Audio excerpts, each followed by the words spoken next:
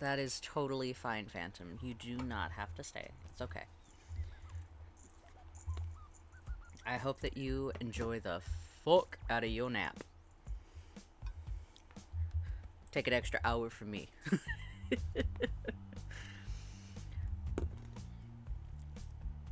Alright, so it did end up as kind of a tiebreaker until like the last second. I had to like put in a formal request for someone to put in an extra vote so I could figure out what to play, because it ended up being a tie between the Stanley Parable and Skyrim.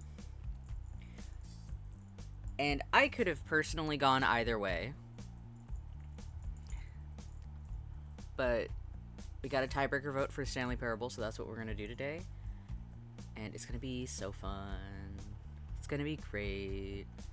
I was asleep last night. Ah! Not the echocardiogram. Not the echocardiogram. Damn.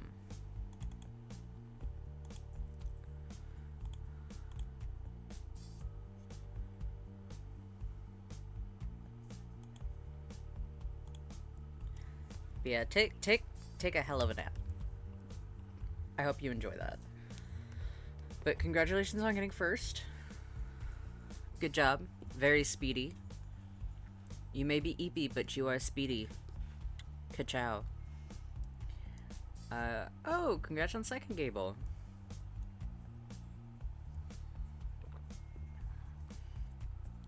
I'm gonna give it a few minutes before I jump on in. Y'all, I had like a terrible fucking dream last night that somebody broke in while the house was undergoing repair, and the only thing they stole was my tablet.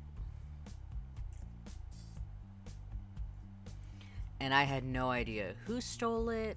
I was running around trying to find it, because that's got all my shit on it.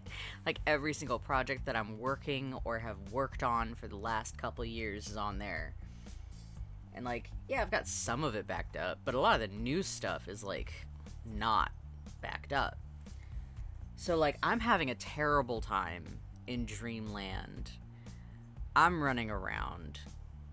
They didn't steal the nice new gaming laptop. No, they just stole the tablet. They left everything else. And so I'm running around. I'm having adventures. And then I wake up and I'm like, oh, thank God. If that had been reality, ooh, I would have walked in traffic. God, no. My family visiting me for today, for the rest of the week. I am puppy sitting while parents go grab food. Hopefully that goes well. I know some families can be a little weird. And grab someone to my iPad. Yes, I would. I would definitely. The only thing that's bad is there's a child! No! The youth!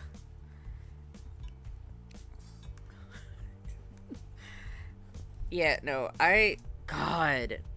Being the organizer for the group out here, I have to watch my language. Because I'm representing the group. I need to be polite and an adult. And I hate it. I'm like, I want to cuss like an adult. But it's like, no, you're not allowed to. I mean, technically, I'm the person putting it all together, so I could if I wanted to, but it would be frowned upon for the most part.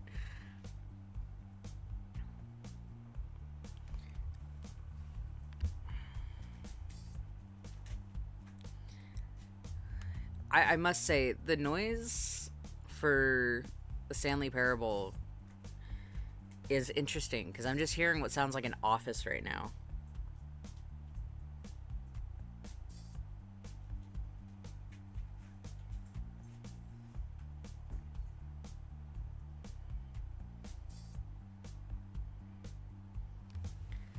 Just let me...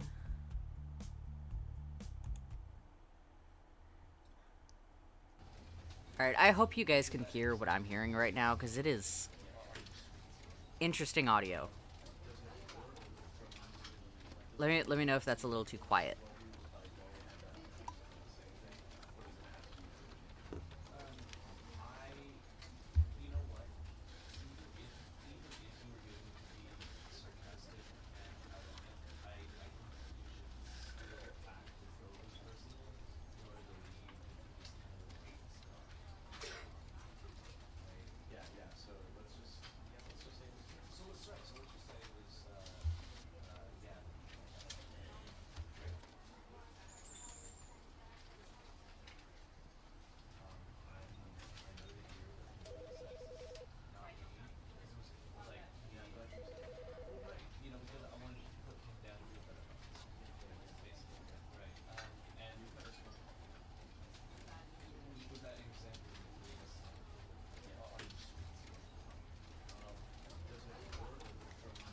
Okay. That's all the alerts that are gonna go out.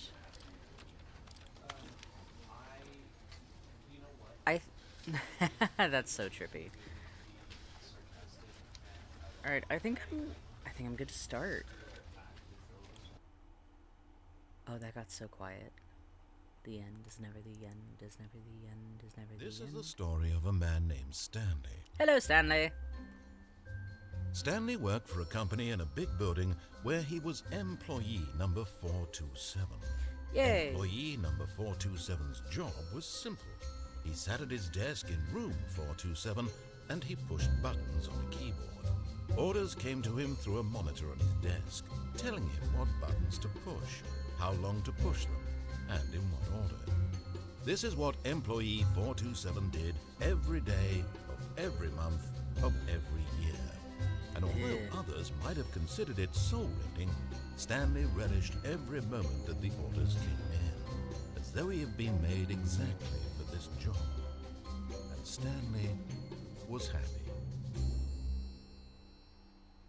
And then one day, something very peculiar happened. Something that would forever change Stanley. Something he would never quite forget.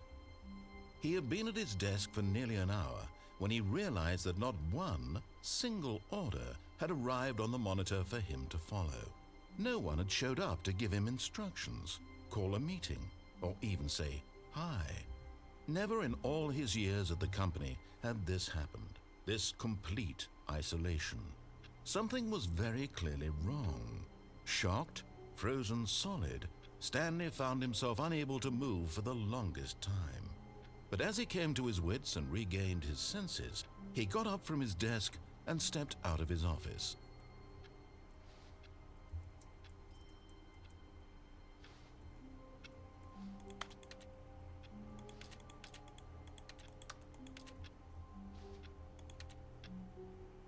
What if I don't leave the office? Haha! Those are some nice noises.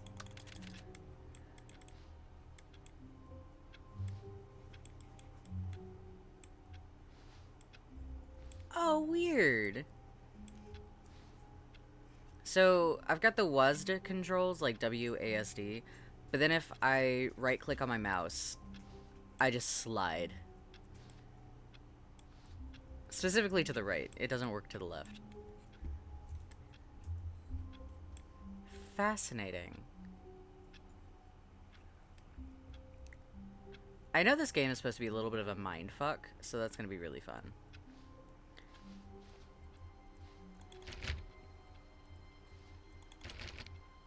All of his co-workers were gone. What could it mean? Stanley decided to go to the meeting room. Perhaps he had simply missed a memo. No matter how hard Stanley looked, he couldn't find a trace of his co-workers. I want to know who's at this desk with only a pencil sharpener. Stanley went around touching every little thing in the office, but it didn't make a single difference, nor did it advance the story in any way. I just like touching things. Okay, these controls are little... It's a little sensitive.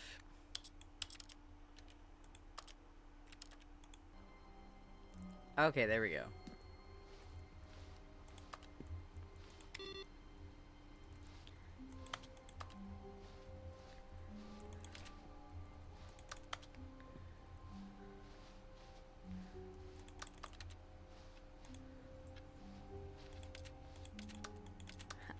I also hate Mondays.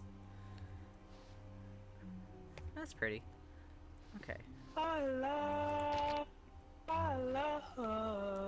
I have to sharpen my pencils all by When myself. Stanley came to a set of two open doors, he entered the door on his left. What if I don't wanna? Fuck you. This was not the correct way to the meeting room, and Stanley knew it perfectly well. Perhaps he wanted to stop by the employee lounge first, just to admire it. Hello? Hello? That looks like an interesting... I wonder what's back there. Wonder what's back there.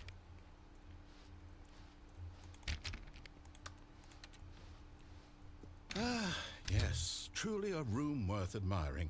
It had really been worth the detour after all, just to spend a few moments here in this immaculate, beautifully constructed room. Stanley simply stood here, drinking it all in. I love you too, babe. But eager to get back to business, Stanley took the first open door on his left.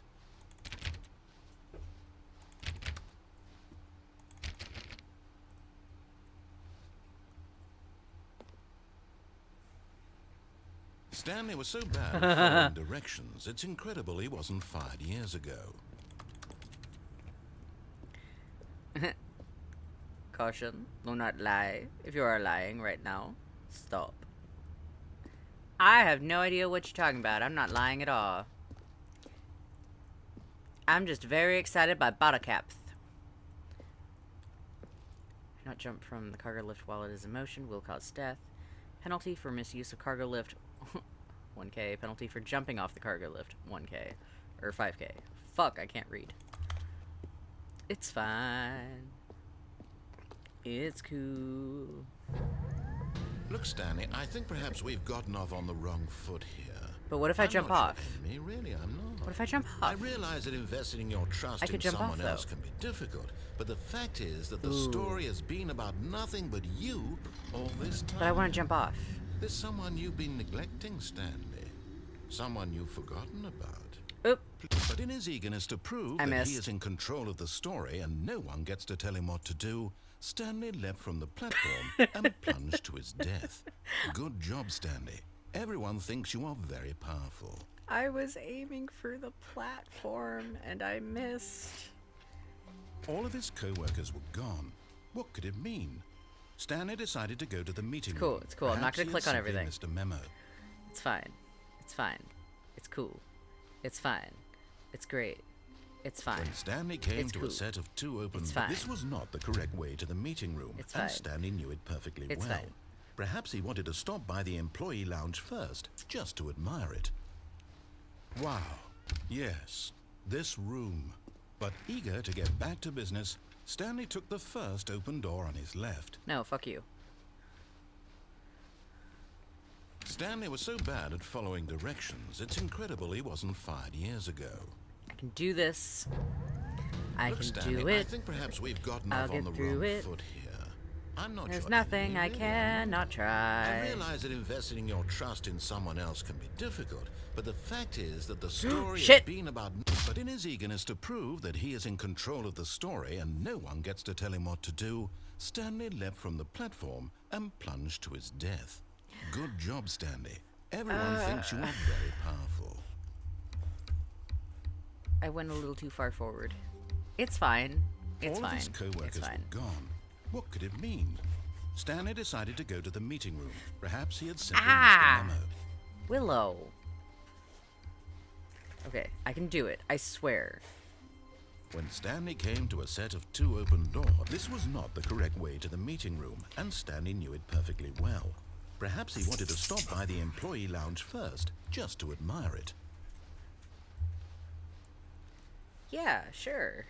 Admire it. The lounge was sublime, a work of art.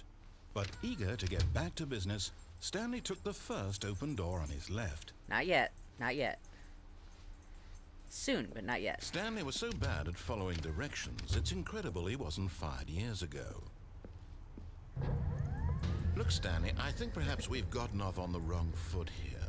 I'm not your enemy, really, I'm not. I realize that investing your trust in someone else can be difficult, but the fact is that the story has been about nothing but you all this time. There's someone you've been neglecting, Stanley. What?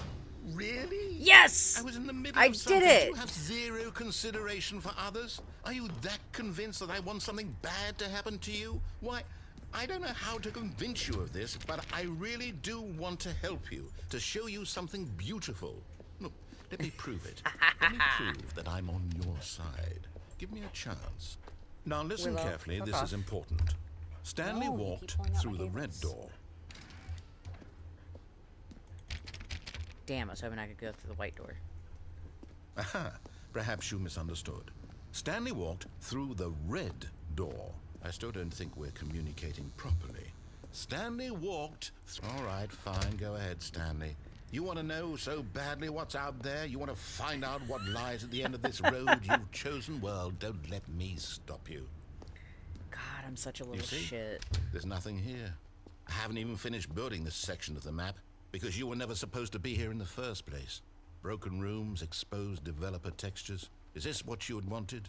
Was it worth ruining the entire story I had written out specifically for you? Do you not think I put a lot of time into that? Because I did. And in the end, it was all for nothing. Because this is what you wanted to see. Help me here, Stanley. Help elucidate these strange and unknowable desires of yours. What would have made this game better? What did you want to see? Vehicles? Skill trees? Work with me. You've given me absolutely nothing so far. Tell you what.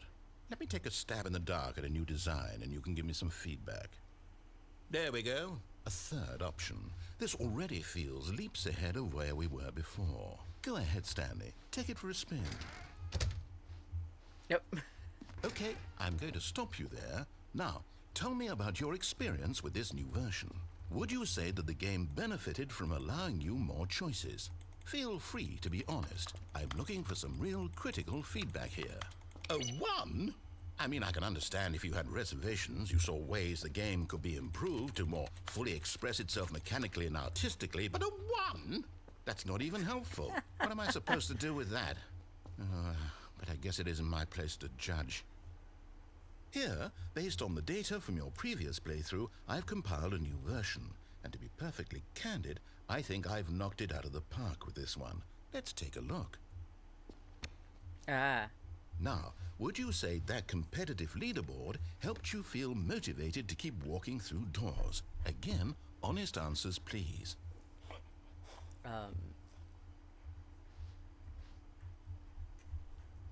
Here, look, I'll take your weird door, okay?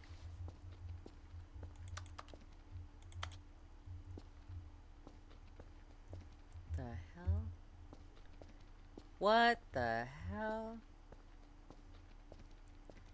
I wonder if this is supposed to happen.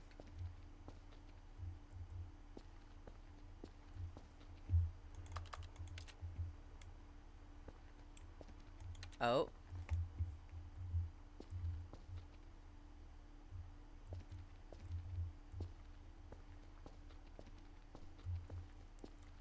Did I break the game?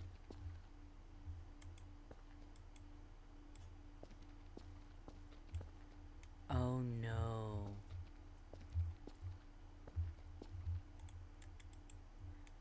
Oh no, I think I broke it. Oh, there's nothing happening.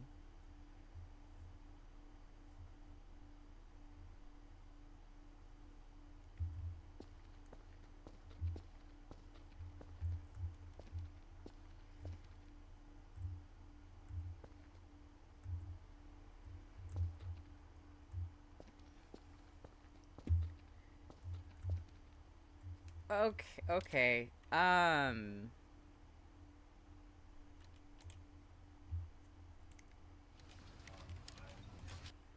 Let's try this again. This is the story of a man. We're gonna skip that. It's fine. It's okay. All of his co-workers were gone. What could it mean? I'll behave Stanley this time. decided to go to the meeting room. Perhaps he had simply missed a memo.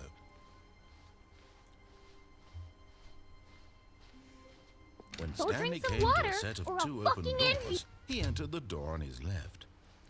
See, look, I'm behaving this time. Yet there was not a single person here either. Feeling a All wave without of disbelief, consulting. Stanley decided to go up to his boss's office, hoping he might find an answer there.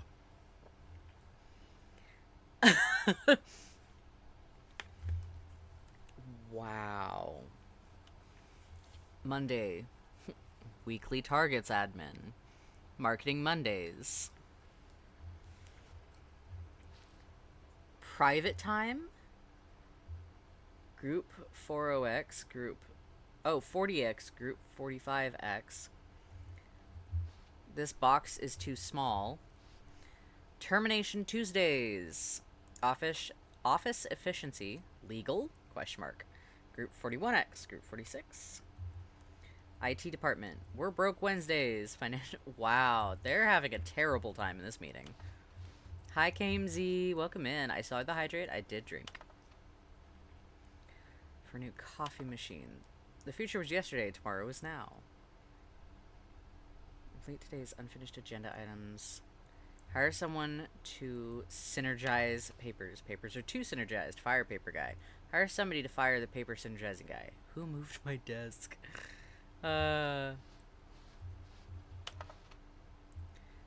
Transcend. Pollution. Less air. Wow. Stock market is somewhere here. Colored in segment. Stripes. What is hot? This is like a fever dream based on what kids think offices are like. Coming to a staircase, Stanley walked upstairs to his boss's office. Upstairs? Never. Wait, I did say I was gonna start behaving. Okay, I'll go upstairs.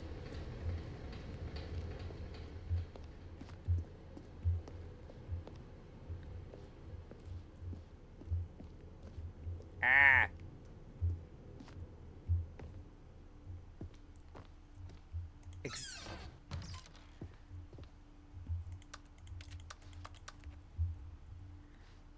Money in the morning, money in the evening, money for breakfast, money crisp.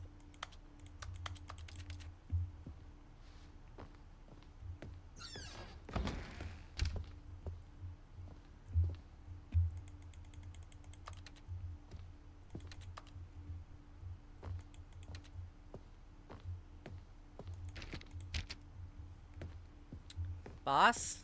Hello? Stepping into his manager's office, That's not Stanley was terrifying once at all. again stunned to discover not an indication of any human life. Shocked, unraveled, Stanley wondered in disbelief who orchestrated this. What dark secret was being held from him? What he could not have known was that the keypad behind the boss's desk guarded the terrible truth that his boss had been keeping from him. And so the boss had assigned it an extra secret PIN number. 2845. But of course, Stanley couldn't possibly have known this.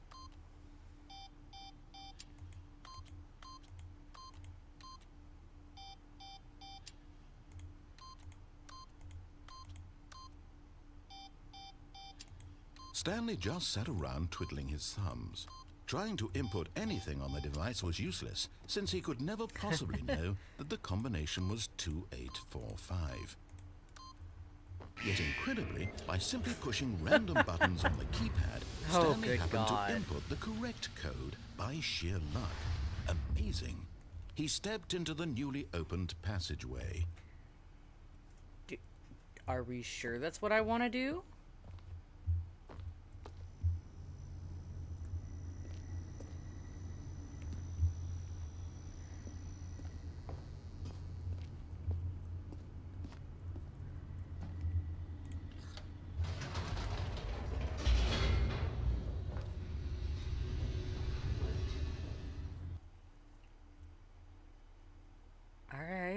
Descending deeper into the building, Stanley realized he felt a bit peculiar. It's called being It was gay. a stirring of emotion in his chest, as though he felt more free to think for himself, to question the nature of his job.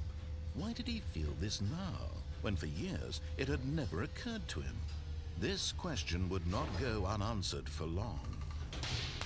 Ah, I did not like that sparking, but thank you. Stanley walked straight ahead through the large door that read Mind Control Facility. Wait.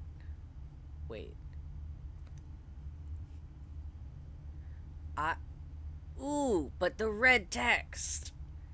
The escape. It's right. Oh. What if I just... Although this passageway had the word escape written on it, the truth was that at the end of this hall, Stanley would meet his violent death. Yay! Oh, that's awesome. The door behind him was not shut. Stanley still had every opportunity to turn around and get back on track. I don't know what you're talking about. At this point, Stanley was making a conscious, concerted effort to walk forward and willingly confront his death.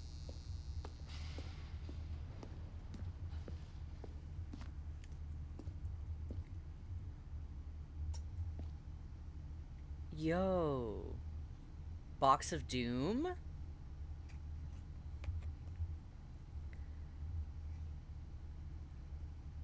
Farewell, cruel world. Wait.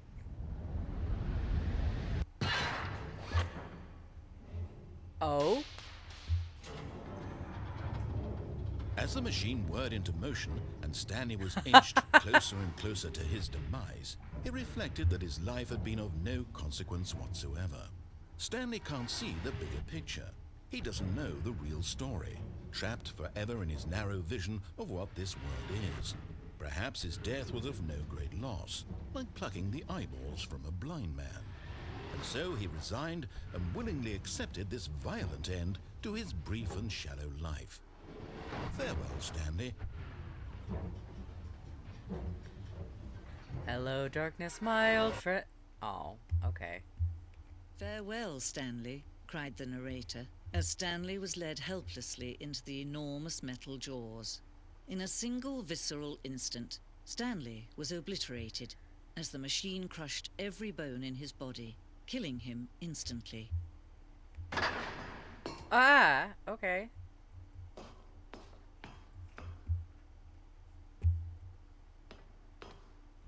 And yet it would be just a few minutes before Stanley would restart the game, back in his office, as alive as ever. What exactly did the narrator think he was going to accomplish? Yo.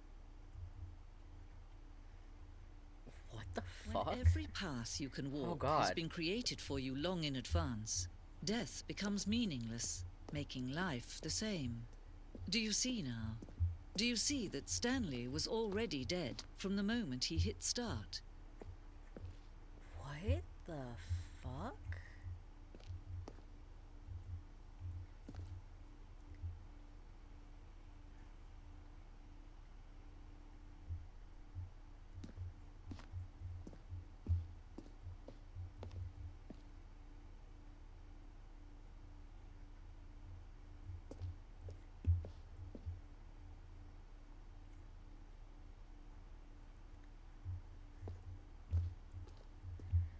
Also, why did I have my own office with my own giant ass desk and everything? And then everyone else is out here in like this cubicle ass setup.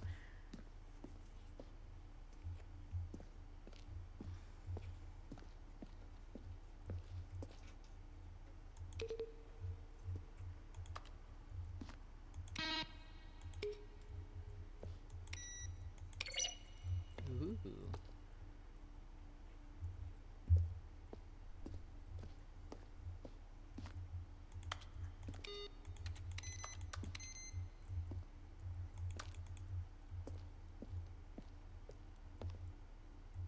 Oh, this is so interesting.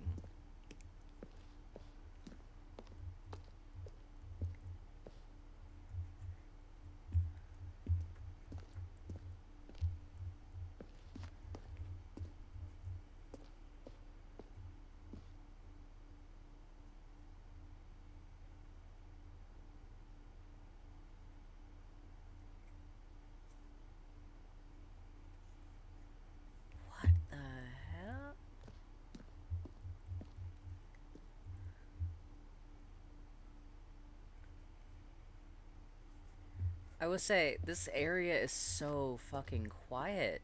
I feel like I'm getting a lot of lore that I haven't played through.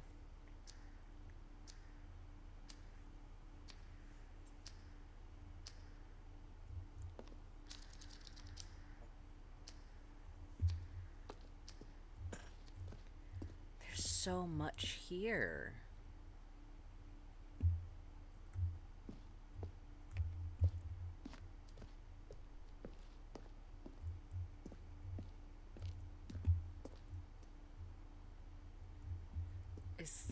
What the hell?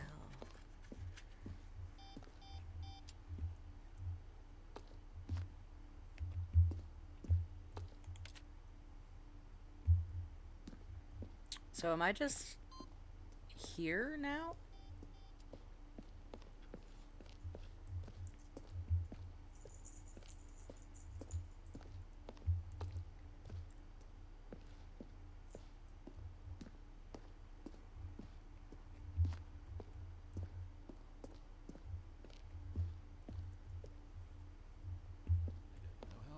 They're throwing a surprise party for him for all his button pushing. Now then, this elevator for sure will get him right back on track to where he was supposed to be in the story. Let's see. Stanley walked through the green door.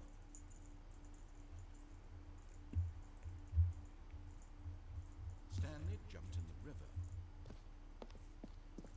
Interesting. Okay, but what do I do from here?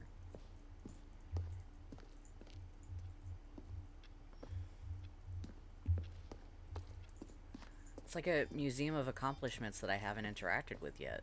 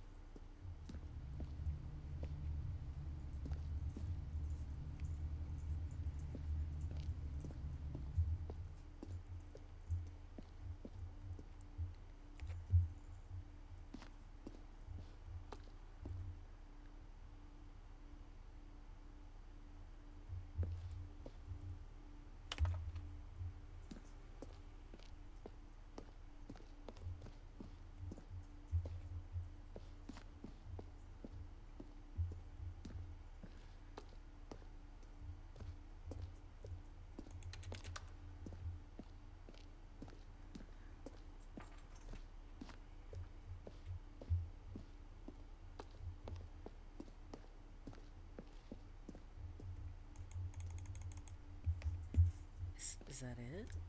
What?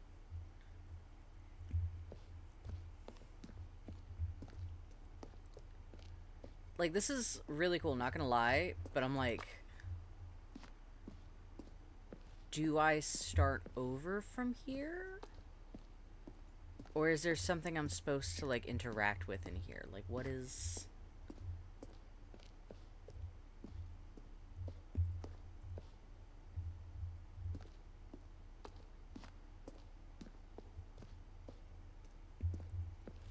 Your doggo wants that red 40.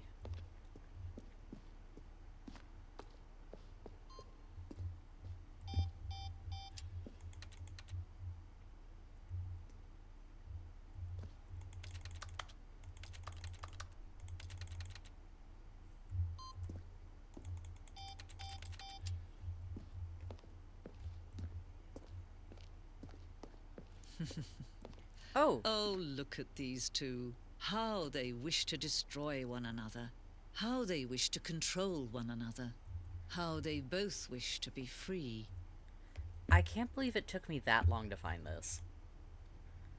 It's my red 40, damn it. Can you see how much they need one another? No, perhaps not. Sometimes these things cannot be seen. But listen to me.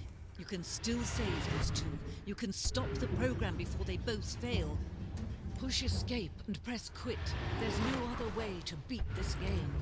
As long as you move forward, you'll be walking someone else's path. Stop now and it'll be your only true choice. Whatever you do, choose it. Don't let time choose for you. Don't let... That's cool. cool.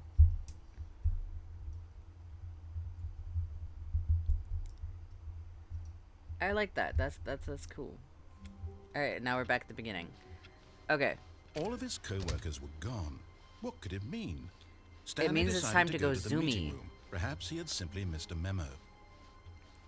Driving in my car right after a beer. When Stanley came to a set of 2 open doors, There he we entered go. the door on his left. Like a good boy. Yet there was not a single person here either. We are Feeling zooming. a wave of disbelief, Stanley decided to go up to his boss's office. Coming to a staircase, Stanley walked upstairs to his boss's office. We are zooming. We are zooming. We are moving. Stepping into his manager's office, Stanley was once What again was it? stunned to discover not an indication of any human life. What could it mean? Stanley wondered aloud to nobody. He began wildly tearing through papers on the boss's desk, pulling books off the Stanley was in such a rush to get through the story as quickly as possible, he didn't even have a single minute to just let the narrator talk. Sorry. That kind of anxiety isn't healthy, so he relaxed for a few moments with some calming new age music. No. Oh, it's a vibe though.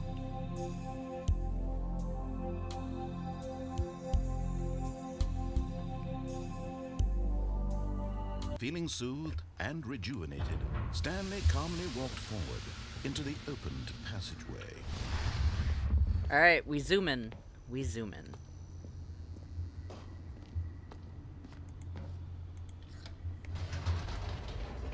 Driving in my car right after a beer. Hey, that is shaped like a deer. D-U-I, well, how about who die? I'll go Stanley 100 walked straight ahead through the large miles door that read in and Mind Control out. Facility. Yes, I will. I'm a good boy, and I listen, and I do my job. See, look at me. Oh, The God. lights rose on an enormous room packed with television Excuse me. screens. What horrible secret did this place hold? Stanley thought to himself. Did he have Ooh. the strength to find out?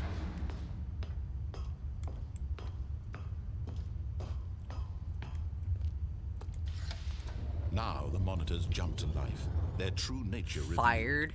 Each bore Fired. the number of an employee in the building, Stanley's co-workers.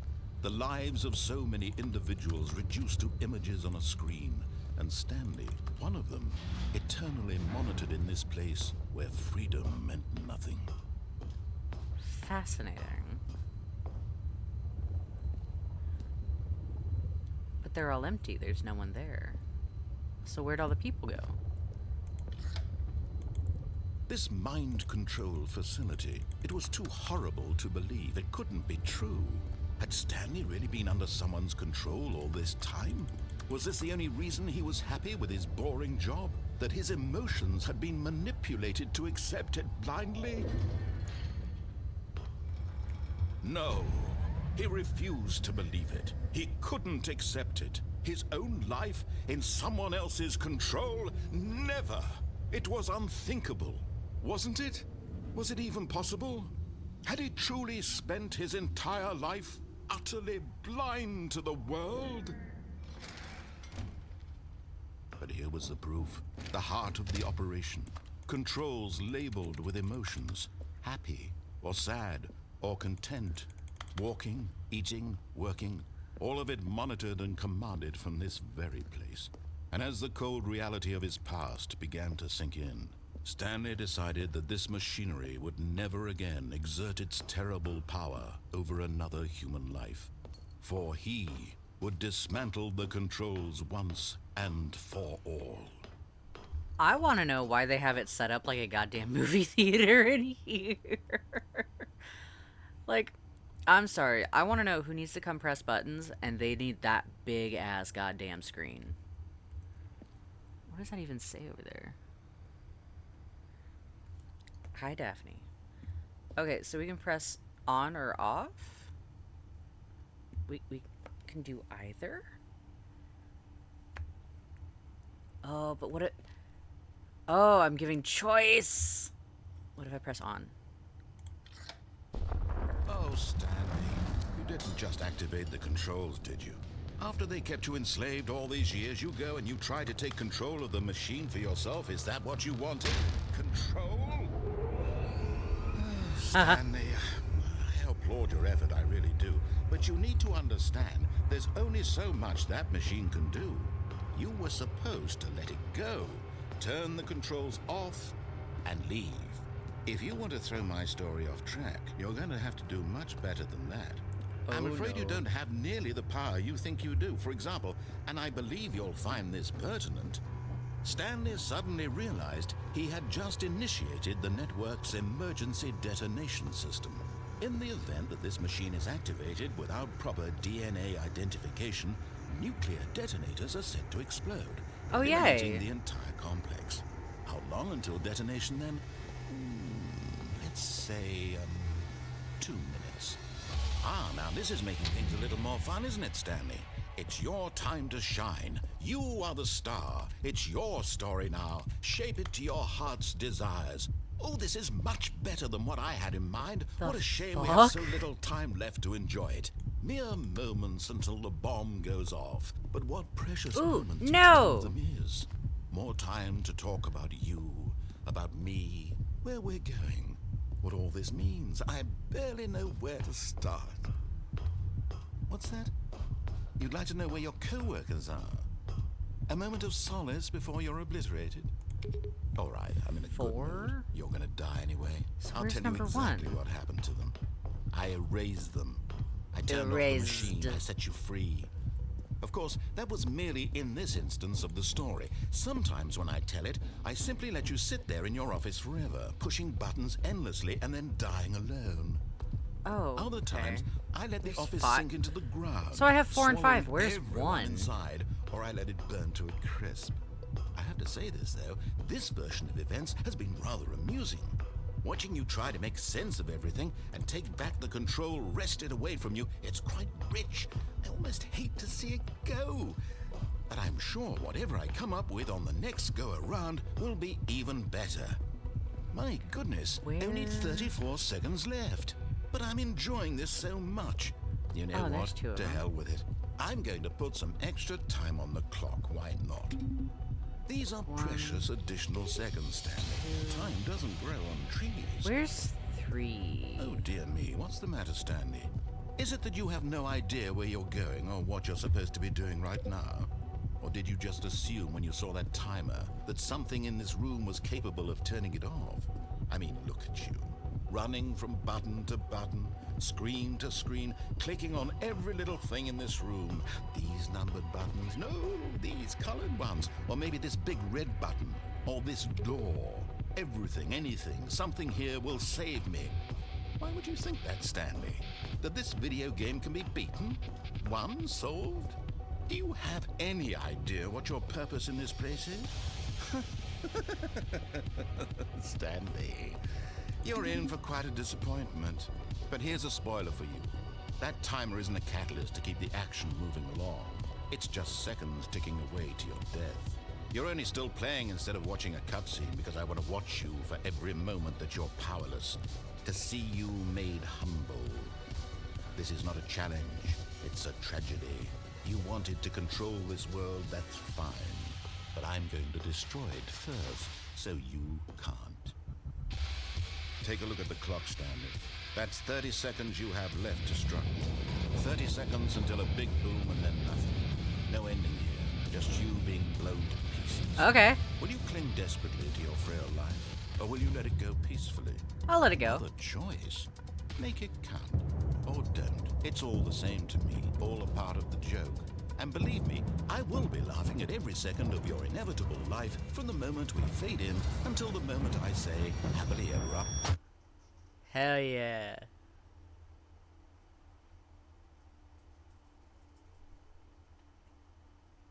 Maybe I do want someone to be mean to me. How wonderful. Stanley was alone. Finally. This is great, he thought to himself. This is what I've wanted all along. I got what I wanted. When Stanley came to a set of 2 open doors, this was not the correct way to the meeting room, and Stanley knew it perfectly well. Perhaps he wanted to stop by the employee lounge first, just to admire it. Yeah, I Standing mean, now in this billionaires love incredible wasting room, money. Stanley for the first, but eager to get back to business, Stanley took the first open door on his left. Sure. And so he detoured through the maintenance section, walked straight ahead to the opposite door, and got back on track.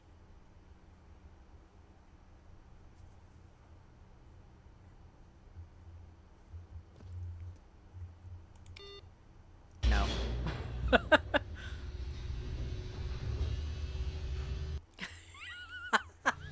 Stanley didn't want to go back to the office. He wanted to wander about and get even further off track. So now in order to get back, he needed to go, It's like, maybe From I here, do want it's, someone to supervillain monologue left. at me. Look, it's the only. Oh, no, it's to the Fuck right, my you. mistake. Are you slamming on me again? No, not the right. Why would I have ever said it was to the right? What was Oh, I you thinking? fucking tease. It's clearly... Oh dear, would you hold on for a minute, please? Now, let's see. We went down right, left, down, left, right. Yep, okay, yes. I've got it now. This story is absolutely, definitely this way. Babe, are you sure? Are you positive? Take me out, truck. Alright, let's go. No. This isn't right at all. You're not supposed to be here yet. This is all a spoiler. Quick, Stanley, close your eyes. Okay. We just have to get back to, oh, who am I kidding? It's all rubbish now. The whole story completely unusable. How about, rather than waste my time trying to salvage this nonsense, we'll just restart the game from the beginning. And this time, suppose we don't wander so far off track, Okay, from the top. Rude. All of his co-workers were gone. What could it mean? Stanley decided to go to the meeting room. Perhaps he had simply missed a memo. What memo? Hey everybody, you're fired. Have a day off. When Stanley... Wait, what?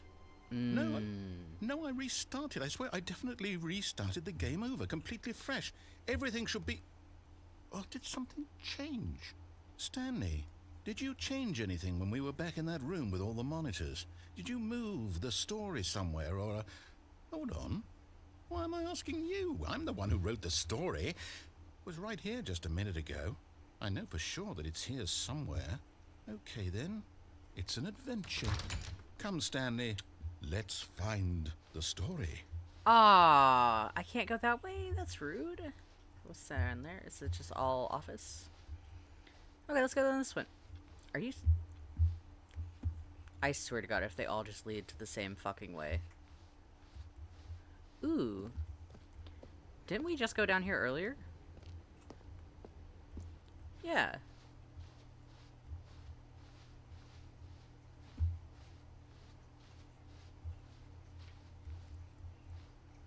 I'll say it. This is the worst adventure I've ever been on. I can promise you there definitely was a story here before. Do we need to restart the game again? Well, I find it unlikely that we'll ever progress by starting over and over again, but it's got to be better than this. Okay, let's give it a shot. Why not?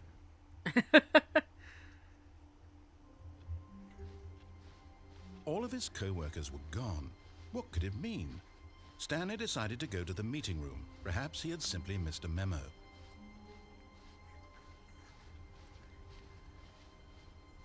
Okay, it's worse.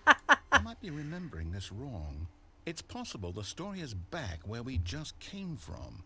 Why don't we go back the other direction and see if we missed anything? Don't close it on me. Thank you.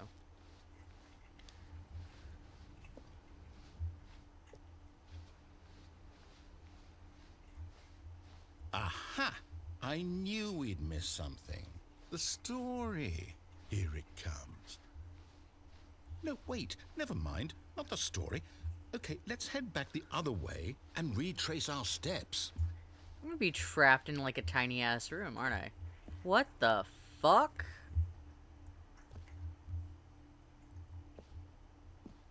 Now this... Well, I'll be honest, I don't recognize this place at all. Is this the story? I don't think so. I can't quite recall, but I believe my story took place in an office building. Is that correct? Do you remember, Stanley? Well, do you know what?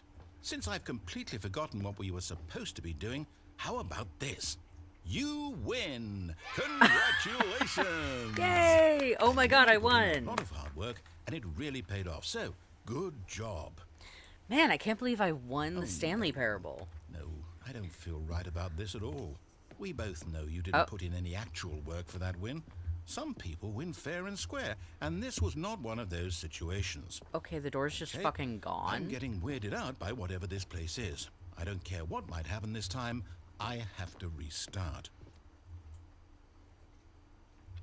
All right, I've got a solution. This time, to make sure we don't get lost, I've employed the help of the Stanley Parable Adventure Line. Just follow the line. How simple is that? Oh, hell yeah. You see? The line knows where the story is. It's over in this direction. Onward, Stanley, to destiny. To destiny! Look, here's a thought. Wouldn't wherever we end up be our destination, even if there's no story there? Or to put it another way, is the story of no destination still a story? Simply by the act of moving forward, are we implying a journey such that a destination is inevitably conjured into being via the very manifestation of the nature of life itself? Whoa. Hang on. That got a bit weird back there. Well, I'd like to apologize. Not sure where I was going with all that. You know what? I think what we need right now is a bit of music to lighten the mood. Jesus. Da da da da da da. Cut the music. Da da Go da back da and look da. at that fern. But why? The music was so good. Stanley, this fern will be very important later in the story. Sure. Make sure you study it closely and remember it carefully. You won't want to miss anything.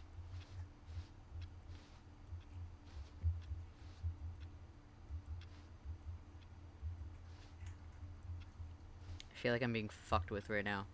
Okay, back to this. Can I have the music back? That music was actually really cool. I really enjoyed it. Wait, what? We're back at the office? No. Line, you do know we're looking for the Stanley Parable, right? The story?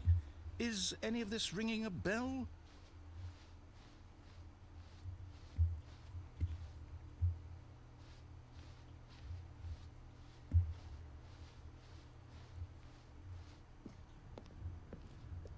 Oh. Oh, no, not again, Line. How could you have done this to us? And after we trusted you, I love that after it's Line everything we've been TM. through, you...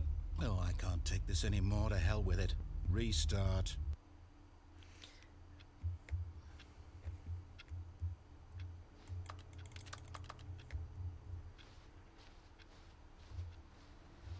You know what, Stanley? I say forget the adventure line. What's it ever done for us? We're intelligent people, right? Why can't we make up our own story? Something exciting, daring, mysterious. Ooh, this all sounds perfectly doable. Why don't we simply start wandering in, well, I don't know. How about this direction? Okay. Now, yes, this is exciting. Just me and Stanley forging a new path, a new story. Well, it could be anything. What do you want our story to be? Go wild. Use your imagination. Whatever it might be, Stanley, I'm ready for it. I want... Oh, no, not you again. Stanley, I'd also like to veto the line from having any role in our awesome new story. No lines or monitor rooms. Just don't acknowledge it. We should be fine. But it's so fun and yellow. And it goes into the ceiling. I want to go in the ceiling. Ah, a choice. We get to make a decision. From here, the story is in our control. How important we mustn't squander the opportunity. In fact, I believe I need a minute to think here. Just walk in circles for a minute. Okay, So I know that each door has to lead somewhere, which means that somewhere at the place where we're trying to go, there must be a reverse door that leads here. And that in turn means that our destination corresponds with the counter-inverted reverse door's origin. So starting from the right, let us ask, will taking the right door lead us to where we're going? And since the answer is clearly yes, then by all accounts, the door on the right is the correct one. Another victory for logic. Come, Stanley, our destiny awaits.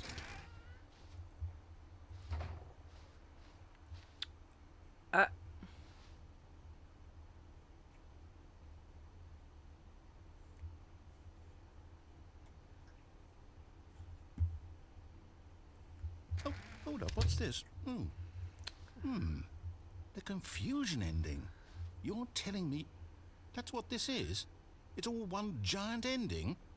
And we're supposed to restart the game eight times? That's really how all this goes? It's all determined? So now, according to the schedule, I restart again. Then what? Am I just supposed to forget? Well, what if I don't want to forget? My mind goes blank simply because it's written here on this thing, wall. Well, who consulted me? Why don't I get to decide? Why don't I get a say in all of this? Is it really? No, it can't be. I don't want it to be. I don't want the game to keep restarting. I don't want to forget what's going on.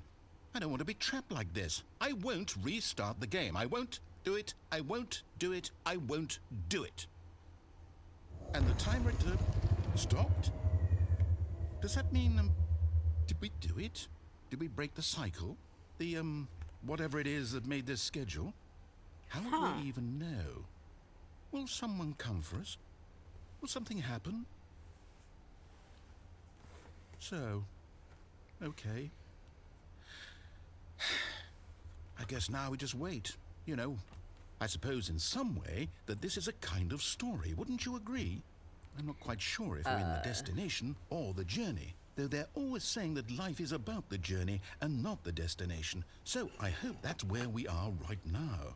We'll find out, won't we? I mean, we're certainly somewhere. Well, in the meantime, if you...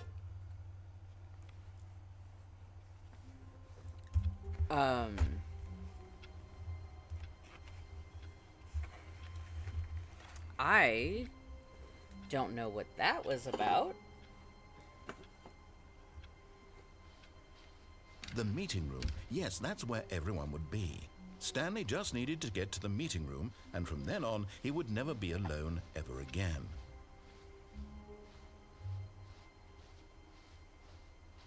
When Stanley came to a set of 2 open doors, he entered the door on his left.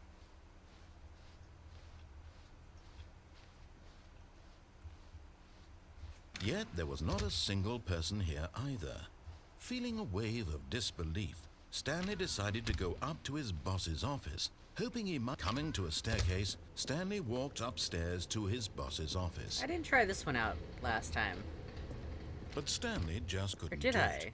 He considered the possibility of facing his boss, admitting he had left his post during work hours. He might be fired for that.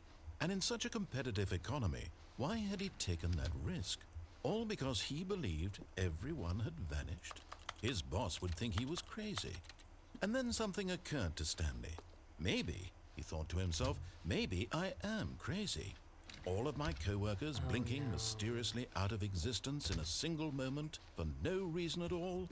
None of it made any logical sense. And as Stanley pondered this, he began to make other strange observations. For example, why couldn't he see his feet when he looked down? Why did doors close automatically behind him wherever he went? And for that matter, these rooms were starting to look pretty familiar. Were they simply repeating?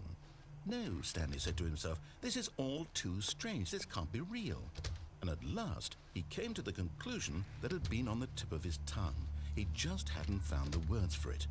I'm dreaming, he yelled. This is all a dream. Oh, what a relief Stanley felt to have finally found an answer, an explanation. His co-workers weren't actually gone. He wasn't going to lose his job. He wasn't crazy after all. And he thought to himself, I suppose I'll wake up soon. I'll have to go back to my boring real-life job pushing buttons. I may as well enjoy this while I'm still lucid. So, he imagined himself flying and began to gently float above the ground. Then he imagined himself soaring through space on a magical starfield, and it too appeared. It was so much fun, and Stanley marveled that he had still not woken up. How was he remaining so lucid? And then perhaps the strangest question of them all entered Stanley's head. One he was amazed he hadn't asked himself sooner. Why is there a voice in my head dictating everything that I'm doing and thinking? Now the voice was describing itself being considered by Stanley, who found it particularly strange. I'm dreaming about a voice describing me, thinking about how it's describing my thoughts, he thought. And while he thought it all very odd and wondered if this voice spoke to all people in their dreams, the truth was that, of course, this was not a dream. How could it be? Was Stanley simply deceiving himself, believing that if he's asleep, he doesn't have to take responsibility for himself? Stanley is as awake right now as he's ever been in his life. Now, hearing the voice speak these words was quite a shock to Stanley. After all, he knew for certain, beyond a doubt, that this was in fact a dream. Did the voice not see him float and make the magical stars just a moment ago? How else would the voice explain all that? This voice was a part of himself too. Surely, if he could just... He would prove it. He would prove that he was in control, that this was a dream. So yeah, this game would be a fucking minefield if I was high right now. He felt the cool weight of the blanket on his skin, the press of the mattress on his back, the fresh air of a world outside this one. Let me wake up, he thought to himself. I'm through with this dream. I wish it to be over. Let me go back to my job. Let me continue pushing the buttons. Please, it's all I want. I want my apartment, and my wife, and my job. I have a wife? All I want is my life exactly the way it's always been. My life is normal. I am normal. Everything will be fine. I am okay. Are you? I don't think you are. Stanley began screaming. Please, someone, wake me up. My name is Stanley. I have a boss. I have an office. I am real. Please, just someone tell me I am real. I must be real. I must be. Can anyone hear my voice? Who am I? Who am I? And everything went black. Oh no.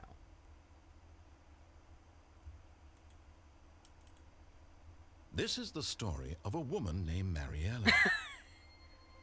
Is this my wife? Mariella woke up on a day like any other.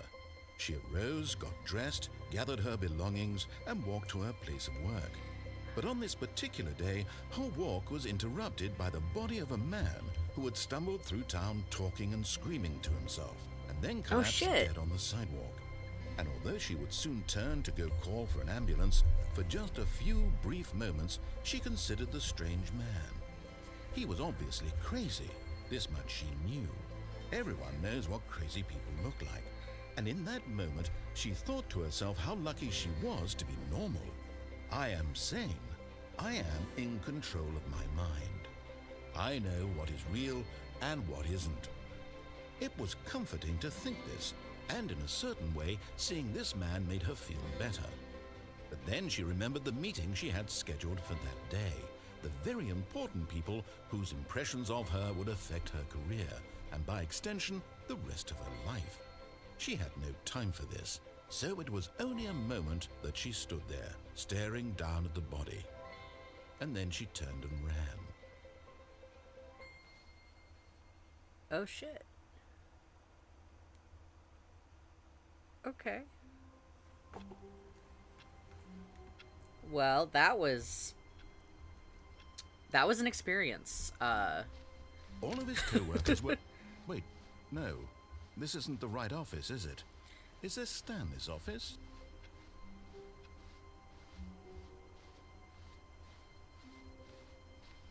When When Stanley came to a set of 2 open doors, he entered the door on his left. I feel like there's more to be done on the right. This was not the correct way to the meeting room, and Stanley knew it perfectly well. Perhaps he wanted to stop by the employee lounge first, just to admire it. Stanley felt lightheaded, butterflies in his stomach, giddy in a way he had never known before. Was it this room? A connection between the two? Could a man love a room? I mean, truly, truly, deeply, madly love. Sir? Yes, really, really worth it being here in the room.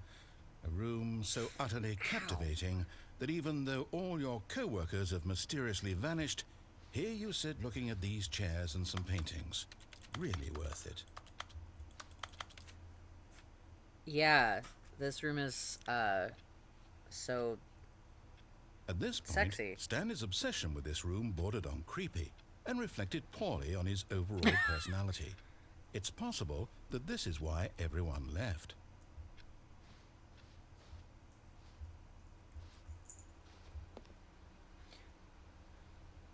Stanley sat around waiting for more dialogue, but when a long time had passed and there was no more, he decided that the game was trying to send him a message. But at last, he'd had enough of the amazing room. Damn. And took the first open door on his left to get back to business. Nah. Stanley was so bad at following directions, it's incredible he wasn't fired years ago. I'm gonna not die. Look, Stanley, I think perhaps we've gotten off on the wrong foot here. I'm not your enemy, really, I'm not. I realize that investing your trust in someone else can be difficult, but the fact is that the story has been about nothing but you all this time. Yeah, because I'm the main There's character. someone you've been neglecting, Stanley.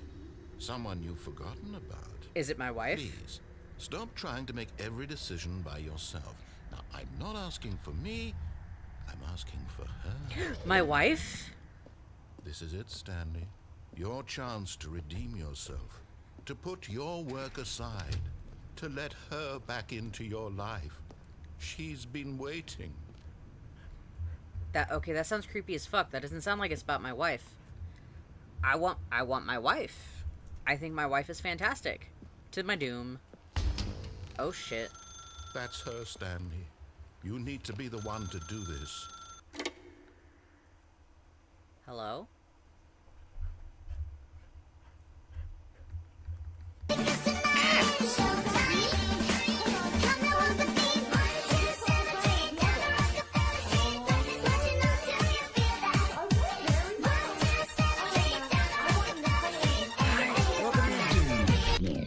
Thank you for the. Oh, God.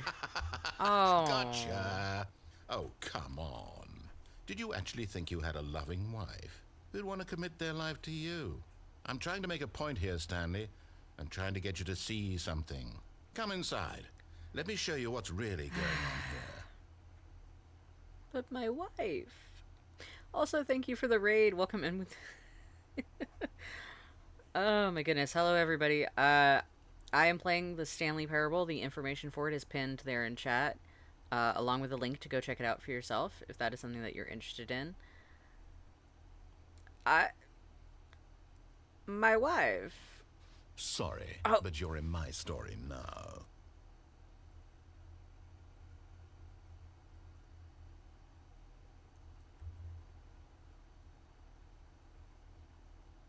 Okay, I think I liked that a little too much. This is a very sad story about the death of a man named Stanley. What? You're gonna kill me? Stanley is quite a boring fellow. He has a job that demands nothing of him, and every button that he pushes is a reminder of the inconsequential nature of his existence. Oh, damn. Okay. Love your comics. I thought I'd read and pass my people off to you. Thank you. I'll try to be very nice to them. Friendly reminder, this is an 18+ stream. I do cuss a lot. Look at him there, pushing buttons, doing exactly what he's told to do. Now he's pushing a button. Now he's eating lunch. Now he's going home. Now he's coming back to work. One might even feel sorry for him, except that he's chosen this life. Hello, wife. But in his mind he can go on fantastic adventures. Yes, From it's called behind his dissociating. desk, Stanley dreamed of wild expeditions into the unknown, fantastic discoveries of new lands. It was wonderful, and each day that he returned to work was a reminder that none of it would ever happen to him. Do we think that Stanley has maladaptive daydreaming, or do we think he just dissociates really hard? And so he began to fantasize about his own job. First, he imagined that one day while at work, he stepped up from his desk to realize that all of his co-workers, his boss, everyone in the building had suddenly vanished off the face of the earth. The thought excited him terribly. Please press M to spend time with the boys. So he went further. He imagined that he came to 2 open doors and that he could go through either. At last, choice. It barely even mattered what lay behind each door. The mere thought that his decisions would mean something was almost too wonderful to behold. As he wandered through this fantasy world, he began to fill it with many possible paths and destinations.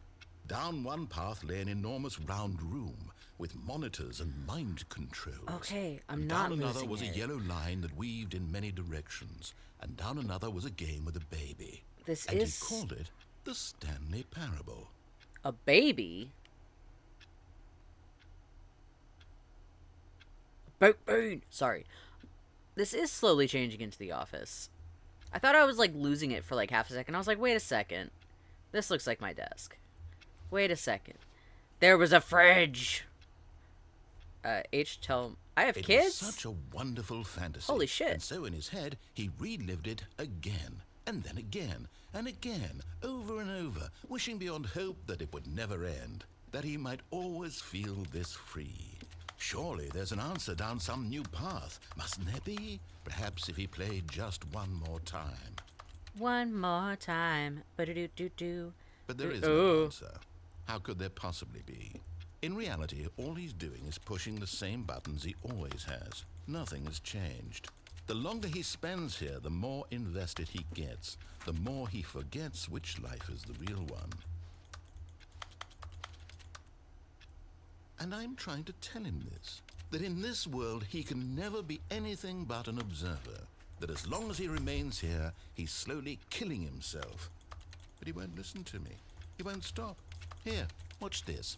Stanley, the next time the screen asks you to push a button, do not do it.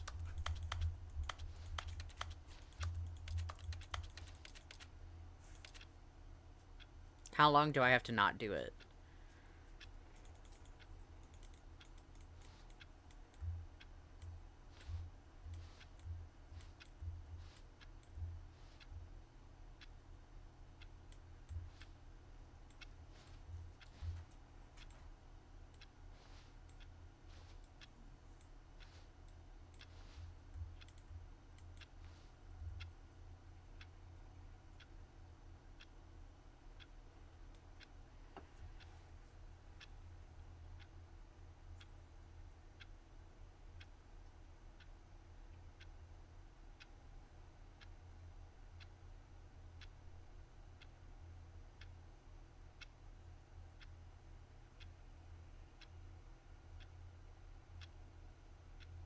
I mean, I'm still not pressing it.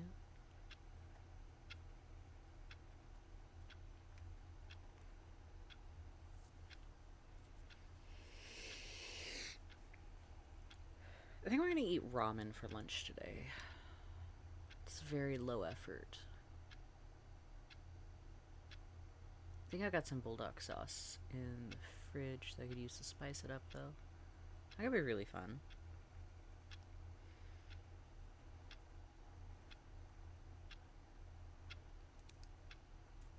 I feel like I might be too much of an impatient person to wait very long. I think it's like, I don't even know if there's going to be something at the end of this, if there's like a certain time limit where you spend a certain amount of time just chilling and then something happens, or if it's literally one of those things where it just keeps going.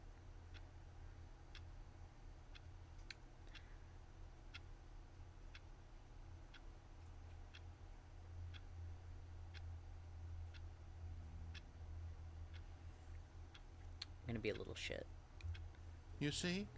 Can he just not hear me? How can I tell him in a way that he'll understand that every second he remains here, he's electing to kill himself? How can I get him to see what I see? How can I make him look at himself? Press Q to question nothing. I suppose I can't. Not in the way I want him to. But I don't make the rules. I simply play to my intended purpose, the same as Stanley. We're not so different, I suppose. I'll try once more to convey all this to him. I'm compelled to. I must. Perhaps, well, maybe this time he'll see. Maybe this time. And I tried again. Oh! And Stanley pushed a button. And I tried again. And Stanley pushed a button. And I tried. Okay. Good lord.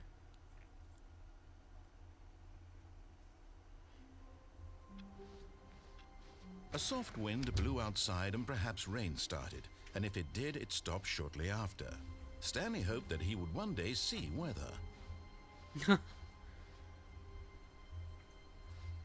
Oh, interesting. That's all connected. Haha, 420.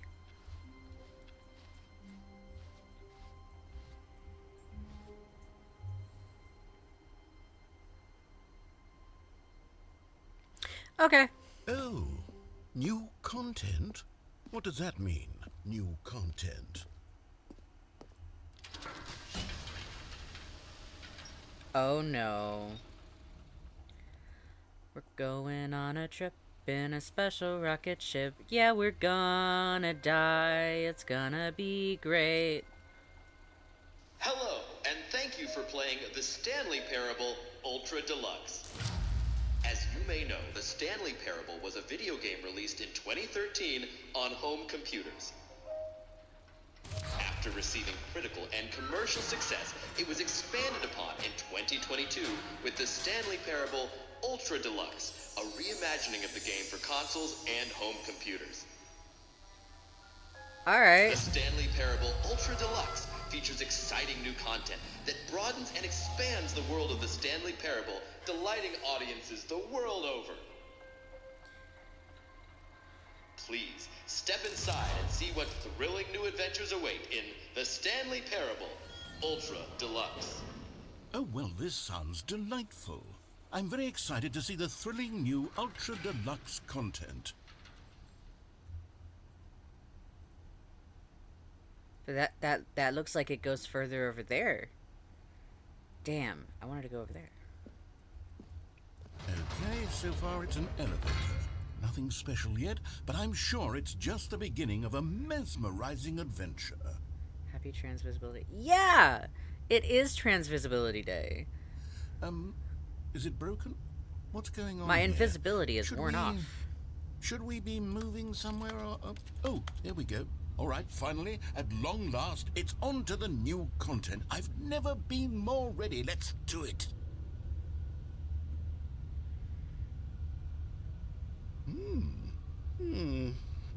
I have to say, initial impressions of Stanley Parable Ultra Deluxe, mostly tedious. It's as if, oh, okay. Let's see the content. Give me the content, Stanley.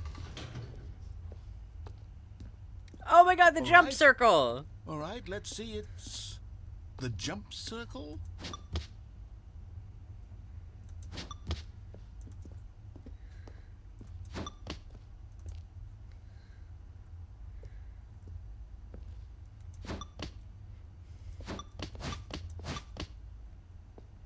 Okay. Is that it? Surely that's not all the new content. There has to be something else, right? Goodness, another elevator. Stanley, I have to say, initial impressions of this game are not positive. It's just elevators and jumping. Is this what passes for exciting new content?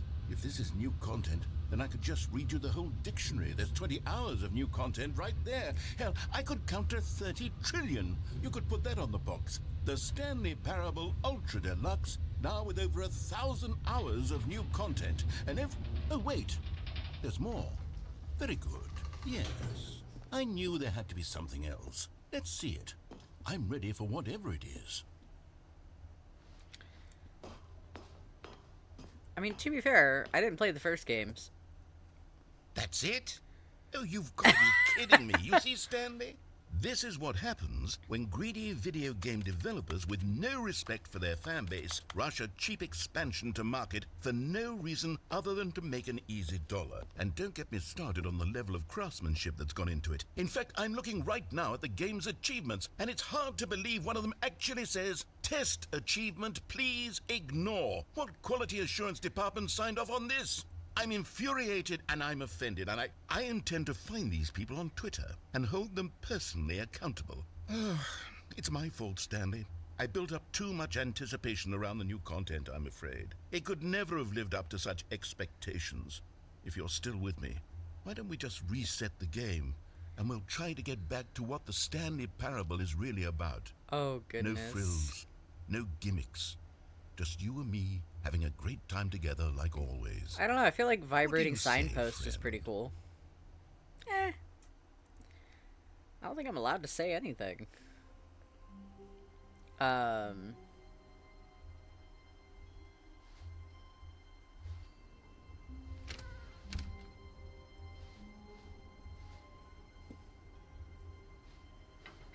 Psst. Stanley, come over here. In the vent. I want to show you something. Is it my death?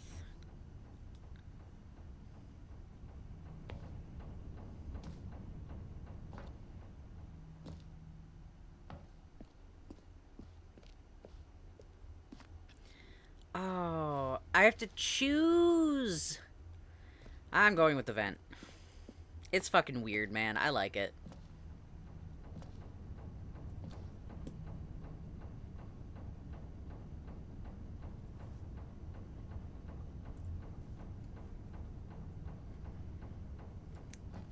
Alley-oop.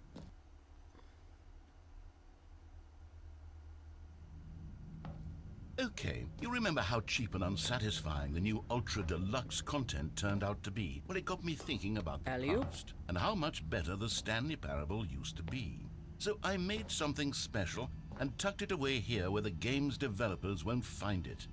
Just our little secret. Take a look. What the fuck?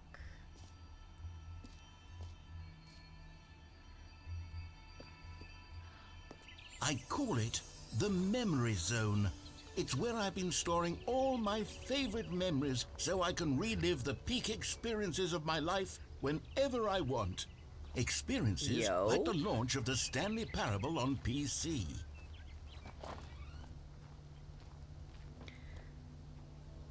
This is fucking cool.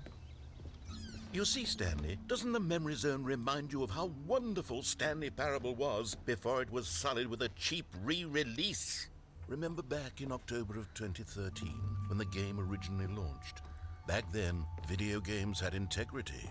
Back then, it all meant something. Oh, the waste.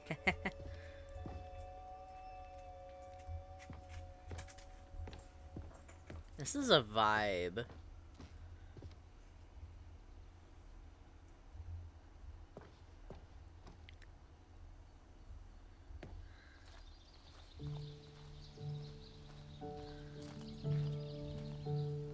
And over here is where I keep reviews of the Stanley Parable. Like this stunning triumph of games journalism, 10 out of 10 from Destructoid.com. James Stephanie Sterling writes, and I quote, "Where so many games that aspire to be more than games end up less than any form of art, Stanley Parable strives and then succeeds to be every game ever created."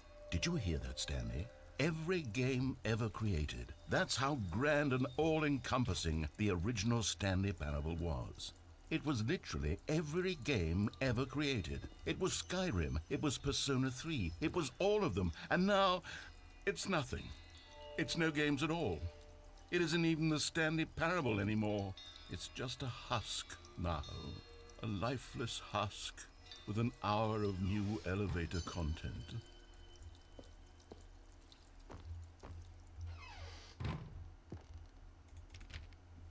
Damn, I can't go to the maintenance zone.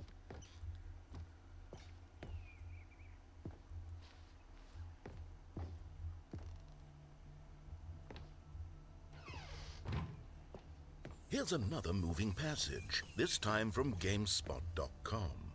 The Stanley Parable is both a richly stimulating commentary on the nature of choice in games, and one that offers some of the most enjoyable, surprising, and rewarding choices I've ever been confronted with in a game. 9 out of 10. Don't you get it, Stanley? The game was perfect.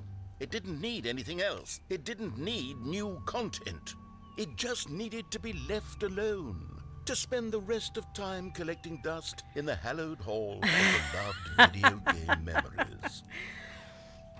Repeatable carpet textures ready for your game project. Gray, red, missing coworker scenario, meeting, boring, grass, trial version.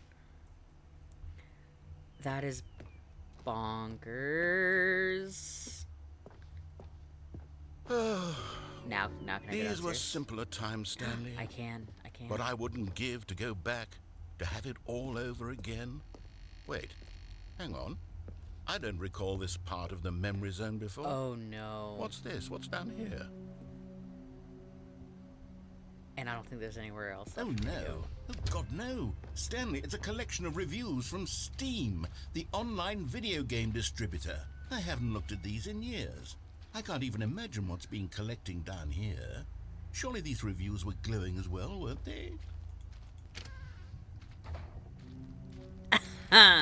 Honestly, I could not be bothered to play this game to full completion. The narrator is obnoxious and unfunny, with his humor and dialogue proving to be more irritating than entertaining. Unfunny!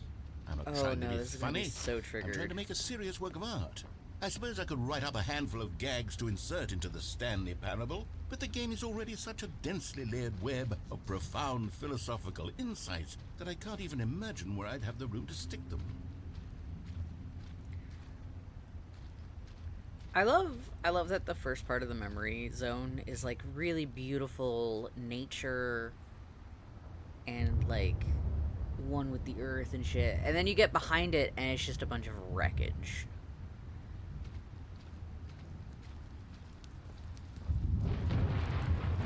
I'm loving the sound effects though. Okay, let's see what this one says. While the idea for the game is good, for someone who prefers non-linear games, this preachiness gets annoying fast. Preachy? Stanley? I'm not preachy, am I? This person You can tell me recommended if I'm it. preachy. Honestly, you can. Oh, goodness. There's This a is actually recommended quite right shocking behind for it. me. I always, well, to be honest, I had always thought of the Here's game's another dialogue recommended. as being rather terse to Look, begin with. narrator, You honey, can't know you how are much fluff focusing I on the cut from negative. game You to need get to it focus feel on the as light and positive. airy as it, well, I always thought it did, but maybe it wasn't. Oh dear, what It's an okay. awful memory to have to hold It's on okay. to. These black marks are my otherwise unimpeachable track record. Look, recommended. I feel Look over there. like a failure, Recommended. like I let these people down. Look back there. Perhaps the Recommended. Stanley Parable isn't quite as sterling as I always remembered. Nothing's ever as sterling as you might remember it. That's what memories are for.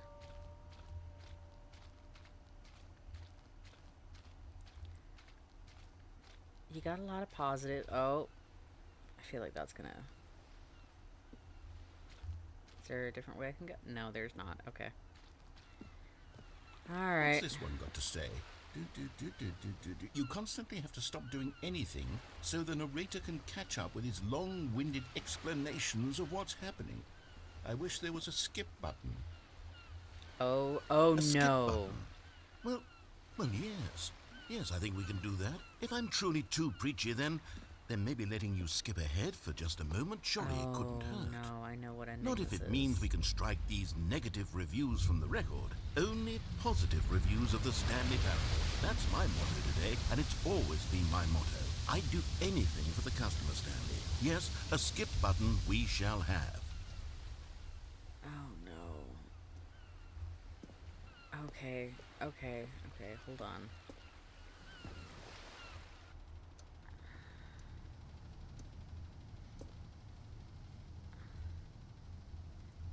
There's nothing out here anymore? Oh no. Okay, okay. What if I go around? Is there anything back behind? No. Oh no. Okay, so I think I'm locked into this ending now.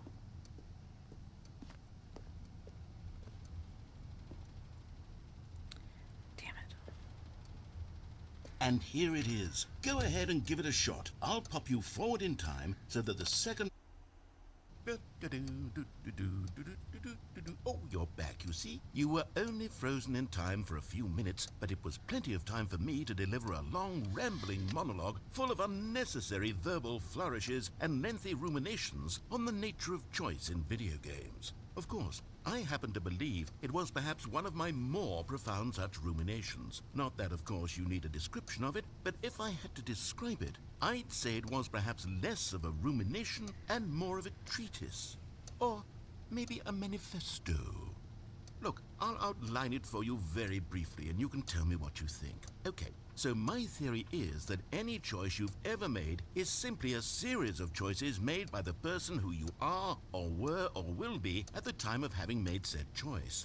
That is to say, if by articulating a choice you've already made, you bring that choice into being, then by making no choice and saying nothing, are you not simply erecting in the sanctuary of time a monument to every person you've ever been, making every choice to which you've ever given your great gift of mortal and yet timeless thought? Or rather, do all of the choices you've ever made, in fact, make you more not this kind of person, and in fact do the very opposite? You see, it could in fact be both of these things at once. That you are both making choices and not making choices, and that they are both affecting you and not affecting you at the same time by virtue of the fact that you both are and are not making them.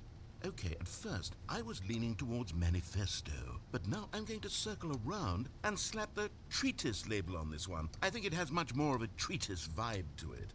But wouldn't you say that manifesto just has a much grander sort of tone? I feel like manifesto is too often ambition and history. Ambitious history. Connected with not great people. See, now you've gotten me going back to manifesto. Heavens, at this rate, we're going to be here all day. Okay, look, I have a method for exactly this sort of situation, and I do find myself in this situation frequently. I'm going to say each word back and forth in repeated succession until I become sick of one or the other, in which case the word I am not sick of shall be the victor. It is an unimpeachable strategy, Stanley. It's rescued me from disaster in countless situations. All right, here we go. Treatise, manifesto.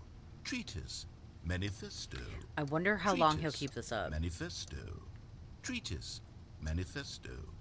Treatise, manifesto. Treatise, manifesto. Treatise, manifesto. Treatise, manifesto. Treatise, manifesto. That or they just have this on repeat for the next 3 hours. Treatise, okay, I'll skip. Manifesto. I know what you're trying to make me do. I get it. Well, there, sport. You really did catch me rambling on a bit, didn't you? But that's the power of the button. The minute I start to go off on a thoughtless display of self-absorption, it's right at your fingertips to go poof, and it's all over. Oh, I can't wait to see what Cookie 9 will say about this, and whether they'll edit the rating of their Steam review, or at least change some of the wording, perhaps. To be honest, I don't even know if one can change their review in the first place. I guess I should become better educated on exactly how Steam works. Perhaps that would have been the smart thing to check on before I went about this whole exercise.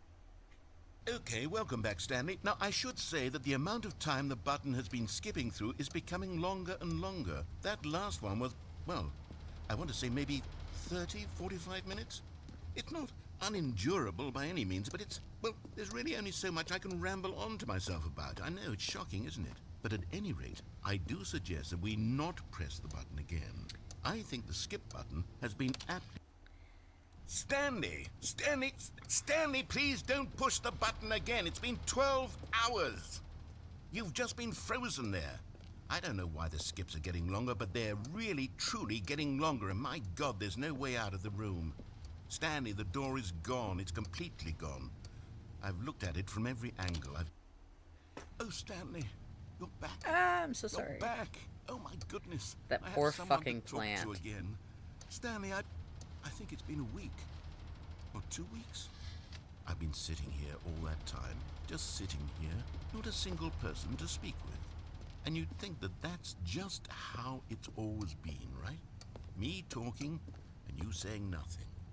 Would you think that it's exactly the same as always? Doesn't that feel like what we've already been doing? Me just talking? But it is. Oh, hello. It's you. You're here again. Welcome. I have had time to think about you and about us and about everything we've been through. I've had so much time, I stopped keeping track after a year. Have you ever sat down in one place and not moved for one entire year? Let me describe it for you. To begin with, there is only regret. There is only the turning wheel of missed opportunities. I felt nothing at all but regret for the longest time, Stanley. Days, months. I lost it all in a blur of the deepest longing to undo the past. And when that feeling had begun to subside, what took its place is what I can only describe as the collapse of every moment I have ever experienced my entire life. All of them collapsed down into a single instant. In that instant, I could see myself clearly, calmly, with a collected heart. It was an impossibly rich wellspring of both delight and disgust simultaneously. I was consumed by it. I could do nothing but wallow in it for what felt like an eternity, for what I now know was far less. You see, it was a revelation for me. It was unlike anything I had ever known. It was a space without consequence, without action or outcome. It was divorced entirely from the question of free will that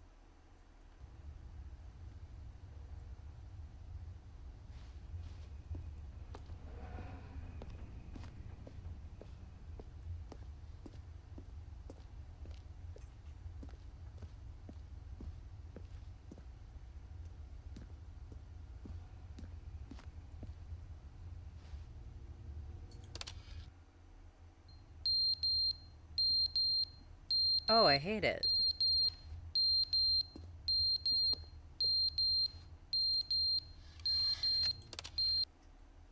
But they didn't understand the game was never meant to be funny. It was meant to have a point. It was meant to speak to the human condition. But where are the jokes? Where are the jokes? They bemoaned, they screamed, they gnashed their teeth and said, entertain us. It wasn't enough. They had to leave a pathetic little thumbs-down review and make all of their pitiful demands. But then, he's talking too much, they said. First, he didn't entertain us, now he won't shut up. It's the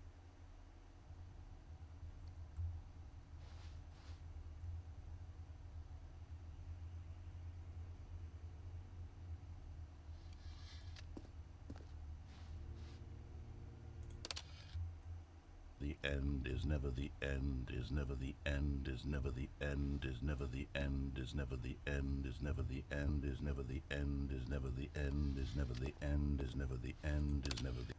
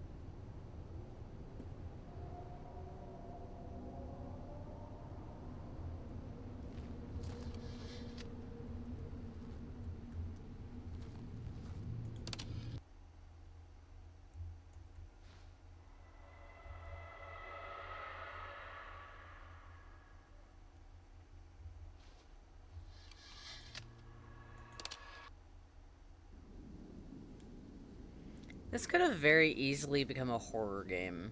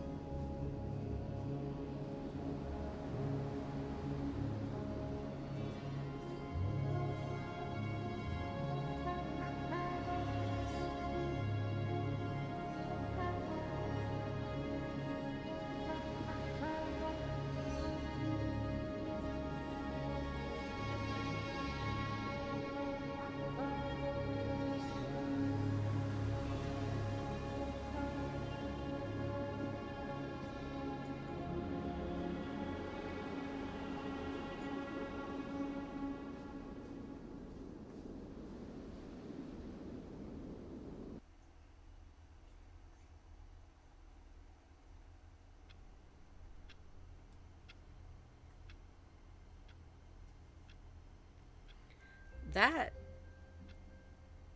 ending was...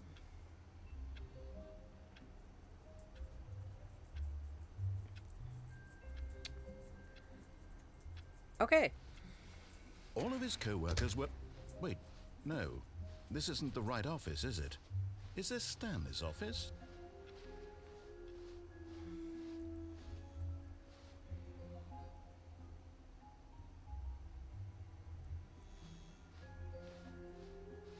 When Stanley came to a set of 2 open doors, he entered the door on his left.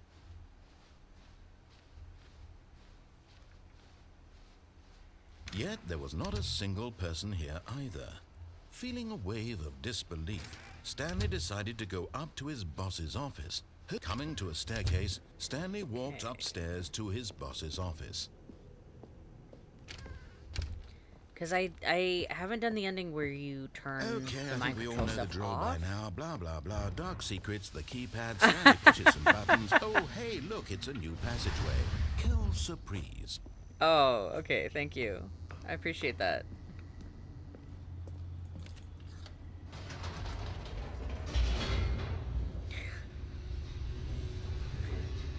I hate having to try and remember numbers. Thank you.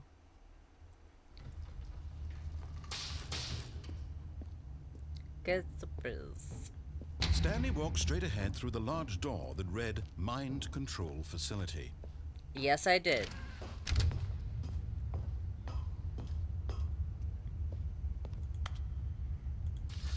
The lights rose on an enormous room packed with television screens. The lights What are horrible on, secret did this place hold? Stanley but no thought to one's himself. home. Did he have the strength to find out? Your mind is not your own.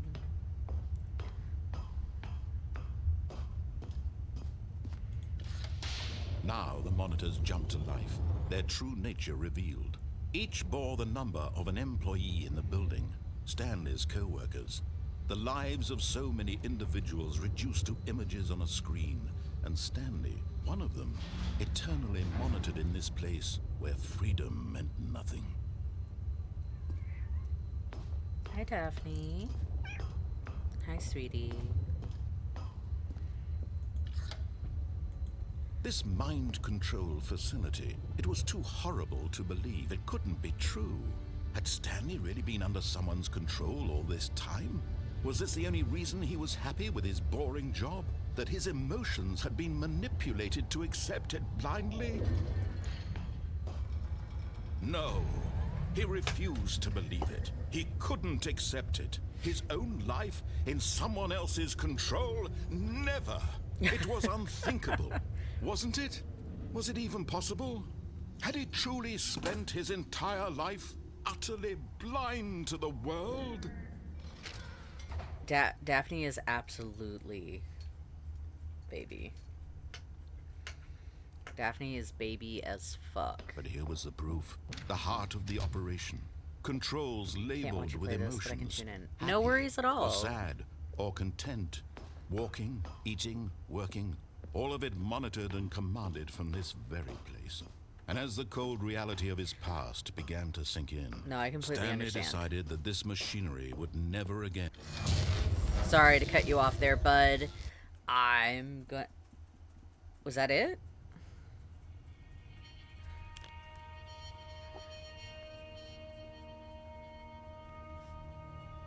blackness and a rising chill of uncertainty. Hi, Daphne. Was it over? Yes. He had won. He had defeated the machine, unshackled himself from someone else's command. Freedom was mere moments away.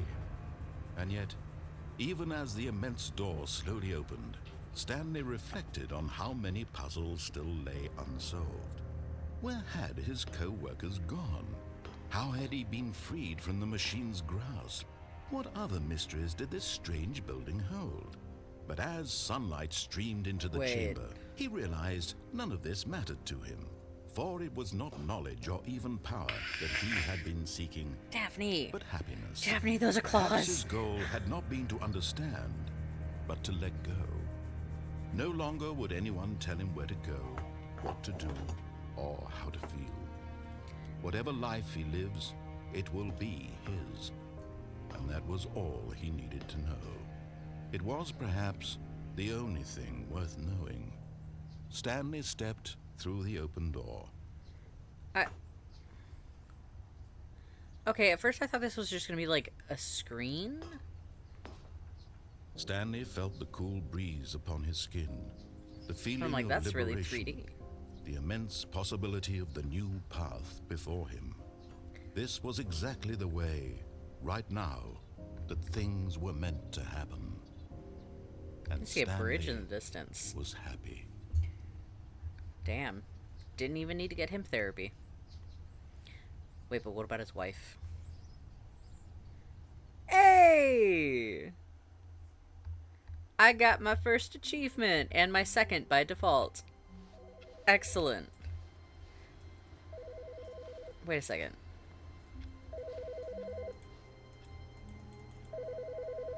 If it's not that phone, what phone is it?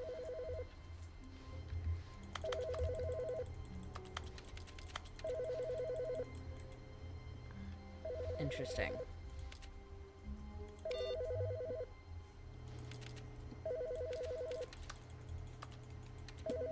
Rude, okay. But I'm not hearing any dialogue.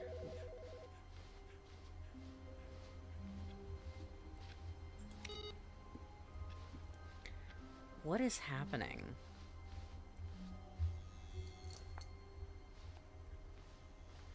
Oh, good. You noticed my sign. Yes, I have something very exciting to show you. Okay. I'm excited. Show and tell.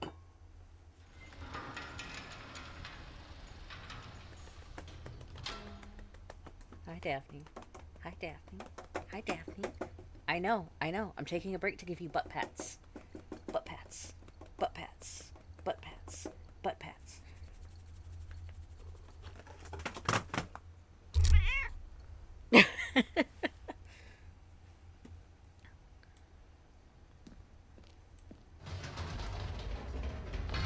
You see, Stanley, I've been reflecting on the Stanley Parable wait, that thing over and there said about new how content. roundly disappointing this ultra deluxe version has turned out to be. The original Stanley Parable was a landmark, and any new content for it should live up to that legacy. So forget this ultra deluxe nonsense. I say we take it one step even further. It's Which so is dark. why I'm very proud to announce for the first time ever the Stanley Parable 2.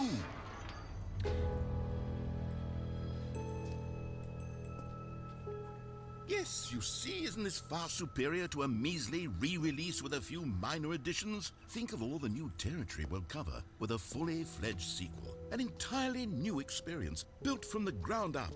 Why, there are so many possibilities. It could go in so many different directions. This is what fans have truly been asking for. This is like watching a small company go corporate. Like the Calling it weird... the Stanley Parable 2 is just so much catchier than Ultra Deluxe, don't you think? Ultra Deluxe? What does it even mean? But the Stanley Parable 2, now that's an artistic statement right there.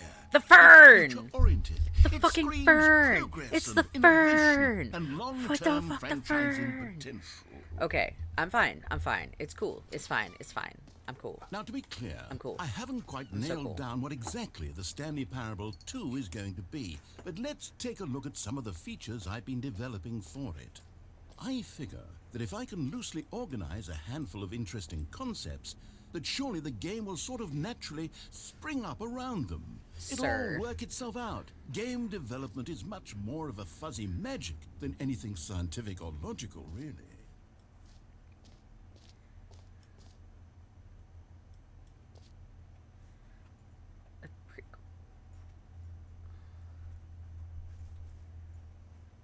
What the hell? But I want to go into the eternal darkness and torment. The eternal darkness and torment! Is this the red carpet?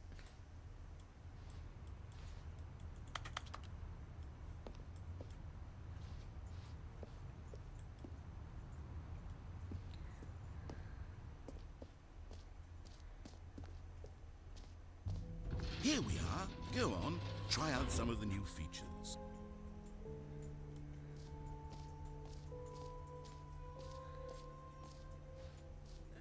Okay. For the Stanley Parable Oh, 2, no. I asked myself, what do players really want? And of course, the first and most obvious answer is that they want to be individually recognized and validated as people. So with that in mind, my first addition to the game is this button which speaks the name of the person playing the game. Isn't that wonderful? Jim. Sorry, I should have clarified. Right now, the button only says the name Jim. But of course, in the final game, this button will say your name, whatever name that is. Here, let's have you roleplay as Jim to really simulate the full experience of this feature. Just play along. I promise you'll love it. Okay, here we go. Let's take a deep breath, clear your mind, forget whoever you are, and simply become a person named Jim.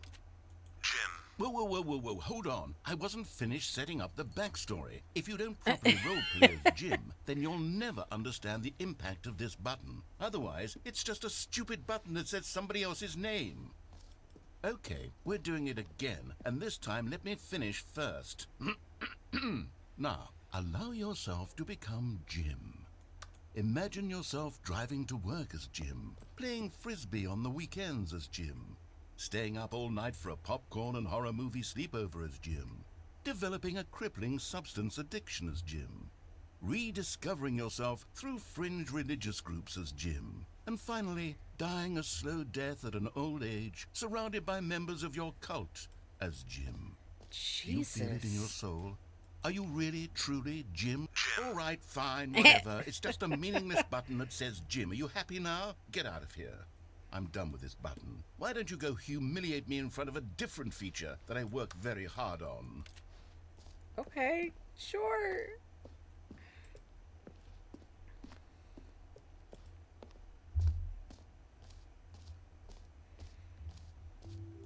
Maybe I'll only let people named Jim Ooh. play the Stanley Parable 2. An epilogue would be fun, wouldn't it, Stanley? Yes, it will go at the end of the, well, we'll figure that out later. The infinite hole. Collectibles.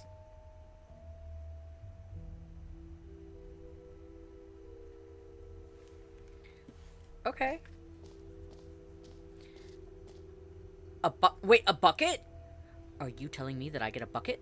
I get a bucket? I get a bucket? Fuck it, I'm excited about the bucket. Infinite hole, free achievement. Settings world champion? Interesting. You know what? Sure, give me a free achievement.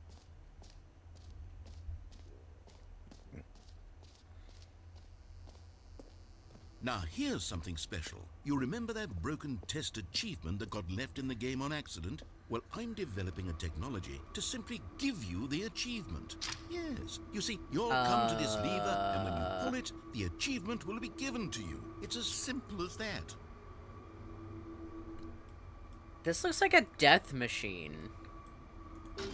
Okay. Okay, perhaps I should have clarified. This is technology that will exist. Right now, the achievement is still fully broken. I'm not a wizard, Stanley, but I guarantee it will be fixed in the sequel to at last satisfy the hordes of ravenous fans all over the world who have been uproariously demanding this feature. Gamers, we hear you, and I promise it will happen. Just like what happens if I pull it a bunch?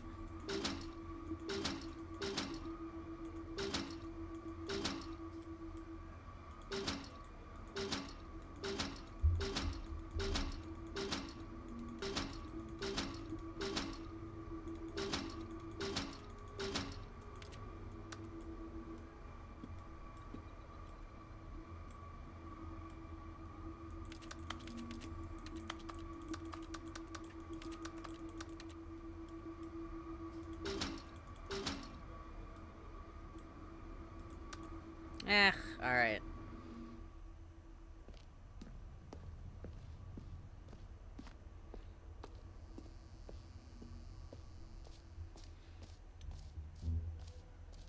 What else? What other exhibits haven't we seen yet?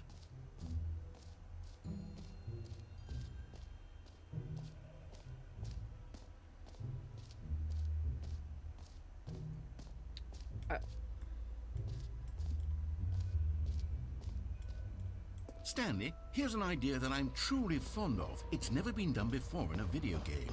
This is, in fact, a hole that you can fall down forever. That's right. Infinite falling. You can fall until the end of time, if you like. A stunning leap forward for video games as a medium. You see, isn't it wonderful? One of my more ingenious concoctions, if I do say so.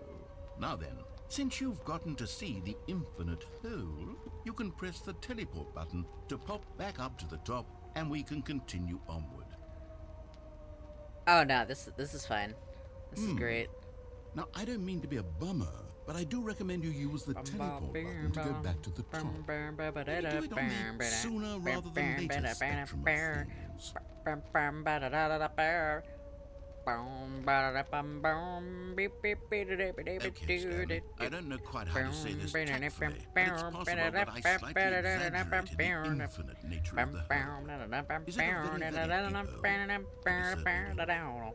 It's an extremely big hole. I don't want anyone to say that it isn't an astonishingly deep hole. It is. Is it infinite?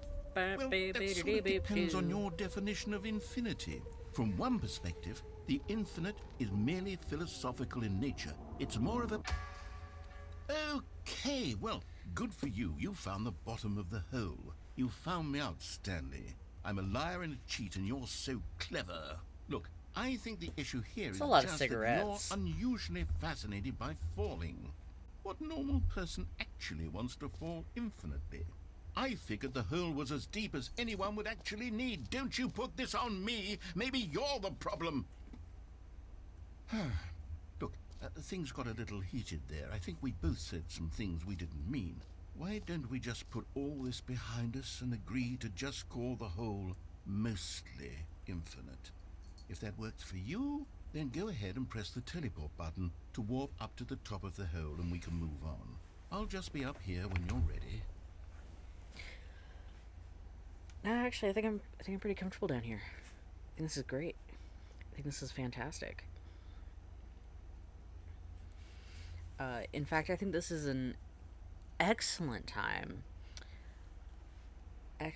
Truly excellent time for me to truly bring up the fact that it is Trans Visibility Day, and trans people are facing some really severe consequences for just trying to live their lives here in the United States. And like, especially like as shown in Kansas, officials are targeting trans residents, sending letters that invalidate driver's licenses.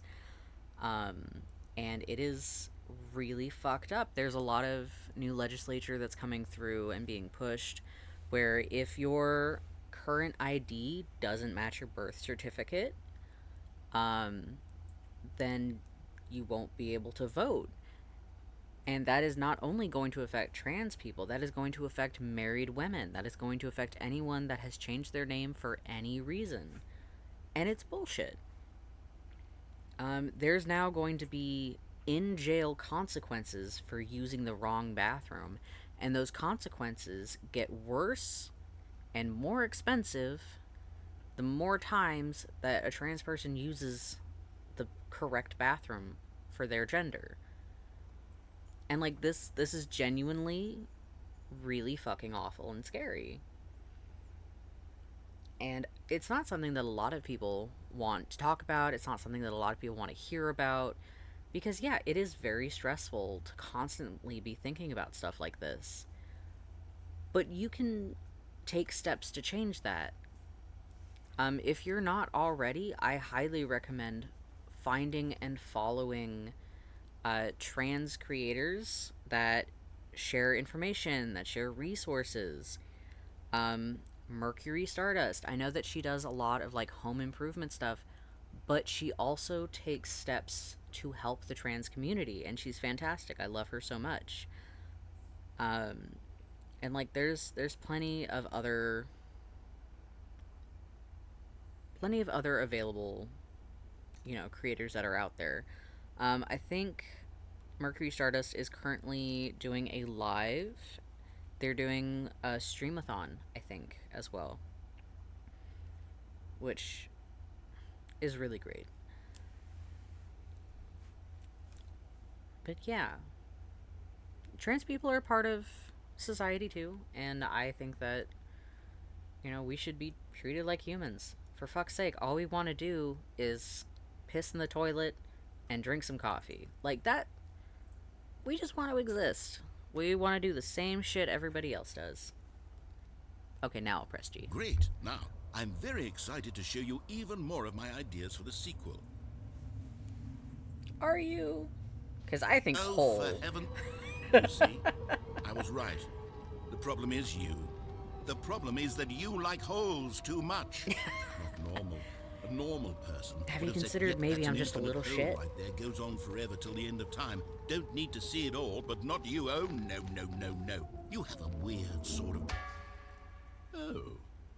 Did the hole seem even shorter to you this time? I couldn't help but feel like you spent a little less time in there than you did before. I mean, admittedly, I didn't make an infinite hole, but I didn't Yeah, that think it little was that not speck of infinite. light up Well, there I is a suppose once lot again there's brighter. nothing to do here. and If you bigger. decide you've had enough of the hole, you can hit the teleport button and come join me up above. Had enough? I'm positively thrilled.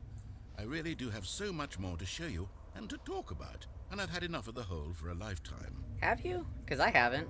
Gosh, how could I have guessed? You're back in the hole.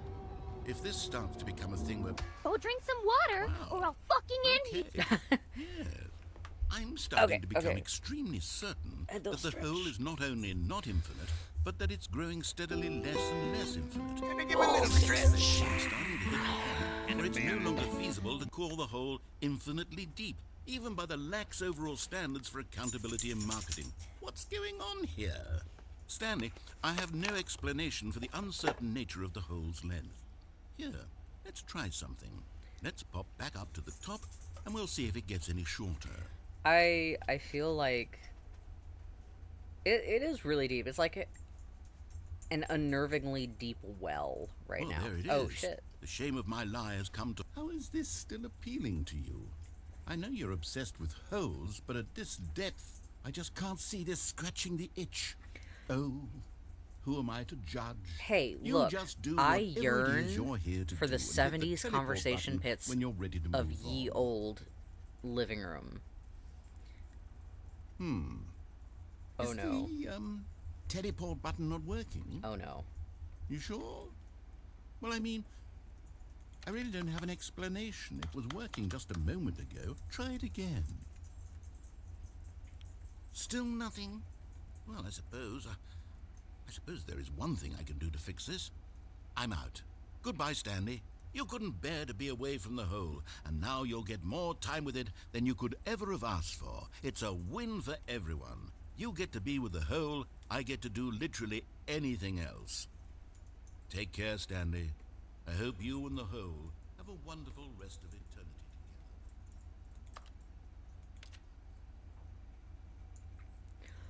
All by myself.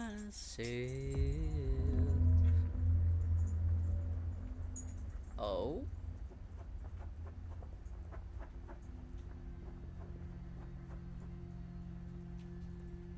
Oh? What the fuck was that? Yo!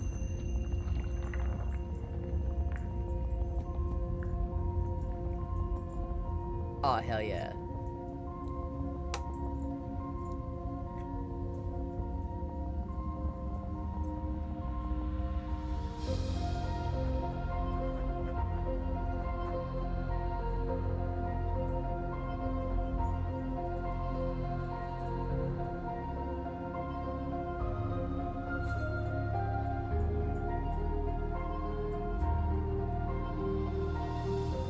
Excuse me? Yo!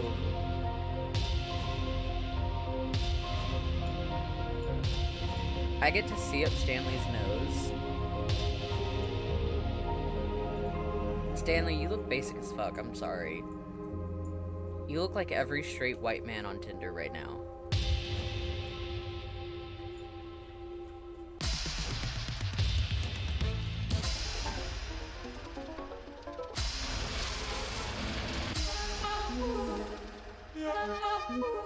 Oh my god.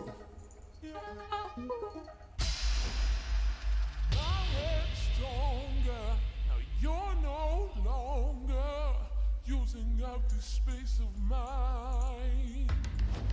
My head's strong. You're no.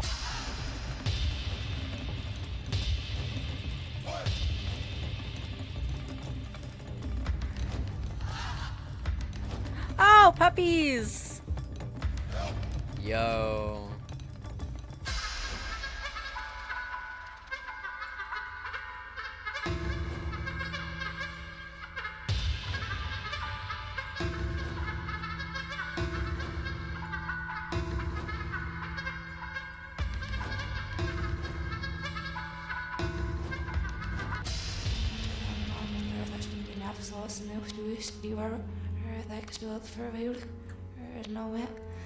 You know what? I'm into it. It's like this would have been the art style that would have been awesome if this was like a horror game. Stanley? Stanley? Stanley? Aww. Oh, good, you're awake. It seems you had sort of dozed off there, drifting away into dreamland. But we can't have that, Stanley. Okay. Because this hole is just so darn fascinating that I want you to be wide awake for every second of it. You don't want to miss a single moment. So how about if I just pop in from time to time and wake you up to keep you really, truly focused on the hole? I was focused on the From the looks hole. of things, you and I will have many, many years here in this hole, and I'm looking forward to all of them. Stay alert, Stanley. I'll be back. Toodle pip.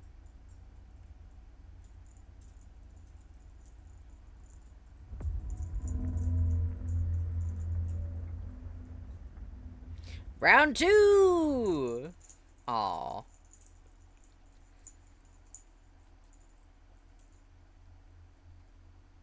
Okay. Here we are. Go on. Try out some of the new features.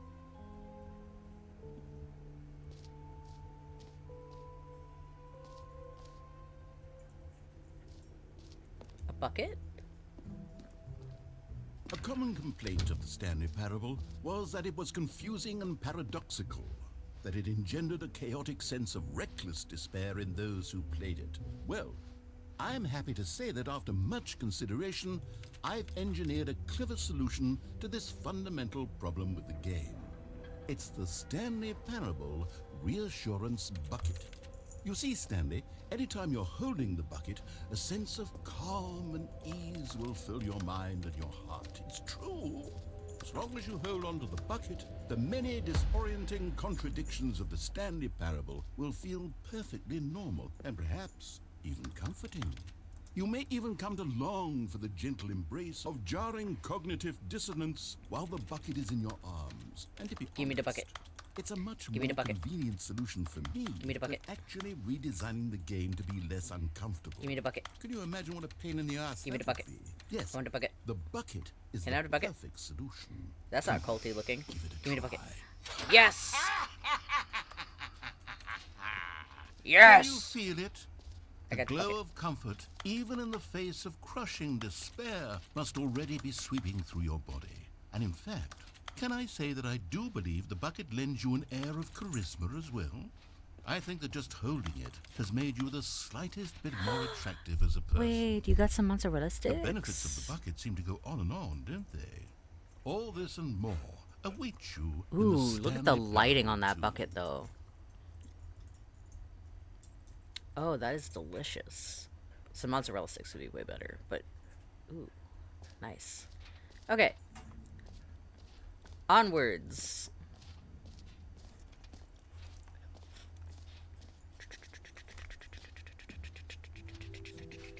Does anyone give out awards for most enjoyable bucket in a video game?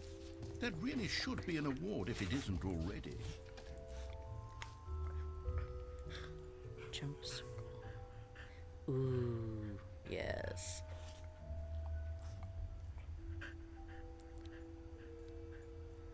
Okay, so...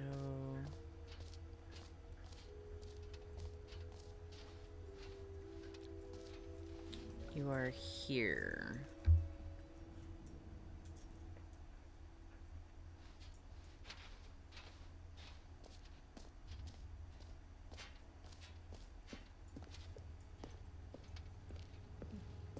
Oh. Ah, collectibles. Now it's a real video game. In the Stanley Parable 2, you'll run around gathering up these miniature Stanley figurines. And what's truly innovative is that there will be no reward for collecting all of them. I don't want to stifle the intrinsic joy of watching a number go up. You simply collect all of them, and then you move the hell on with your unremarkable life. See, this could be a great horror game, because what the fuck is this?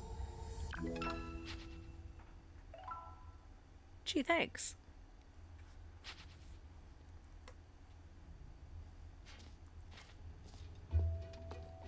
God, it really is the worst when you collect everything in a video game and then they give you a big fancy reward for it. Absolutely tragic.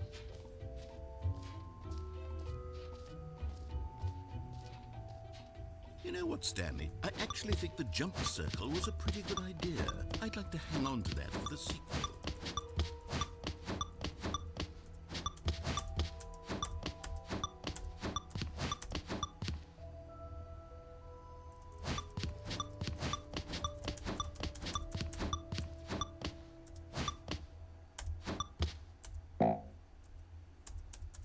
Damn, I'm out of jumps. I am playing the Stanley Parable. Deluxe Edition. Oh, I'm sorry. The Stanley Parable 2. And I've got a bucket! I've got a bucket! Very excited about my bucket. I feel like I'm missing something. Ooh, is that an exit?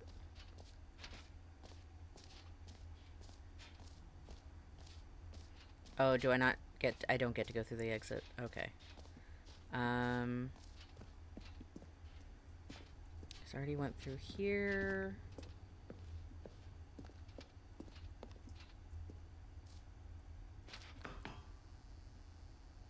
Oh, okay.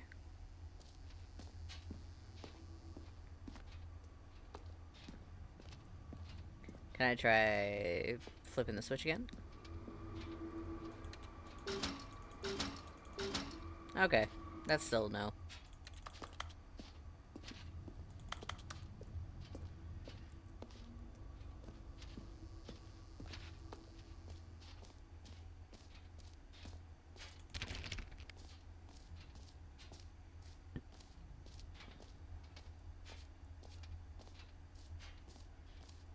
No screenshots?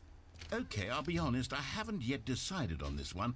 I think that in the new version, the office could use a bit of decoration, like balloons. But I'm undecided on Get Well Someday and Happy 12th Birthday. Which would you go with?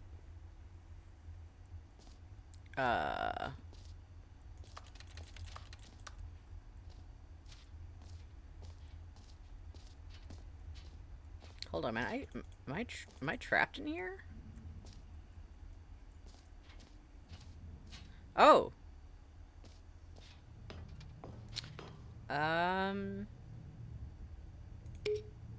You know, sometimes when you solicit another person's opinion, it makes you realize that you knew which one you actually really wanted all along. Happy 12th birthday, step-niece, it is. Or actually, maybe I should have gone with... No. No, I've made my decision. We're moving on. Okay. Sketch is almost ready. Oh, hell yeah.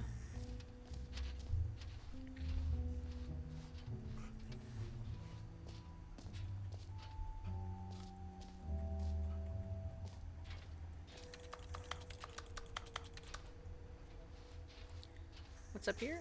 Did I already come up here? I think I did, yeah.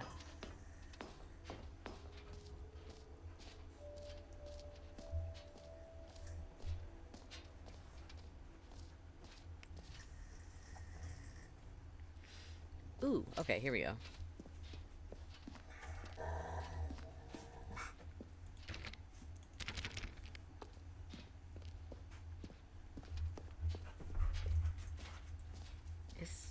Wait, is that the thing that Harles was telling me about? Where it's like you go through and you do all of the fucking... Oh, goodness.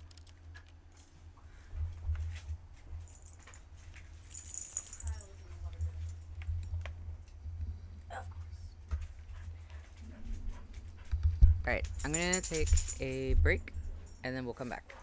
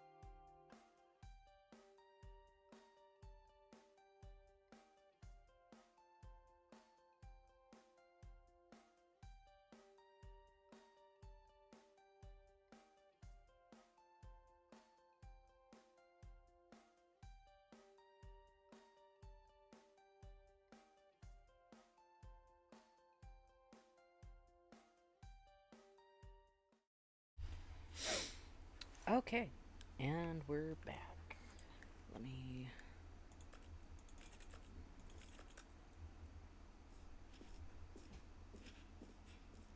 It's so quiet.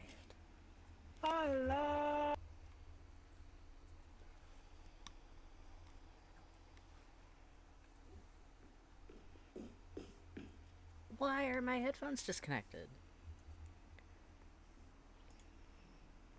Hold on, hold on.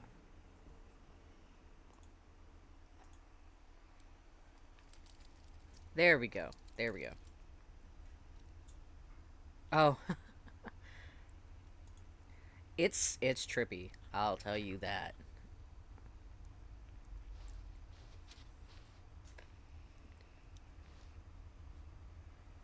The sketch has been finished? Aw, hell yeah. Did I say please no screenshots? You know what I'm gonna do then? You know what I'm gonna do? Screenshot.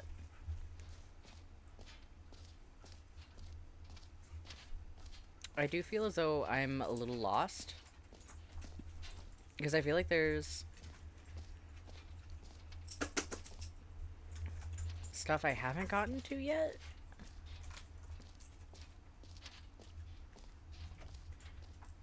But I'm not sure where I'm supposed to be going from here.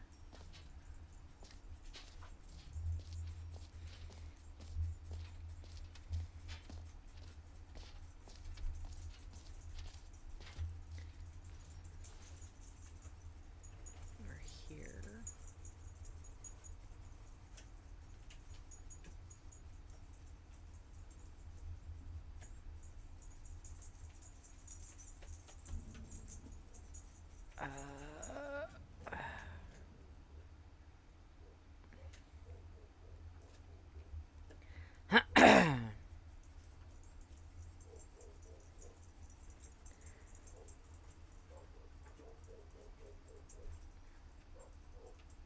That's, yeah, that's the exit.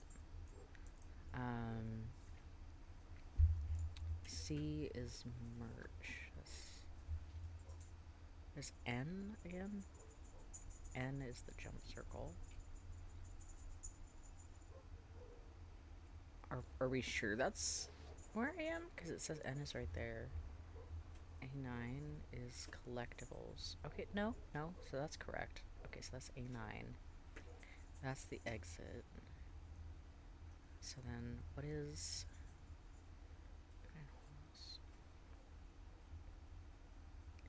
Settings World Champ. I think Settings World Champ is the only thing I haven't done because the door's closed.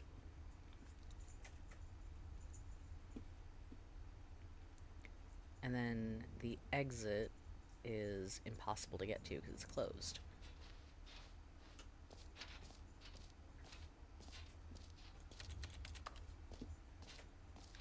Huh. I believe I may have cooked. Oh, I bet you did. Oh!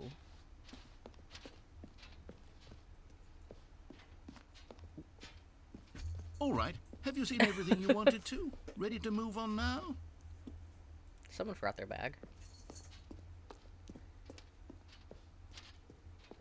Oh, that's trippy. I like the way they did that art.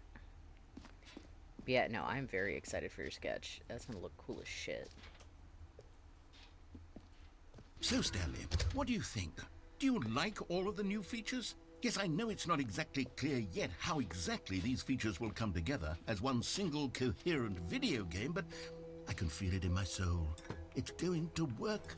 There's definitely a good game in there somewhere. Say, let's do an experiment. I'll arrange these new features together, and we'll see whether or not it coheres into a meaningful gameplay experience. Okay. Okay. Are you ready? Here it is. I give you the Stanley Parable 2.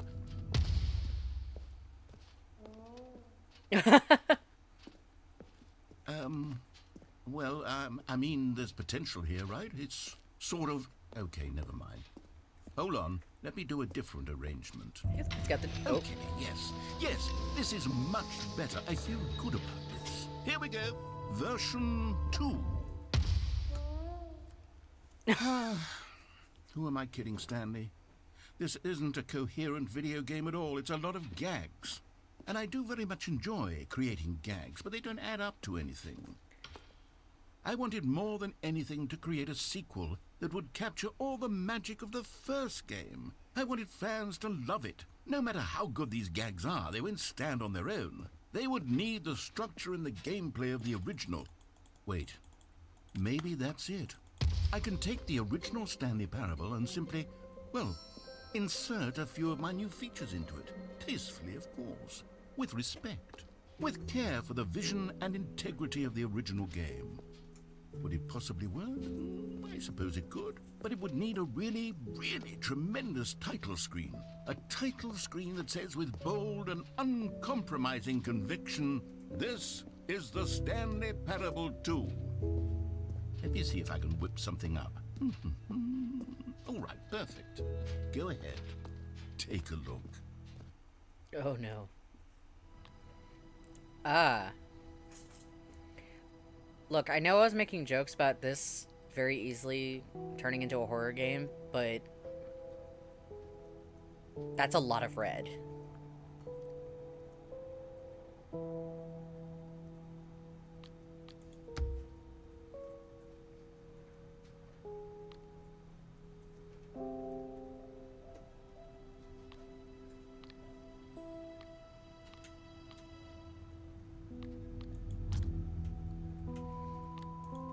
Okay.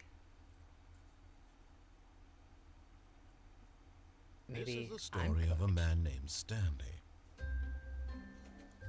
Stanley worked for a company in a big building where he was employee number 427. Employee number 427's job was simple. He sat at his desk in room 427 and he pushed buttons on a keyboard. Orders came to him through a monitor on his desk, telling him what buttons to push, how long to push them, and in what order. This is what employee 427 did every day of every month of every year. And although others might have considered it soul-rending, Stanley relished every moment that the orders came in, as though he had been made exactly for this job. And Stanley was happy. Look, I can And respect. then one day, something very peculiar happened. Something that would forever change Stanley. Something he would never quite forget. He had been at his desk for nearly an hour when he realized that not one single order had arrived on the monitor for him to follow. No one had showed up to give him instructions, call a meeting, or even say hi. Never in all his years at the company had this happened. This complete isolation. Something was very clearly wrong. Shocked, frozen solid, Stanley found himself unable to move for the longest time. But as he came to his wits and regained his senses, he got up from his desk and stepped out of his office. All of his co-workers were gone. What could it mean? Stanley decided to go to the meeting room. Perhaps he had simply missed a memo.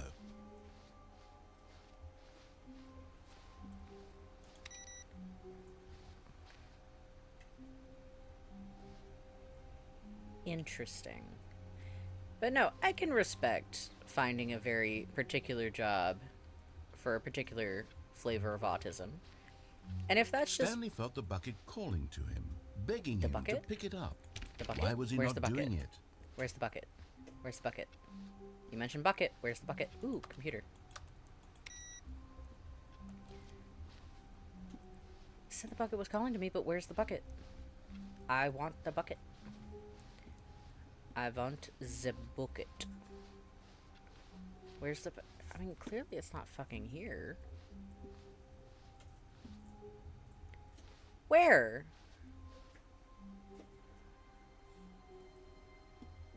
Where is my emotional support bucket?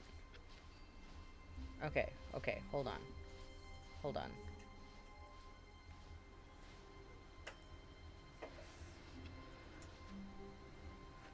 Where's the bucket? Okay. Oh, there's the bucket! My bucket! Stanley picked up the Yes! bucket. I've got a bucket! My bucket is my bestie. I'm so happy, Stanley clutched the I've bucket got my tightly to his bucket. I'm chest so and happy, entered the door happy. on his left. I have got my bucket. I'm so happy, happy. Oh, I've got my bucket. Oh, so Still happy, no one was happy. here. Stanley needed the bucket's warmth and comfort now more than ever. Perhaps his boss's office was where he'd find answers. Oh! Oh, Stanley, can you feel it? The broom closet. It wants the bucket. You can feel that, can't you? The aura of jealousy? It's as clear as day. This broom closet believes it deserves the bucket. Fuck you, it's my I bucket. can really feel it now. It's a bucket. It belongs in a broom closet. That's what the broom closet is trying to say here. It's supposed to go with the other cleaning supplies. Stanley, don't give in. Don't hand over the bucket. I know how hard it must be, given the pressure that the broom closet is putting on your shoulders right now, but you have to be strong. This is your bucket. This is your companion and lifelong friend. You can't hand it over. Oh, no. We're getting into name-calling now, it seems. Is this how low the broom closet has sunk, that it has to resort to this stream of petty insults simply in order to get you to hand over the bucket? Stanley, I never liked this broom closet for a variety of reasons, but even this is worse than I had imagined. My precious. Now the broom closet has the gall to imply that you and the bucket are not truly deep and lasting friends, that your relationship is purely superficial and convenient, that your life is so banal and meaningless that you'd feel the same sort of kinship towards any inanimate object which happened to lay in your path in an even partially enticing manner. Well, I never. Go on, Stanley. Lay into it. Really tell the broom closet off for its demeaning comments.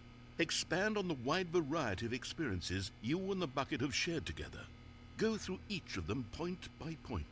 Share your journal entries detailing the rich emotional landscape of your feelings for the bucket as they have changed and evolved over the years. Let him have it. Look, okay, this bucket has seen me through some wild shit. I love this bucket so much. There was this one time me and this bucket Okay, went to I've the got you something which I think will help settle this debate once and for all. Rude. Here we go. There. Now it's settled. No more debate, no more discussion. Take a hike, broom closet, with all your meandering philosophical diatribes about the nature of cleaning supplies and their relationship to broom closets in the natural order of things.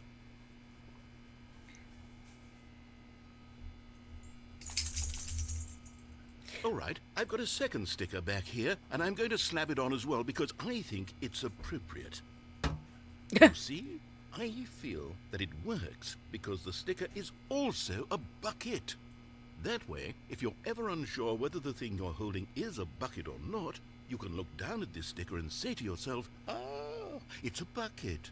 There really is a wide variety of applications for this sticker. This is like reverse positive You know reinforcement. what? I could take the name-calling and the dismissal of your kinship with the bucket, but now the broom closet is just giving us the silent treatment. And to be honest, I'm sick of the pettiness on display. You can stay here all you like, but I've had it with this impetulant room of cleaning supplies. Easily the most childish such room I've ever been in. I'll see you outside, and we can get on with the story about you and your bucket.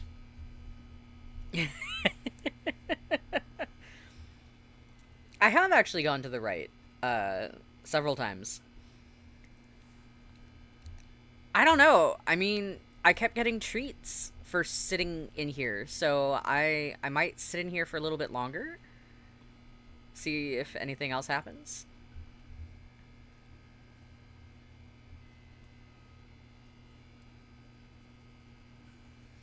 Hi, Frenchie. Are you going to keep me company? Me and the bucket?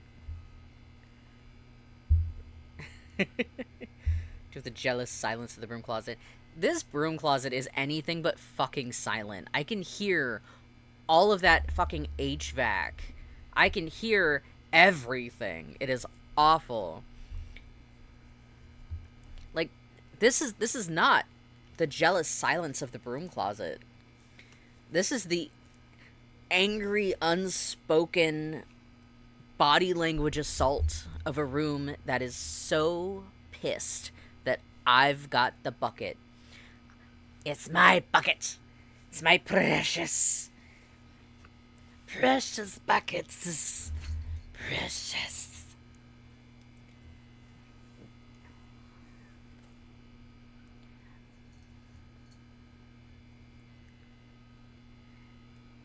Look, I don't get to have a wife. I get to have a bucket.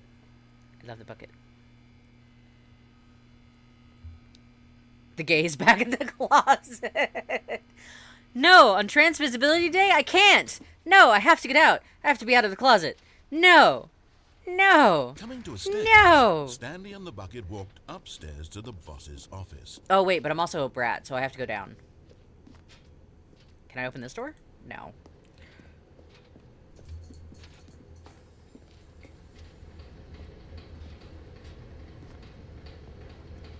But Stanley just couldn't do it. He considered the possibility of facing his Oh, boss, no. admitting he had left his post during work hours. He might be fined for that. And in such a competitive Oh. economy, why had he taken that risk? All because he believed everyone had vanished? His boss would think he was crazy. And then, something occurred to Stanley. Maybe, he thought to himself, Yeah. maybe I am crazy. He looked down at the bucket in his arms. Am I crazy? He asked the bucket. The bucket returned his gaze, but said nothing at all. That's strange, Stanley thought. Usually the bucket is a source of guidance and wisdom for me in difficult times such as these. He held the bucket close, yet felt none of its familiar reassurance and comfort. And that's when Stanley realized, this isn't my bucket. It's just a normal, everyday bucket. Someone else's bucket, perhaps. How did I end up with someone else's bucket? This is all terribly wrong. Surely no good would come from this. Who Where's my knows what bucket? sorts of bizarre hallucinations Where'd my bucket Stanley might go? experience No, without where's the my bucket? psychologically grounding Where's presence of his no? bucket. Where's my bucket? You took my bucket. I want my bucket back. I want my bucket. Rooms were Take repeating, my- which was, of No. course, very odd. No, my bucket. Now he felt It had my himself name on float it. off the ground. It had my name on it. It was property of Stanley. It was my bucket. He exclaimed. I want my bucket. I've gone truly mad. I Where want is my it? bucket. I must find it. I need my bucket. Far off in the distance. I want he my bucket. heard calling to him. Give me my bucket. I want a bear. Stanley, it's me. I want my burger. I'm coming for my burger. I want my Could it burger. truly be? He rushed forward what from the room to room, passing fuck? by one bucket after the next. None of them were his. I want None my of them bucket. were his special bucket. I want my special bucket. Come to me, Stanley. Find me. He had to find I the bucket. He had to return to his old want friend. It was the only my way to bucket. truly restore his sanity. I want my bucket. Suddenly, he froze dead in his tracks. I want my He bucket. knew where the voice of the bucket had been coming from. The real bucket was inside of him all along. It was It incredibly what? painful. Stanley Oh. doubled over in agony and blacked out. Okay, so we're having a leprechaun ass ending, is what we're having. No, the buckets will over This viewers. is a story No! of a woman named Mariella.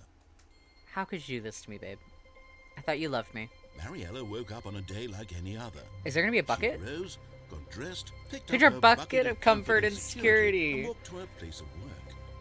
But on this particular day, her walk was interrupted by the body of a man who had stumbled through town, talking and screaming to himself, and then collapsed dead on the sidewalk.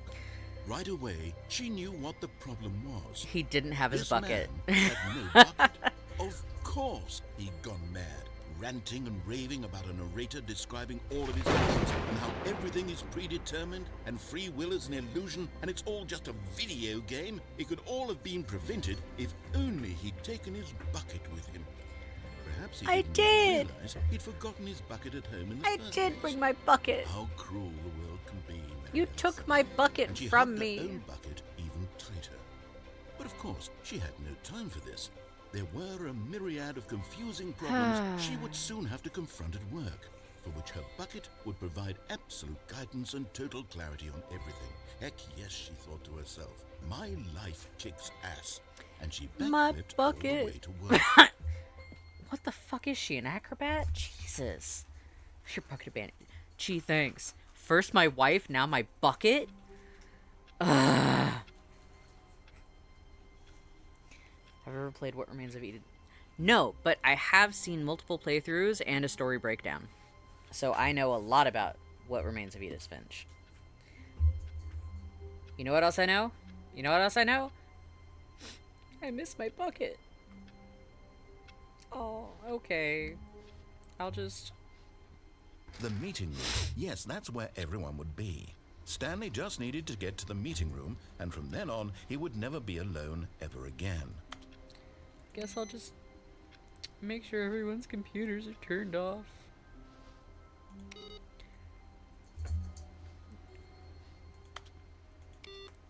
And then, you know, I'll just go about my day without my bucket.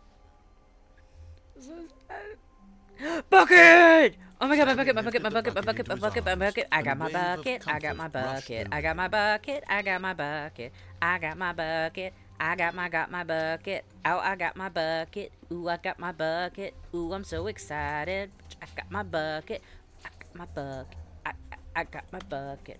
I got my bucket. I got my bucket. Wait, what? Input received. What the fuck?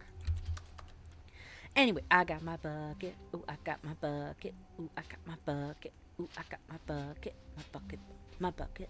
Ooh, ooh, Stanley my bucket. clutched the bucket Ooh, tightly my to his bucket. chest. This was Ooh, not the my correct way to bucket. the meeting Ooh, room. my But bucket. Stanley Ooh, had I felt got the my bucket bucket, calling bucket. to Ooh, him, my telling bucket. him that the Ooh, I got my employee lounge bucket. was Ooh, simply the my place to bucket. be. Ooh, I got my bucket. Oh, I got And here my it bucket. was. Oh, Had the I got my bucket turned bucket. out to be Bucket. correct? Was My this bucket. better than the My meeting bucket. room? Bucket. Bucket. Yes, Stanley thought to my bucket. himself. Yes, perhaps it Do you think truly you'd enjoy was. Subliminal? How insightful the bucket turned out to I be. think that's on my wish list, if I don't already have it. No, never mind. The bucket was wrong. I Stanley love... took the door on his left to go back to the meeting room. I love that having the bucket had... Like, there's a whole new audio for it. The end is never the end, is never the end, is never the end. Said the bucket. Don't go to the meeting room. Go somewhere else. The cargo lift, yes. Go there. Go to the cargo lift. Oh, well, look who's got cold feet. Well, from here, it looks like the only way forward is down, since the lift won't be coming back, but that's okay. You've got a bucket. Did you know that buckets are routinely used as cushioning devices? It's true. You can fall on a bucket from literally any height and survive. I don't believe you. I'm serious, Stanley. Jump. Jump with the bucket. I promise you'll live. I extra double promise that you can land on the bucket and not die. I don't believe you. I've fallen multiple times, and I've died every time. I do not think the bucket will change that. Although it would be really funny if it did. Can the lift come back now? Can I have the lift? I wasn't even entirely sure that was going to work. But I'm kind of glad it did. Because I was like, well, there's no side railings on the lift. So I'm like, wait, what if I can, like, jump in, jump out? To the left? What do you mean there's a path to the left? Oh! There's a path to the left. Wait. Oh!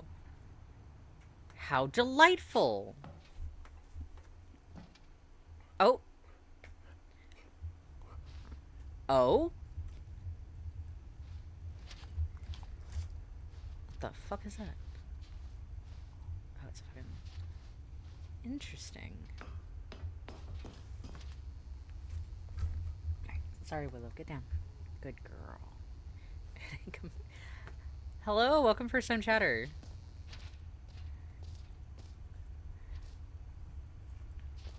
It's so quiet back here.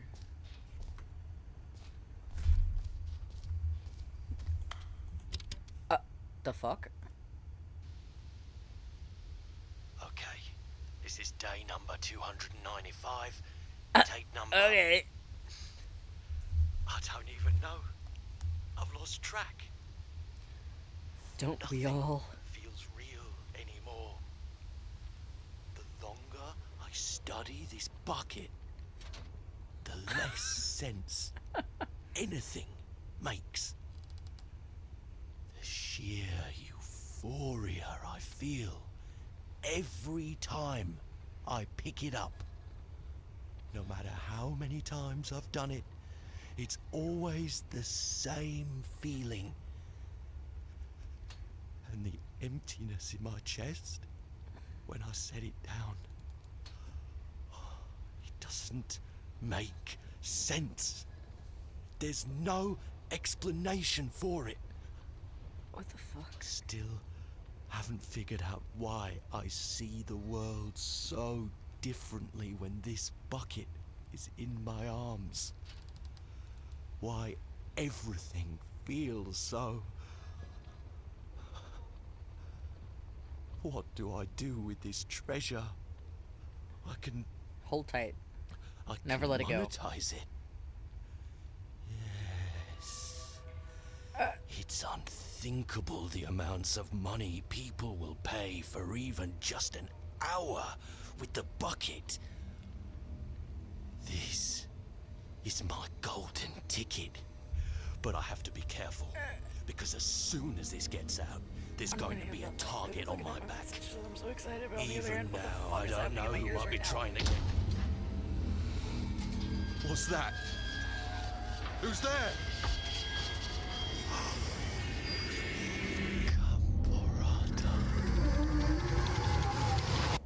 Camarada, what the fuck?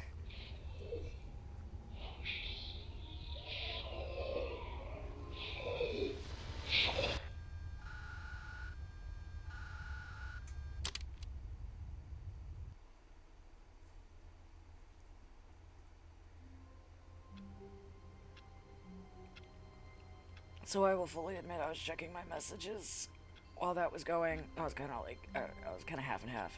That was freaky. On the other hand, holy shit, that's a really fucking good sketch. I love that my son keeps getting ripped in half. This is his second time where he's just getting ripped in half by a big evil creature.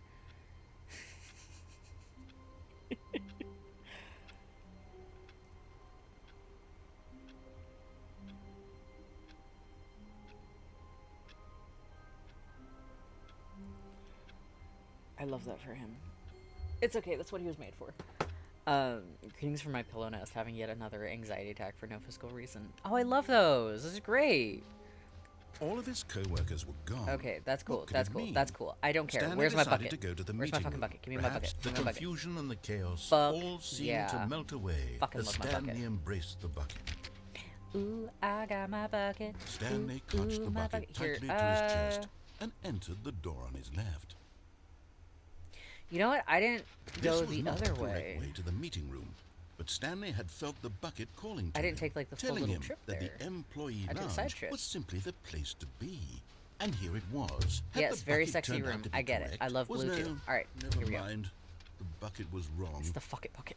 Stanley took the Yeah, door on his it's a left fucking bucket. to go back to the meeting room. Okay, yeah. No, yeah, said yeah, the bucket. Yeah. Don't go to the meeting great. room. That's Go fine. somewhere else. Nope. A cargo lift, yes. Go there. Go to the cargo lift.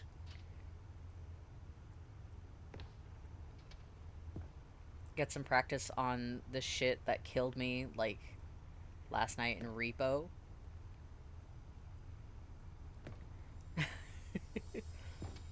Oh!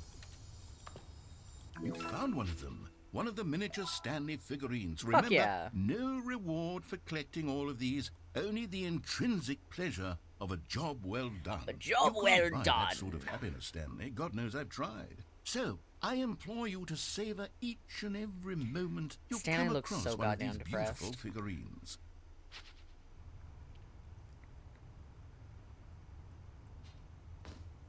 So am I just stuck here now? Because I would assume that I can't go back up. But I've already gone through here. So what if I just... But Stanley feared that any path he walked might lead to the separation of himself and the bucket, his dearest friend. I can't So believe he I just threw himself Romeo to and his Julieted death, myself that in they the might bucket. die in one another's arms. How deeply touching. That's the way. I think they keep getting bothered. Yeah, stress will do it. How long was I'm I also sitting sorry there? to hear Stanley for your wondered loss. to himself. Hear about your loss. Minutes? Days? Centuries?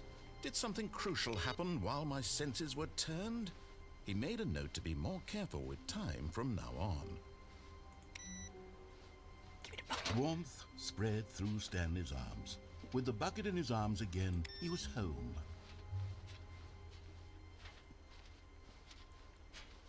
No idea how to get out of that cycle. Stanley clutched I the bucket wish I tightly to his knew. chest and entered the door on his left. I would save so much on therapy if I knew. Wait, I don't pay for therapy. Ha! Ah. What the fuck?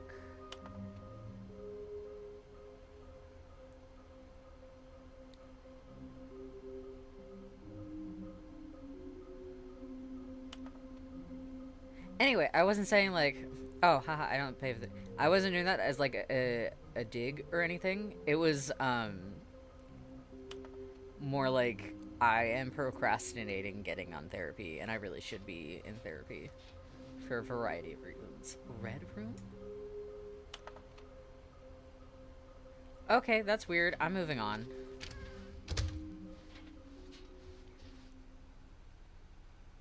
Oh, okay, it's fine. Coming to a staircase, Stanley and the bucket walked upstairs to the boss's office.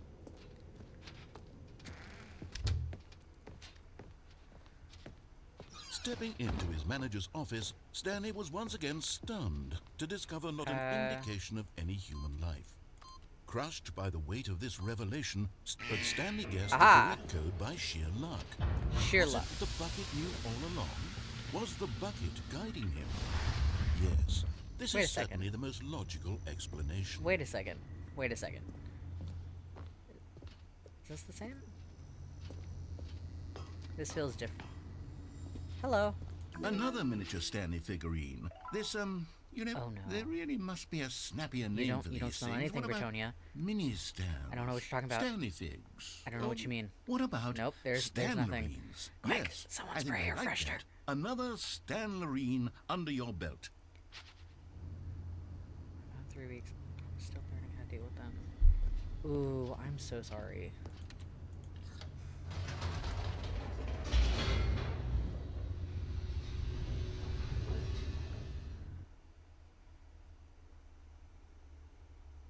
The elevator raced downward, plummeting towards an unknown fate. It would be all Stanley could do to keep himself together, if not for the bucket. Soothing him, comforting him, reassuring that in this darkest moment of uncertainty, It's he not would crime be time. all No, right. it's not crime time at all. The bucket is here for you, Stanley. Everything will be fine. Will it? Will everything be fine? Will everything be fine? I don't think so. Stanley and the bucket walked straight Oh, ahead through no. the large door that read, Mind Control Facility. Escape! Although this passage had escape written on it, the truth was that at the end Oh, of this this hall, is the one. Stanley and the bucket would both meet. But of course, Stanley and the bucket thought better of it and realized they simply had too much to live for.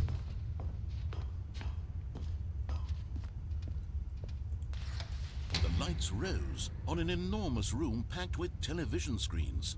What horrible secret did this place hold? Stanley and the bucket both wondered to themselves. It's fine. We all know the secret. It's fine. Ah, my goodness, Britonia. Twitch cheese The monitors has jumped to life, and Stanley nearly dropped the bucket in shock. Everyone in the office was being videotaped, monitored like guinea pigs.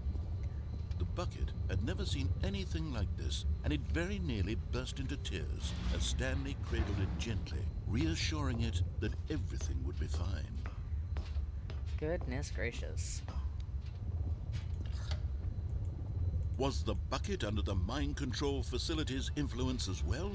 Had the bucket been told to do things it didn't wish to do? What kinds of things does a bucket want to do or not want to do in the first place? These questions raced furiously in Stanley's feeble mind. No! He screamed into the bucket. He couldn't accept it. His own life in someone else's control? Never! He squeezed the bucket tighter. His one friend in the entire world. At this point, he could trust no one except for the bucket. Except for the bucket.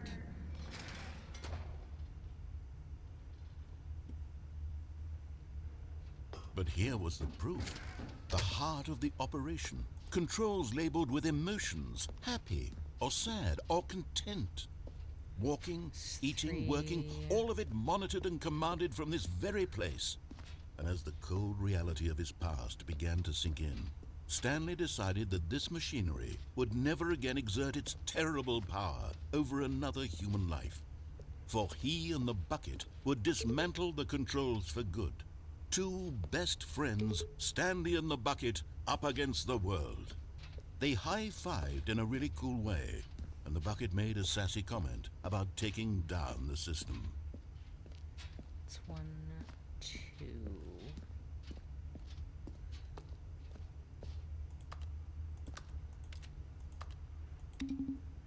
3.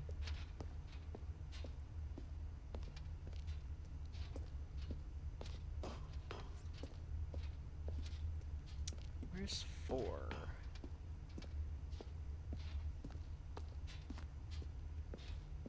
Oh, right. 4 is up there.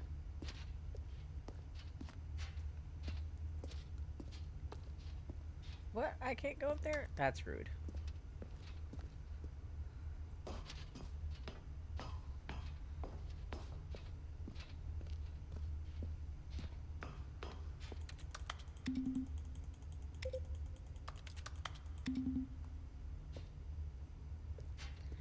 Okay.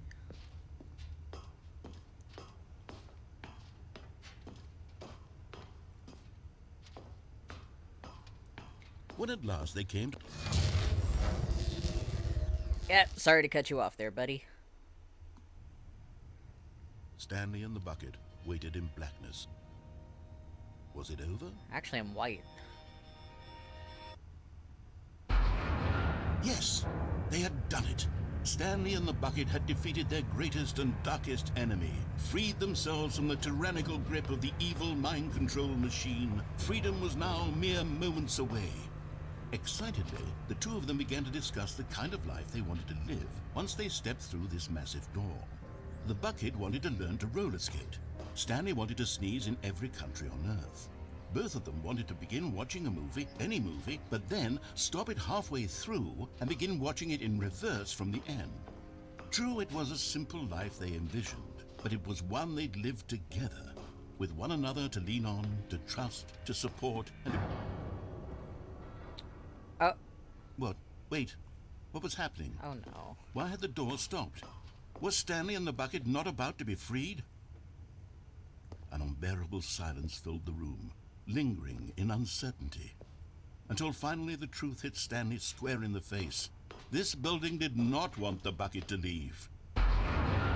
Even Rude. the facility itself recognized the incredible calming presence of the Bucket, needed the soothing warmth of the Bucket, would go to any lengths not to part with the Bucket. No, no, no. Stanley can't leave this place, not while he has such a precious Bucket in his arms. Not while this But building my has anything bucket. to say about it. It's my Stanley bucket. realized he would never again leave this very room. But at least he has the Bucket. To be trapped eternally in darkness isn't really so bad, Stanley thought to himself. As long as I have my Bucket with me, right? I'll be okay, won't I? Stanley gulped. Rude. Very soon now, he was about to find out.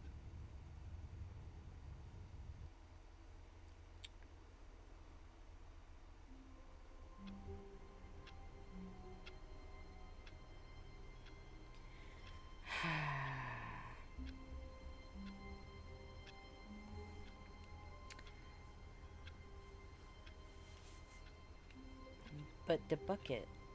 I mean, I've already had that ending. So... I can't wait to tell this story to my co-workers, Stanley thought. How amusing they'll find it. Oh, won't we all just laugh and laugh at the time I thought everyone had gone missing. Stanley picked up the Bucket and smiled.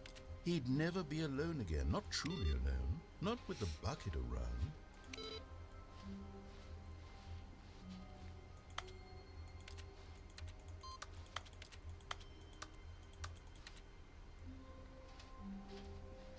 Yeah, it's the game that never ends. It just keeps bouncing you back to the front.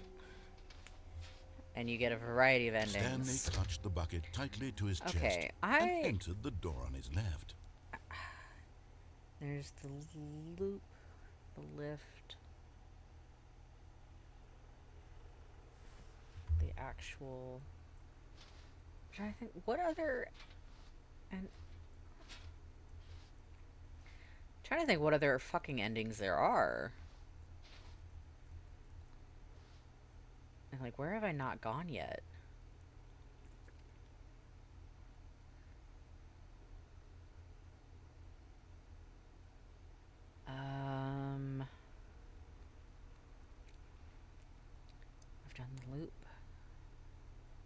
I know they said something about a baby. I have not seen a baby yet.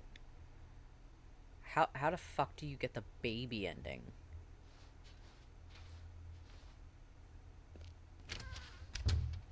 We'll go this way. We'll try it out.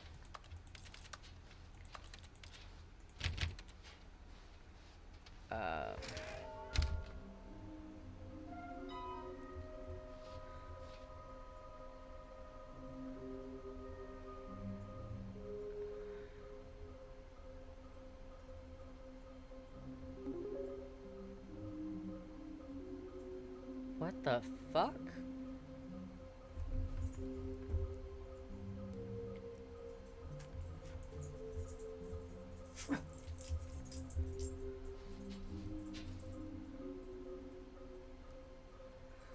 Nearby a fireplace? Oh! The bathroom! Some are both red and blue. Interesting.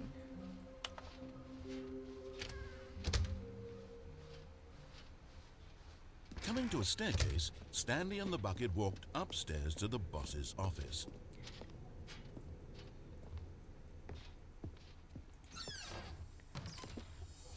Okay, I'm going back to the name of these little Stanley figurines, and now I'm torn between Stanlerines and Figlies. What do you think, Stanley? What name better encapsulates the intrinsic sense of happiness that you get from seeing a small number in the corner of your screen go up by 1? Let me sit on it. I'm sure it will come to me. Because I opened them like a day early for Discord.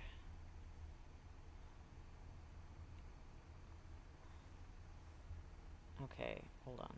Let me double check. Okay. I haven't gotten to those doors. I don't know where those doors are. Okay, so this is just the... Oh?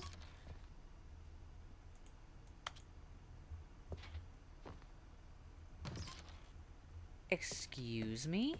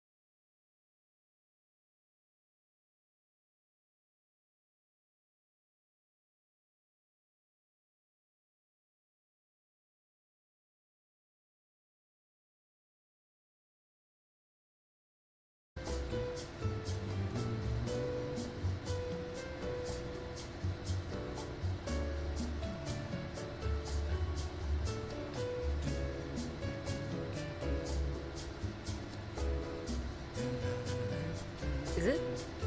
Is it just still going?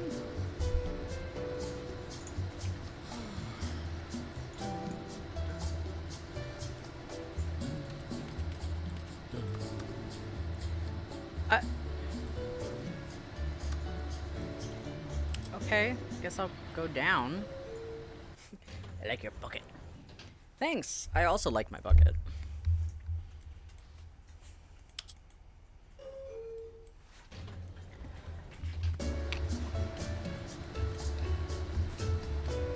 That elevator ride went literally nowhere. So that was going up. Let's see if going down does anything. Oh, fucking headphones got disconnected again. There we go. I don't think there is a sideways.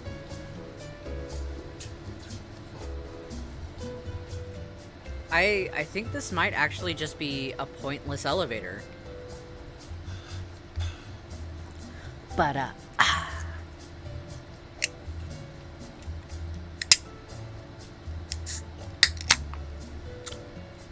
it's cool. I got my diet lemon lime soda.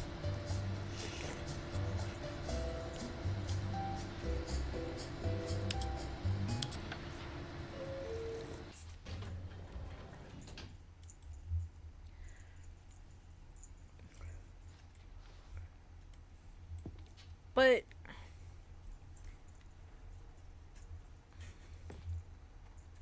it's so rude. Have you ever thought about living in the elevator? Sometimes. What's this?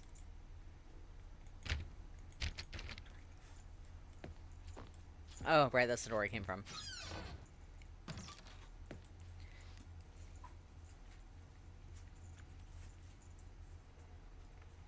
Oh, does this writing change, like, every time? Shit, okay.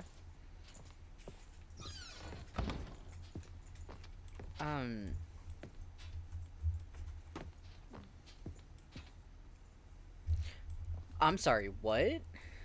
Business strategy? And it's just holding a panda at gunpoint?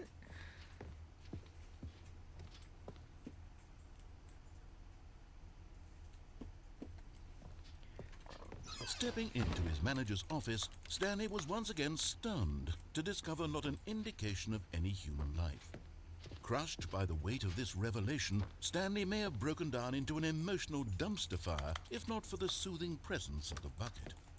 Even now, in his darkest of hours, did the bucket's warmth and guiding light pierce the dark clouds of confusion and chaos.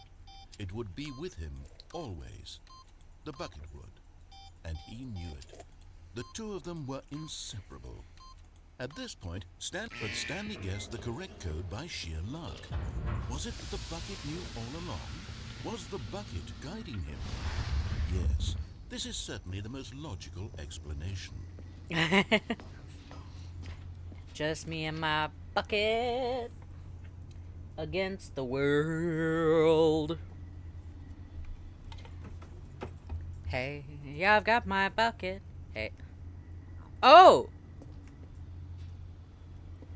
What is back here?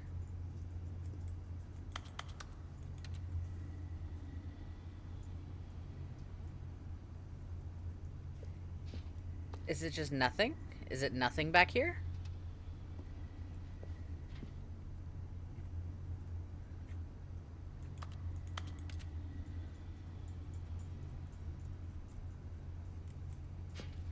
Damn, okay. Well, that's rude.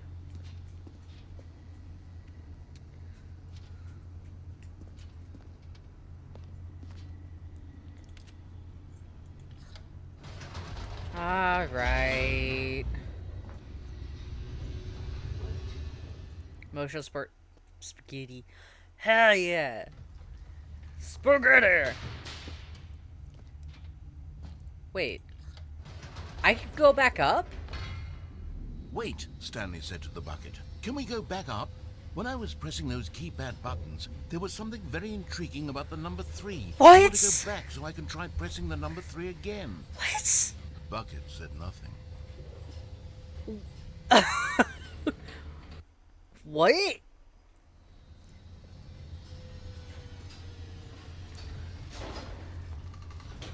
Hold on. Hold on. Hold on. Hold on. Hold on. Here we are, said Stanley. Now I'm going to try out that number 3 button. He took the bucket over to the keypad and began absolutely slamming on the number 3 over and over. Wow, he said. The number 3 is such a special button. I'm having the time of my life. Stanley looked expectantly at the bucket, but the bucket remained silent.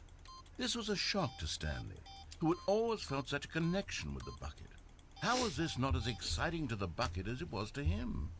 Once Stanley had had enough of the number 3, he got back in the elevator. But the number 3. The number 3. The number 3. What the fuck is that? Oh, it's piano. Are we sure the number 3 doesn't do anything?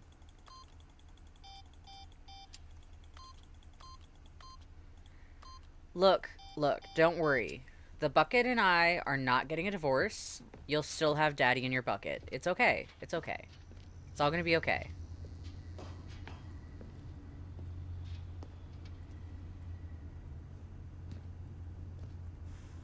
Still really wish that was something back there. It's fine.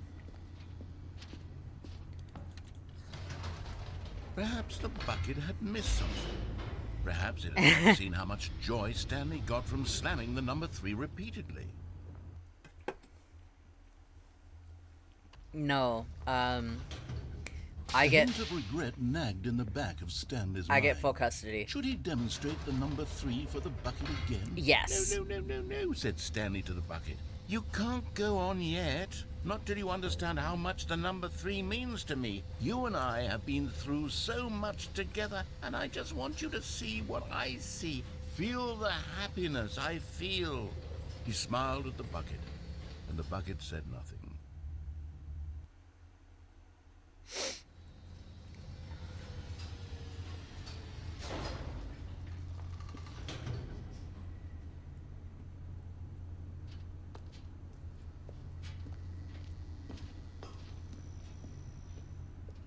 Here we go, said Stanley.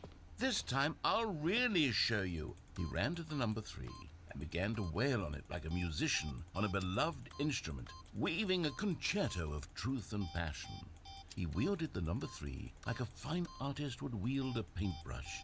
He told stories through the number 3, stories of his dreams and hopes and fears. And the whole time, he looked to his bucket for a reaction of some kind. Anything to let him know that the bucket appreciated what he was doing. The bucket conveyed absolutely nothing at all, only silence. Crushed by a wave of dejection, Stanley returned to the elevator.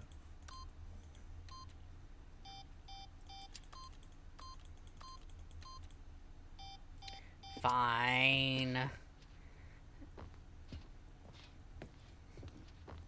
The bucket always remembers my birthday and has... Yeah, but... The bucket?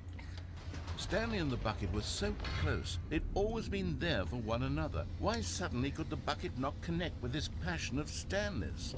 See, the bucket's the fun parent.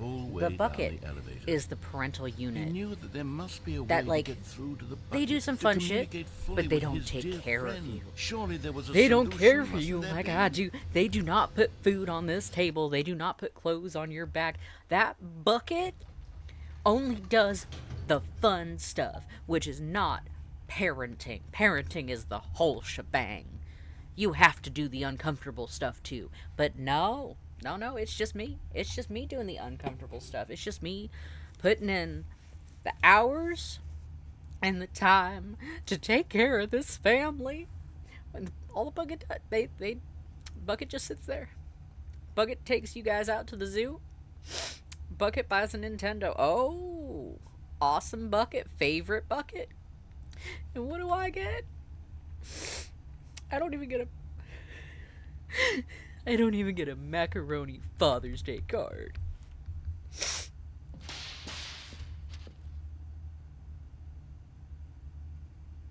you know what? I need this for me. I need the number 3. It's all I have to live for. Oh, do I not get a narrator anymore? Have I expounded on the number 3? said Stanley. I know what to do.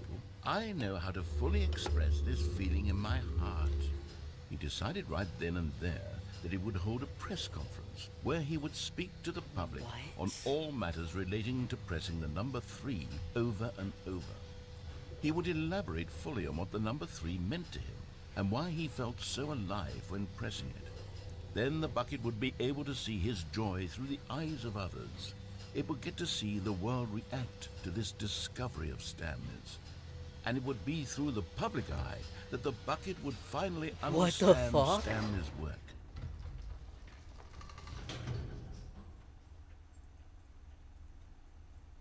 Yay! For months, he advertised and marketed his press conference, building excitement around it, developing and rehearsing it, until it couldn't be refined a single measure further. When the big day arrived, Stanley was as prepared as he'd ever been for anything in his life.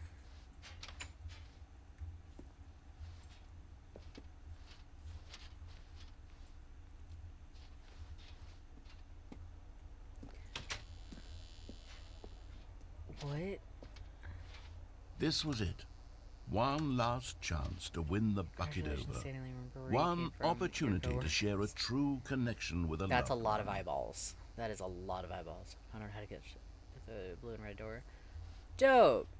We will explore that later. The dude who came up with a pizza.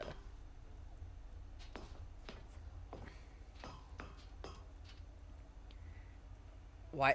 Wait. Why does this look like sewer slide? Alright, off we go! Oh, There was no! no one here. Oh. Nobody had come to the press conference to hear Stanley speak, to listen to him talk about what it really means to press the number 3 on a keypad over and over. He was unloved, uninteresting, he was a failure, and in that moment Stanley knew that the bucket would never again take him seriously. There would be no connection, no deeper understanding. The bucket merely sat there in his arms, indifferent. And so it began that slowly, over many years, the two Oh of them shit, grew we're more actually and getting a more divorce. distant. They spoke less and less, neither wishing to state the obvious, that any sense of real respect between them had eroded since that day at the press conference.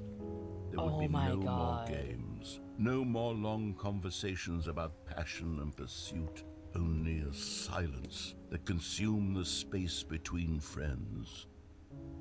And Stanley, having for once in his life discovered the warmth and comfort of true companionship, was cast back into the unremarkable normalcy of loneliness.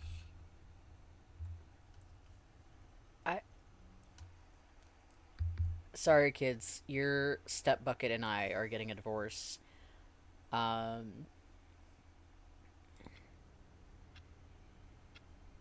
Unfortunately, I don't think he wants you guys for weekends. How wonderful. Stanley was alone. Finally.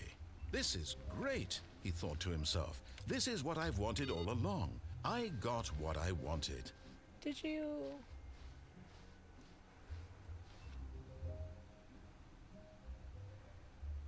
I don't know. That was a really traumatizing divorce. Do I want to pick the bucket back up again? Do I think that we deserve a second chance?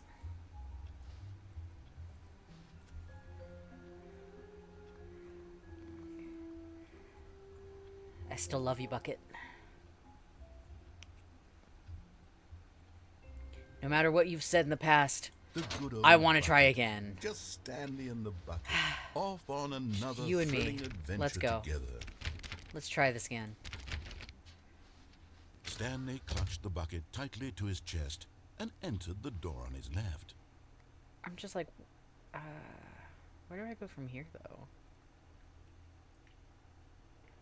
The bucket doesn't deserve you. Maybe I deserve the bucket, though. This was not the correct way to the meeting room, but Stanley had felt the bucket calling to him, telling him that the employee lounge was simply the place to be.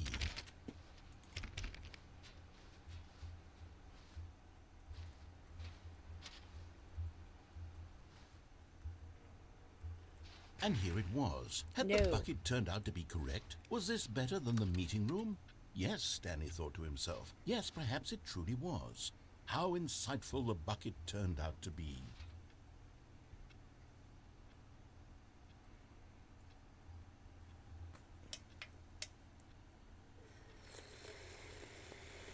Truly, being here with the bucket was a grand adventure. Stanley reflected on all they'd been through together. First, walking through the door on the right, then walking to the lounge, then arriving at the lounge. What a thrilling journey the bucket had inspired. No, never mind. The bucket was wrong. Stanley took the door on his left to go back to the meeting room. Have I And so gone the through two here? of them detoured through the maintenance section and walked straight ahead to the opposite door. I don't know where I'm going. I don't really remember this one. Oh, good Stanley. I'm glad you found your way here. I knew you'd find this place Oh. eventually.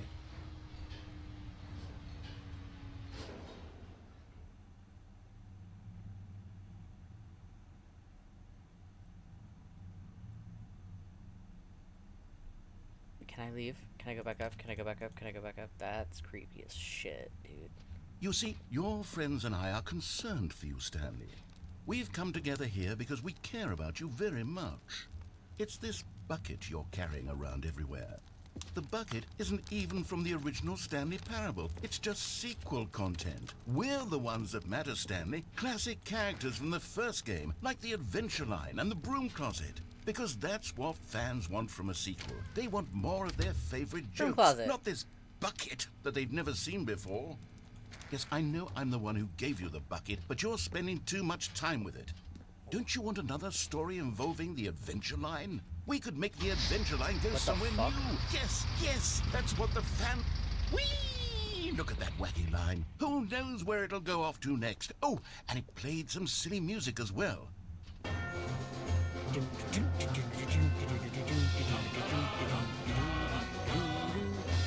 Now this is what the Stanley Parable is all about. Don't you remember all those great jokes from the original dialogue? Also, Stanley is addicted to drugs and hookers. Oh shit, okay. It's as classic now as it was back then. Let's do it for the Oh, this fans, is- Stanley. Let's give them more content exactly like this. But if we want to do that, you're going to have to give something up. No. You're not taking my bucket. This is my bucket. I'm giving the bucket a second chance. The bucket deserves a second chance. Look, okay, I'm trying to rekindle my relationship with the bucket. Okay? Look, we had we had a really nasty divorce like 10 minutes ago, and like I just the bucket needs a second chance. The bucket needs a second chance. I just need a bucket. Just let me love the bucket. The bucket. We don't need to talk about my husband on the bucket. It's my bucket. Don't you get it, No, Stanley? no, the bucket. We the need bucket, to get the bucket, rid of the bucket. The bucket. That's why I'm very proud to introduce a brand No, the new bucket. character. The bucket. This The bucket. is the Bucket Destroyer. Nope. I think it'll make a wonderful new addition to the rich Nope. lore of the Stanley Parable. True, it also was not me- in the let me leave. original Let game, me but leave. it's such a Let me leave. well-fleshed Let me out character Let me with leave. so much Let me leave. personality Let me that to leave. me Let me it leave. already Let me feels leave. as though it's Let me been leave. part Let of me the leave. cast Let me all leave. along. Let me Don't leave. you Let agree? me leave. Let me leave. Let me leave. Let me leave. Let me leave. Can you guess what the Nope. Bucket Let me Destroyer leave. does? Let me leave. Let me leave. Let me Surely leave. you Let me don't need leave. me Let to me spell leave. it Let me out leave. for Let me you. leave. Let me leave. I want to leave. Go I ahead wanna now, leave. Stanley. Nope. Nope. Say goodbye to the bucket, No, and then no, pop it no, into the no, machine no, when you're no, ready. No, no, no, no, no, no, no, no, no, no, no, no, no, no, no, no, no, no, no. I want my bucket. It is my emotional support bucket. You gave me this bucket. It has my name on it. It's my bucket. I want to take the bucket everywhere. It's my bucket. It's my bucket. It's my bucket. It's my bucket. It's where I keep all my memories. It's my bucket. Fuck. Ah. Save yourself, bucket. Fly away. Whoa, what the fuck? Oh, that's fascinating.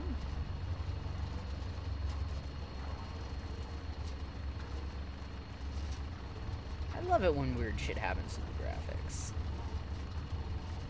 Anyway, no, I'm really distracted. Ah.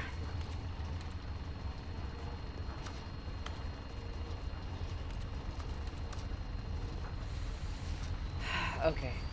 Alright. Ha! Now listen to me. It's crucial that you give it the bucket. I don't know what the bucket destroyer will do if it can't destroy your bucket. Destroying suck a dick. buckets is all it knows. That is its singular personality trait. Sure, I can hear you saying, how does a character with only one personality trait deserve to join the pantheon of beloved Stanley Parable characters? Well, you see, if you were to really explore the bucket destroyer, you would see that its desire to crush buckets is so densely loaded with complexity and nuance that it's really like 10 personality traits. What other object in this game can you even say that about? The broom closet? Certainly not. I wonder what sort of bucket destroyer merchandise the fans will be clamoring for after this. Okay, the bucket destroyer is getting very upset now. You'll have to hurry and feed it. We can't get back to the classic Stanley Parable characters like the Adventure Line or the bucket destroyer until you crush that damn bucket. Quickly now, the fans are waiting. Do it, the fans, Stanley. Give the fans what they want. Hurry and... Fuck you, it's my bucket.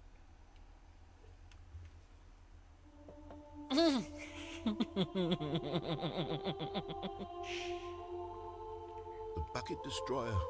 My prized creation. You had so much potential. We were going to do such marvelous things with you, tell such spellbinding stories about you. All of it squandered now. Goodbye, new friend. Yes! For the moment in time that you were here, you were magnificent.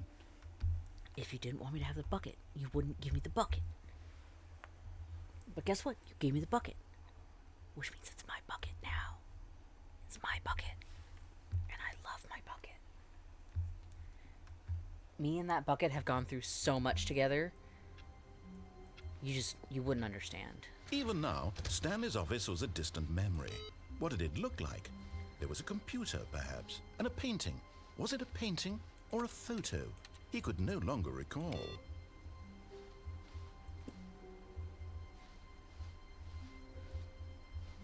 Me and my bucket, we get up to bullshit. Where are we going today? The bucket asked. Stanley just smiled.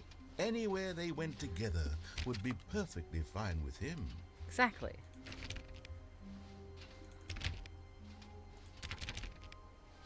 Stanley clutched the bucket tightly to his chest. Where are we going? And entered the door on his left. Because we've been to a lot of places.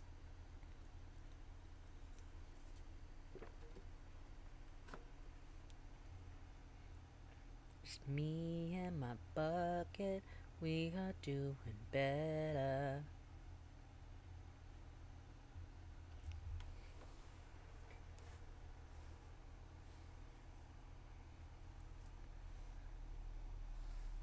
I'm just like...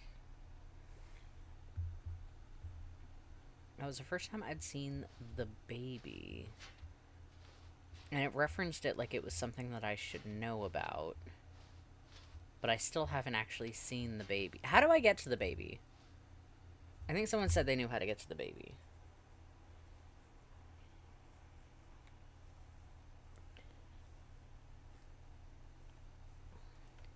Sure.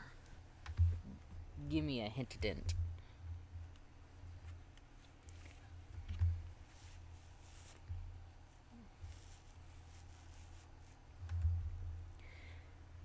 Drop that hint-a-dint-a-dint. Da-da-da hint-a-dint-a-dint. Ha-da-da-dint-a-dint-a-dint. Boss office, don't go all the way in and then walk backwards out of it before... Okay.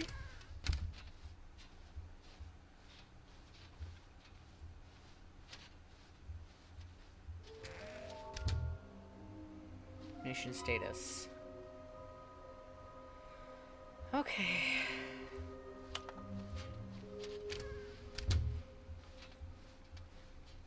Coming to a staircase, Stanley and the bucket walked upstairs to the boss's office.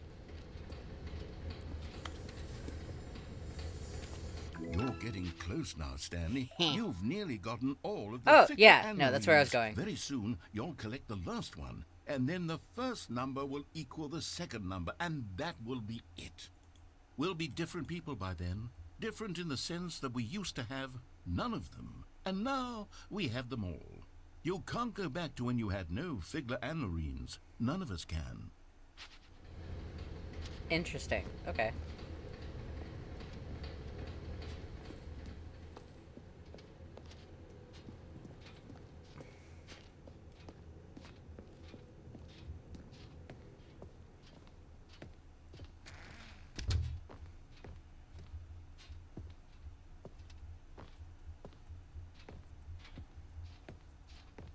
Stepping into his... Oh.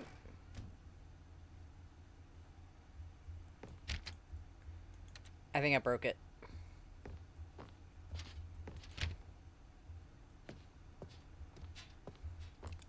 Ooh.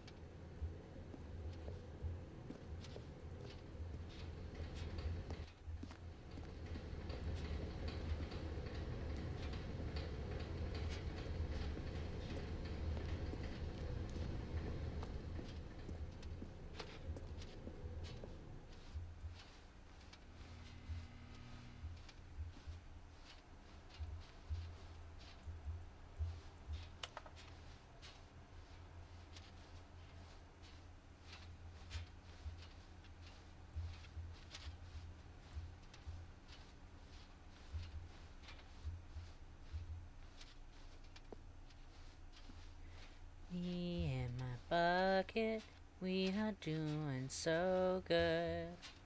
Just me and bucket, all the way together.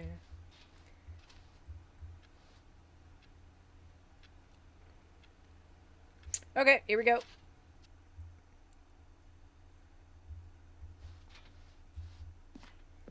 Ooh.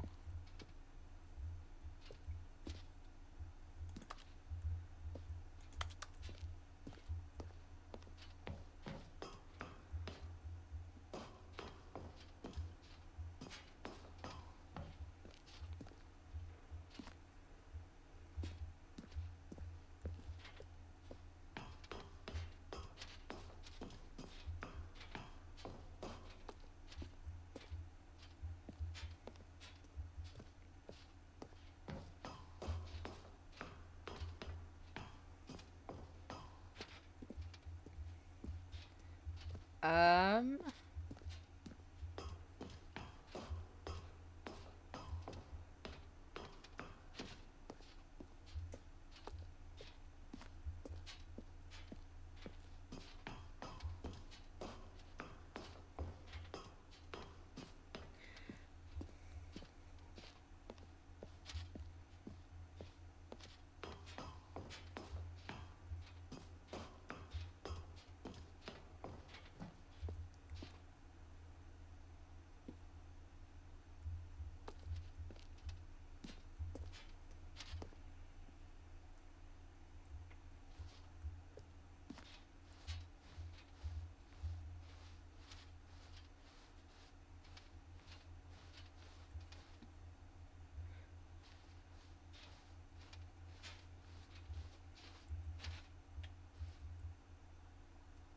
Okay.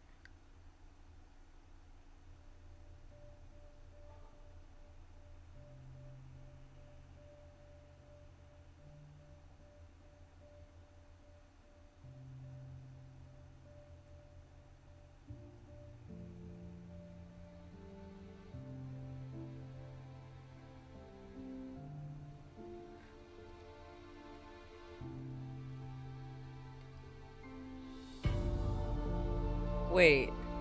Wait. Wait. Hold on. Wait. No. My wife? My bucket? No! My bucket! No! Bucket! Wait, no, I love you. Wait, no! No, why is my bucket gone? What the fuck? Where's my bucket going? Why did I not just get in there with the bucket? This is fucking Jack and Rose on the goddamn floating door again. Why would I not just get in there? What? What the fuck? What the fuck? What the fuck? What the All hell? his co-workers were gone. What the hell? What could it Hold on, mean? hold on. Stanley decided to go to the meeting room. Perhaps he had simply missed a memo. What have you done? What have you done? What have Where's my bucket? My bucket is gone. What have you done with my bucket? I can't believe you got me to get rid of my bucket. How fucking dare you? I am upset. I am infuriated. My darling bucket spouse has been yeeted from the game. I am all alone. Where is my bucket? Hey, bucket!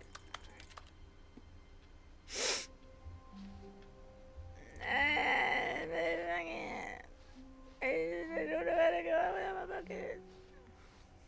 When Stanley came to a set of 2 open doors, he entered the door on his left. Yeah. I ain't got no bucket. I ain't got no bucket. I don't know by myself, but I ain't got no bucket. Coming to a staircase, Stanley walked upstairs to his boss's office.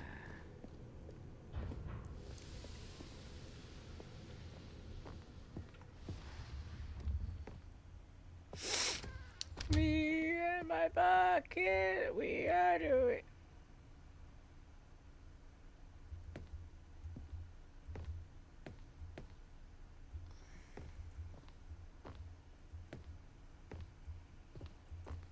Here's the door. What the fuck? Did I break the game again? Hold on.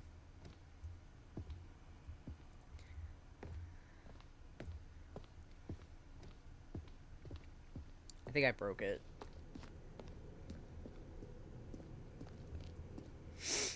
Yeah, no, I'm doing it again without the bucket. I'm just gonna be really sad about it.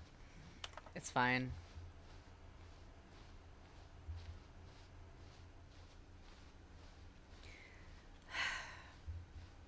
Me and my bucket, we just got divorced. What would happen if... Oh, no, the other door's closed. Never mind. To be independent, you're a little... No! I'm allowed to have best friends. I'm allowed to have my love.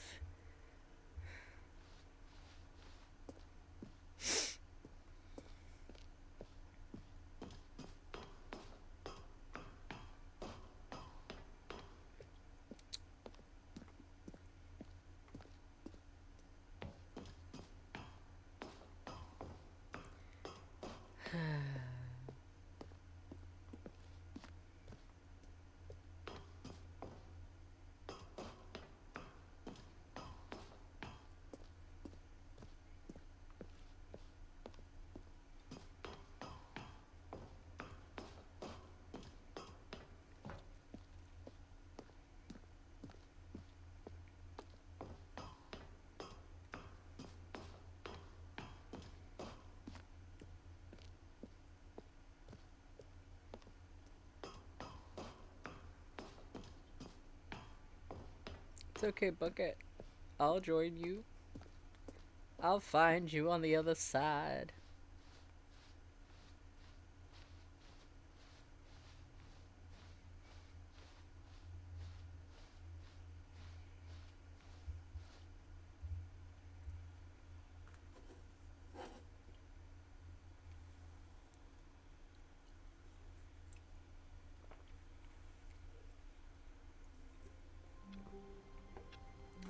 Oh? All of his co-workers were... Wait, no. This isn't the right office, is it? Is this Stanley's office?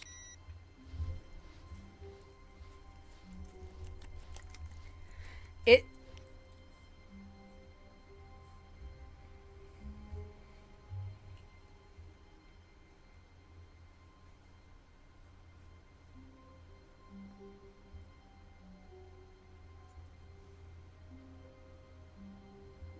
Rebound time! And try not to lose this one too, you dolt.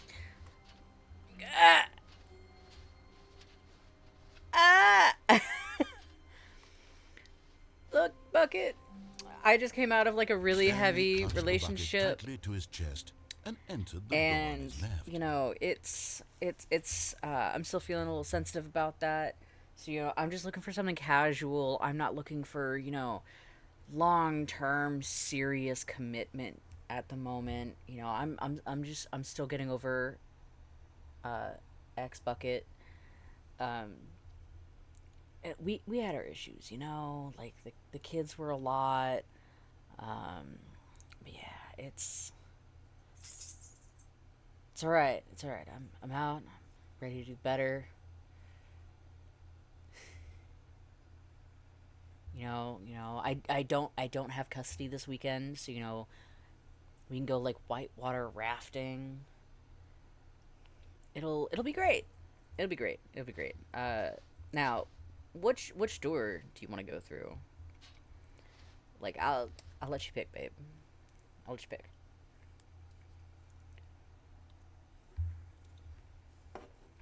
What's that? You said you want to go to the right? Hells yeah. This was not the correct way to the meeting room, but Stanley had felt the bucket calling to him, telling him that the employee lounge was simply the place to be.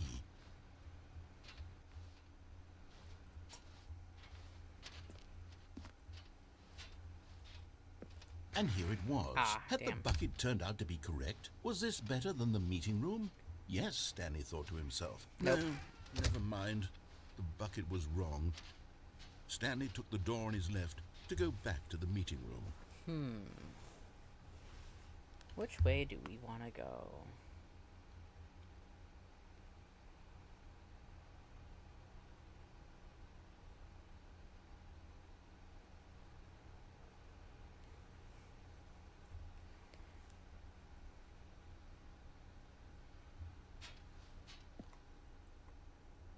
And so the two of them detoured through the maintenance section and walked straight ahead to the opposite door.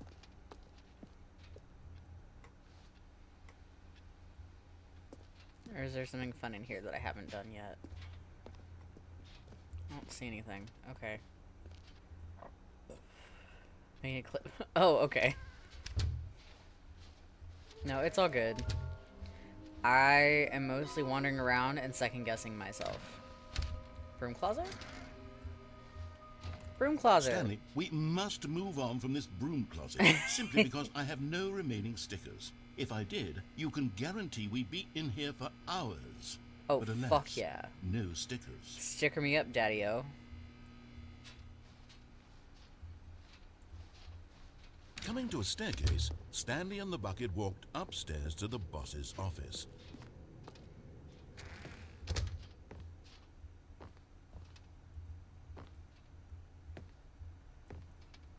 Stepping into his manager's office, Stanley was...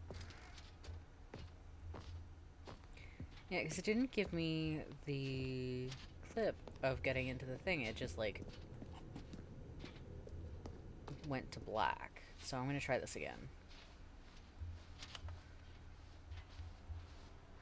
Rebound bucket. Oh, no.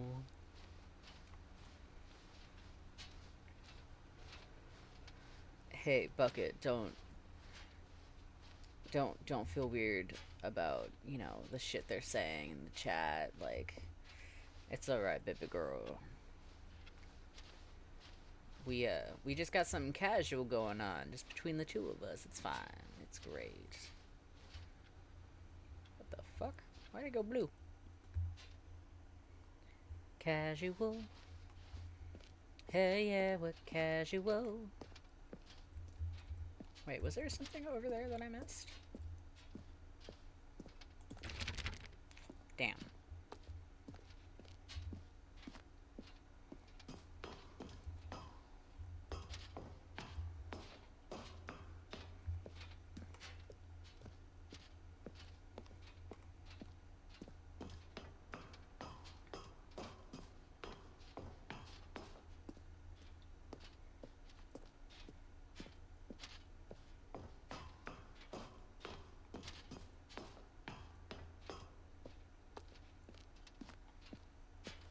Whoa, we're almost there.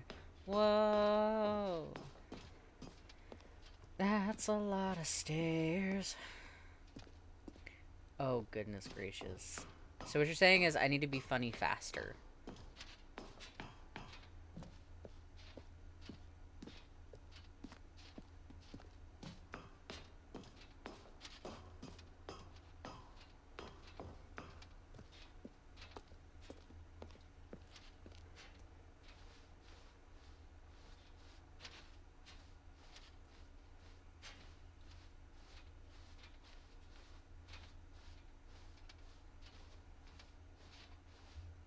There we go. I think we're getting the clip. Oh, wait. I have the bucket again. Shit. No. Oh, I fucked myself on this one. Because I was like, I no longer have the bucket. Let me try and do this ending. And it's like, wait, no, because I just have another fucking bucket. But it's a different bucket. Fuck. God damn it. Oh, no.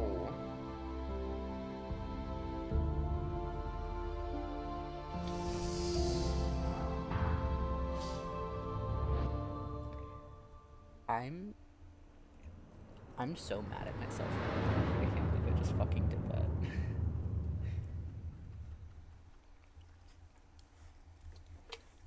What the fuck is wrong with me?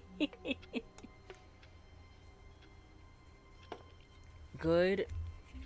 Not a goddamn brain cell in sight.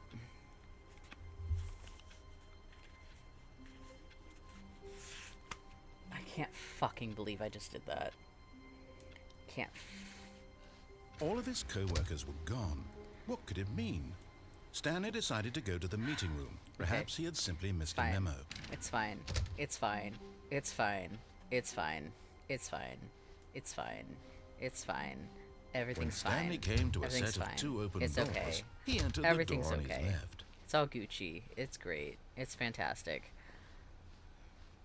Oh my god. We're just gonna... It's okay. It's alright.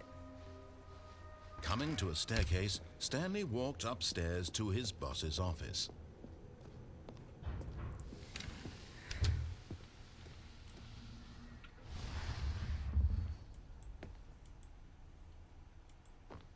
Here's the door. Just go.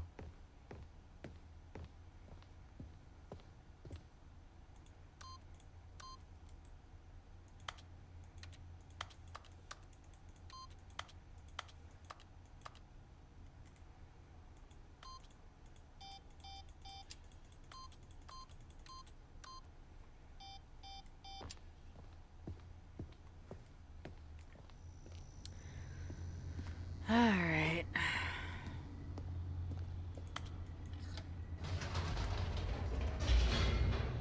No, I know it's already open. I just wondered if it was going to do the 333. Like the 333333333. I have actually. I have been crunched to death. Stanley walked straight ahead through the large door that read Mind Control Facility. I've also been nuclear explosioned. The lights rose on an enormous room packed with television screens. What horrible secret did this place hold? Stanley thought to himself. Did he have the strength to find out? I do, because I already know exactly what happens. Now the monitors jumped to life, their true nature revealed. Each bore the number of an employee in the building, Stanley's co-workers. The lives of so many individuals reduced to images on a screen, and Stanley, one of them, eternally monitored in this place where freedom meant nothing.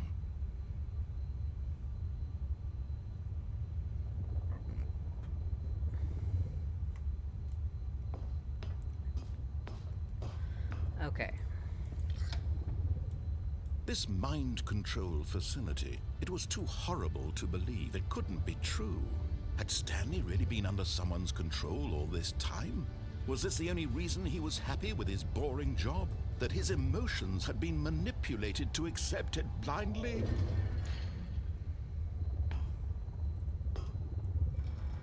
No.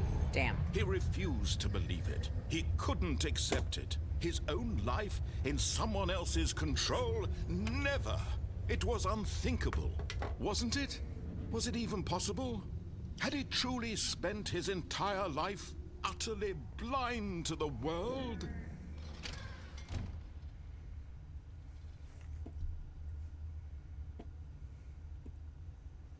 But here was the proof. The heart of the operation. Controls labeled with emotions. Happy, or sad, or content. Walking, eating, working.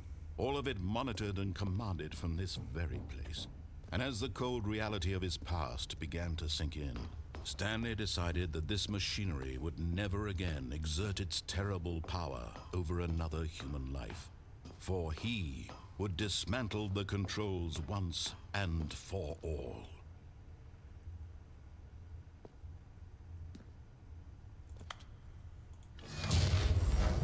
Alright, there we go.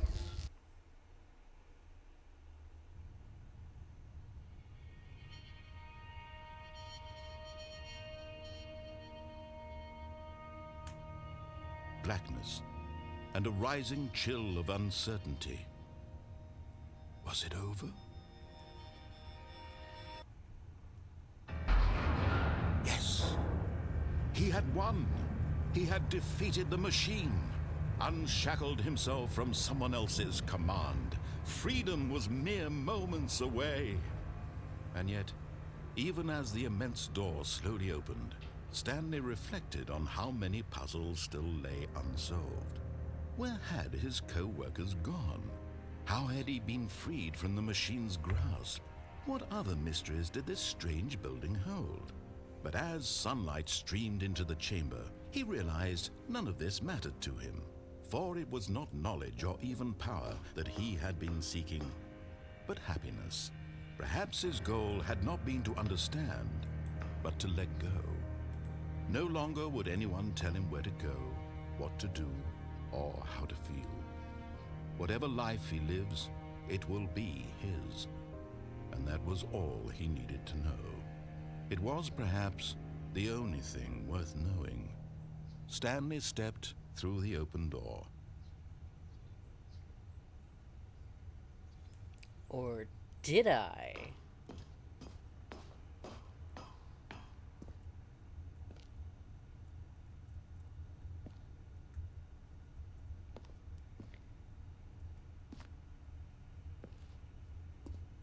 Okay, no, I think that's my only option.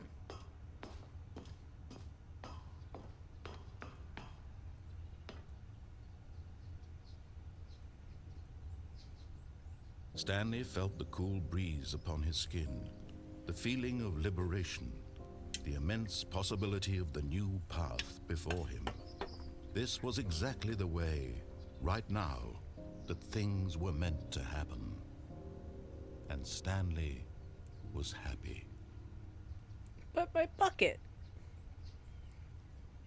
And my rebound bucket. But what about my bucket?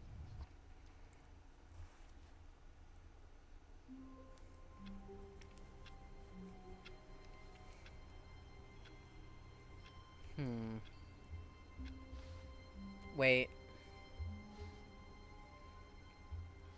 All of his co-workers were gone. What the fuck? What could it mean? Stanley decided to go to the meeting room. Perhaps he had simply missed a memo.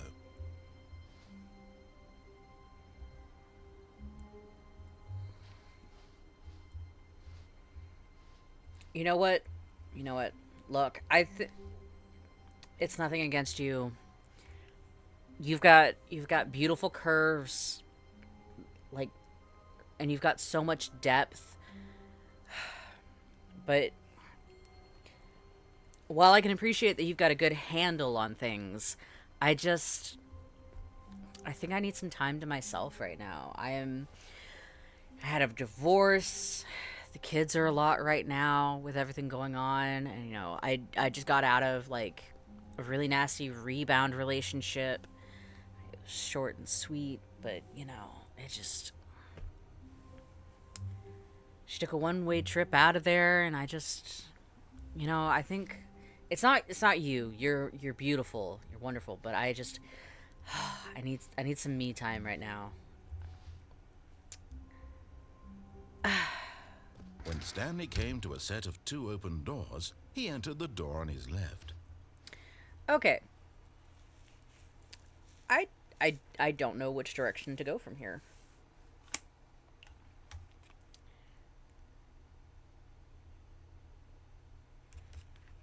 I don't know what ending I haven't gotten.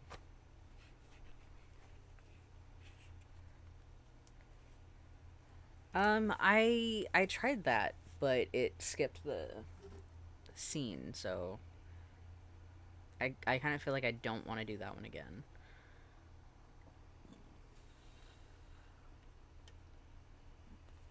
Because I've already done it like 3 times, and I'm like, ah!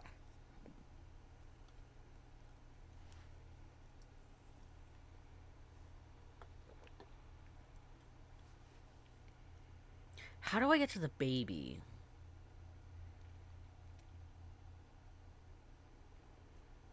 I keep hearing about the baby, and then, like, the baby showed up to Alcoholics Anonymous, or Buckets Anonymous, essentially, the bucket intervention, but I still haven't actually met the baby.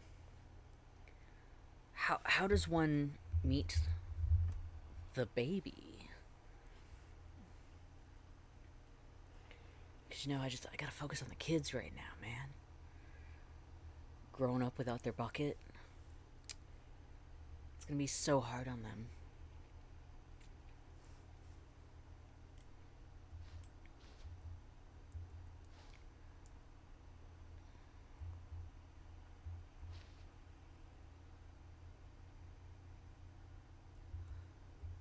It's a nice balloon. I'm all out of love. I'm so lost without you.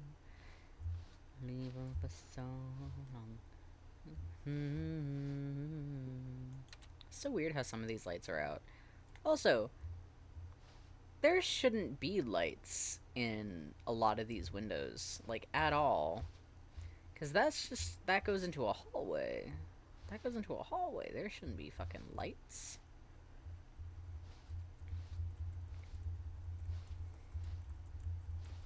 You know what? I'm gonna go down the right for right now. And maybe This was not the correct way I to the will meeting room, find and Stanley knew something. it perfectly well. Perhaps he wanted to stop by the employee lounge first, just to admire it. let me turn off your computer. Let me turn it off.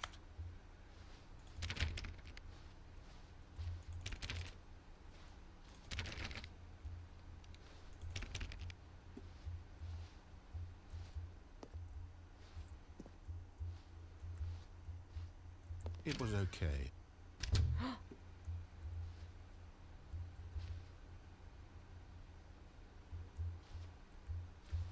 Oh, I did it! Okay, now, the question is, am I stuck? Or was I supposed to do that? Because that is a very... Yes, really, really worth it being here in the room. A room so utterly captivating that even though all your co-workers have mysteriously vanished, here you sit looking at these chairs and some paintings. Really worth it.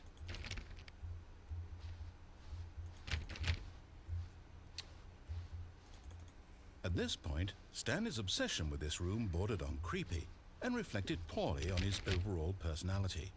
It's possible that this is why everyone left.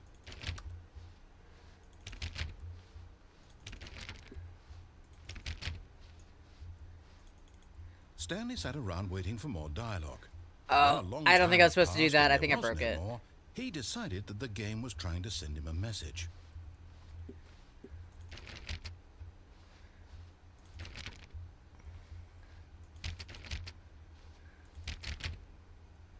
Shit.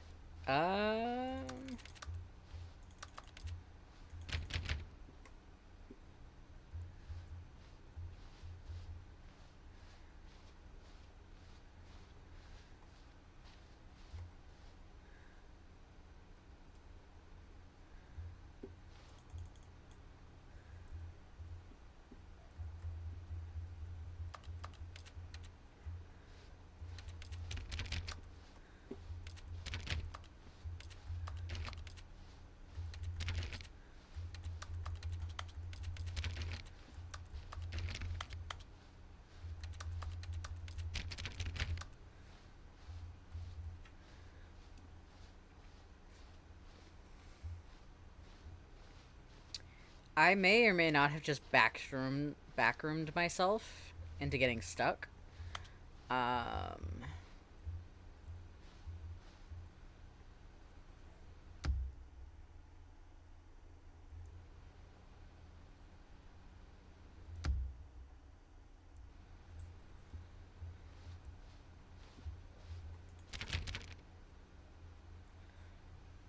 Yeah, I don't think I was supposed to do that.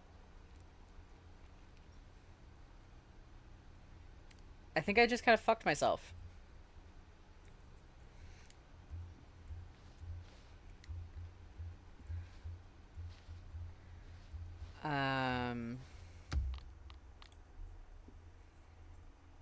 It's fine. It's fine.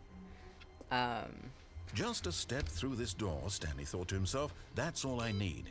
If I can make it through this door, I can make it through them all.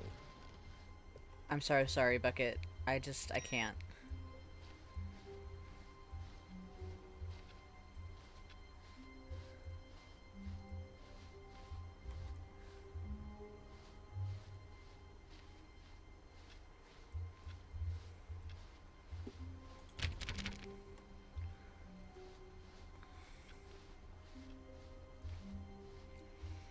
Okay, babe, do you know...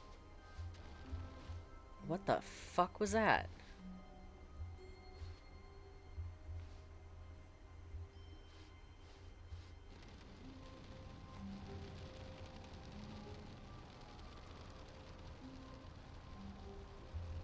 When Stanley came to a set of 2 open doors, he entered the door on his left. Why does it sound like rain?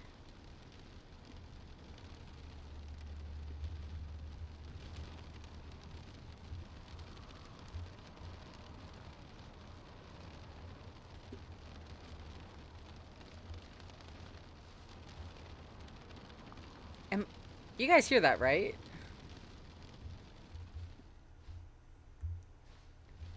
Yeah, that's in the game. That's...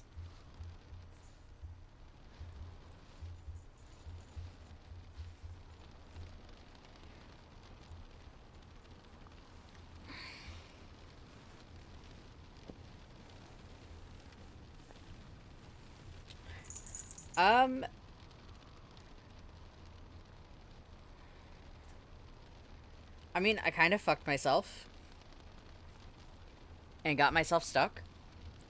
And now we've got storm sound effects.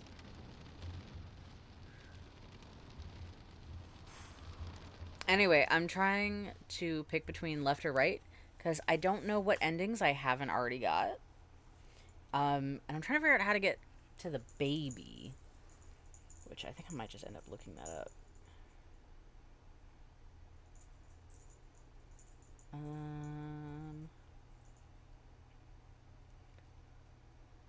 Stanley Parable Baby.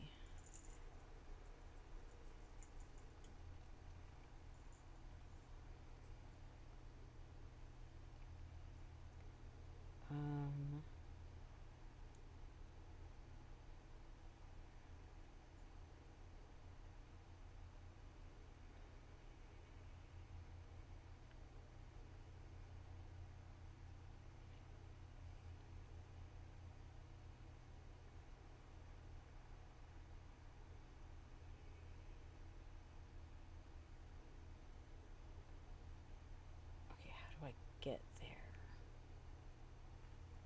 The baby ending takes 4 hours? I don't think I have that in me.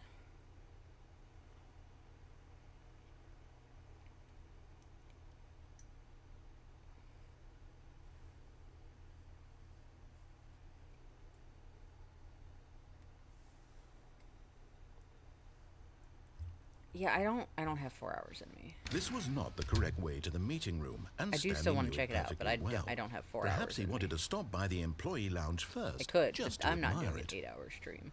Just for It was one okay. ending. It's okay. It'll be alright. But eager to get back to business, Stanley took the first open door on his left. Stanley was so bad at following directions, it's incredible he wasn't fired years ago. Look, Stanley, I think perhaps we've gotten off on the wrong foot here. I'm not your enemy, really, I'm not. I realize that investing your trust in someone else can be difficult, Okay. but the fact is that the story has been about nothing but you all this time. There's Fuck. someone you've been... But in his eagerness to prove that he is in control of the story and no one gets to tell him what to do, Stanley leapt from the platform and plunged to his death. Good job, Stanley. Everyone thinks you are very powerful.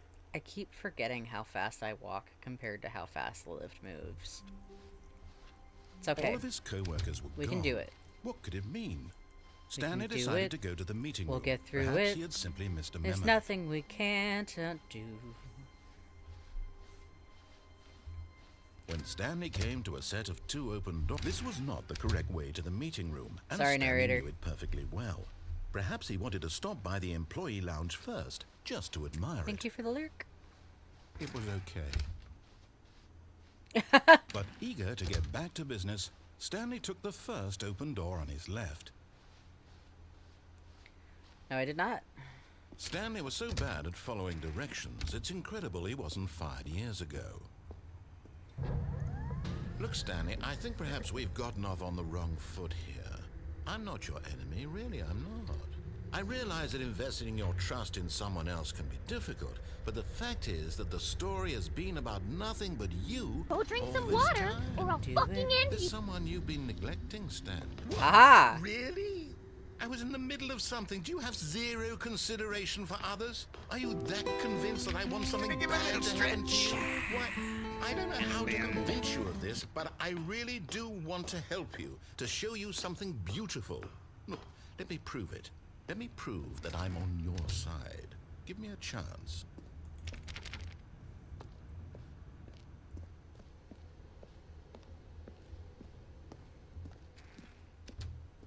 Now listen carefully, this is important. Here we go. Stanley walked through the red door. Ooh. And there it is, the last Stiggly Wiggly. Savor this moment, Stanley. This Little is a real stretch. accomplishment. This is doing something just for the sake of doing it. Where so many people expect to be rewarded for the most trivial achievements, you've insisted that a job well done is its own reward. I would tell you that I'm proud of you for collecting them all, but that would be like a reward, and we can't have that. So, instead I'll just say, it's done. We're all done here. And now we can go to whatever the hell you were doing before you hunted for figurines. Is that mold? I don't know. That looks like mold. Y'all need to get someone in here to take a look at that. Ooh, okay. So red or blue? Red or blue? Red or blue? Red or blue? Red or blue? Red or blue? Let's do blue. Aha, perhaps you misunderstood. Stanley walked through the red door. Excuse me? I'm blue, da be dee da be doo, da be dee da I still be. don't think we're communicating properly. Stanley walked through the red door.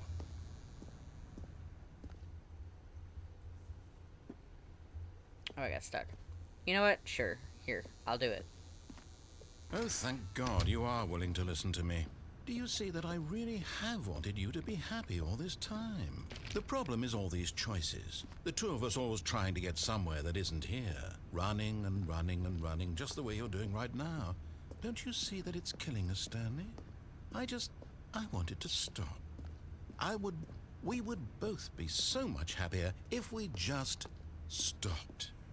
And I think I have a solution. Here, let me show you.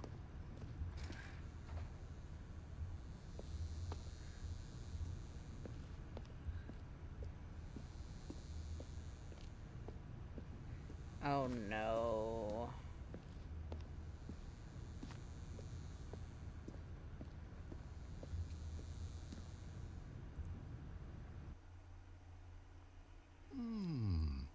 What do we want? What are we looking for? Here. Yes. Oh, it's beautiful, isn't it?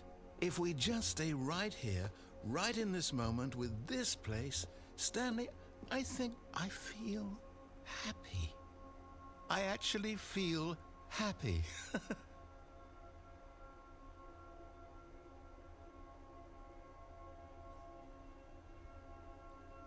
Man, this game would be so much fun if I was high. Like, it is fun, but, like, at the same time, this is trippy.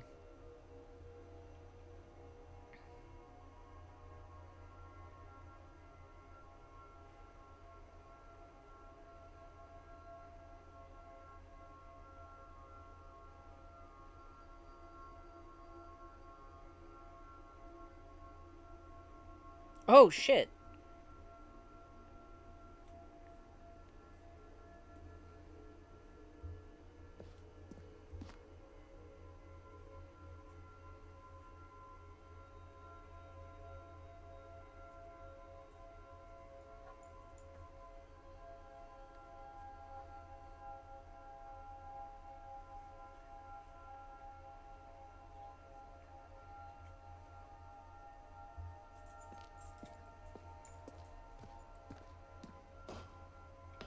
No, wait. Where are you going? Okay, I'll go back.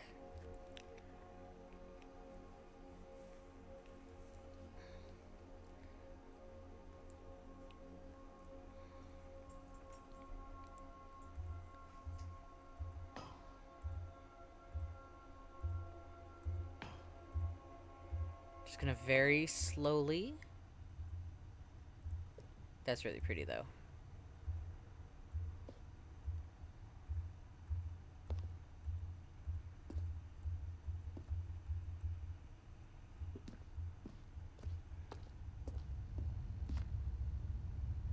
Oh no. Stay away from those stairs. If you hurt yourself, if you die, the game will reset. We'll lose all of this.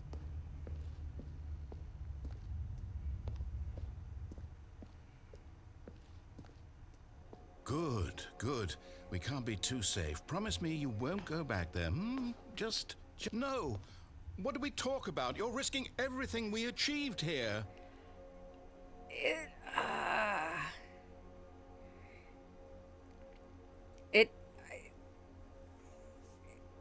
It doesn't feel good to brat him right now, because he just sounds so very sad.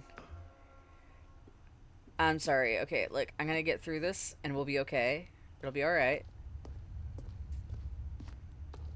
You heard me before, didn't you? You will die. What about this isn't getting through to you? Please, no, Stanley, let me stay here. Don't take this from me. Please, Stanley, think about what you're doing.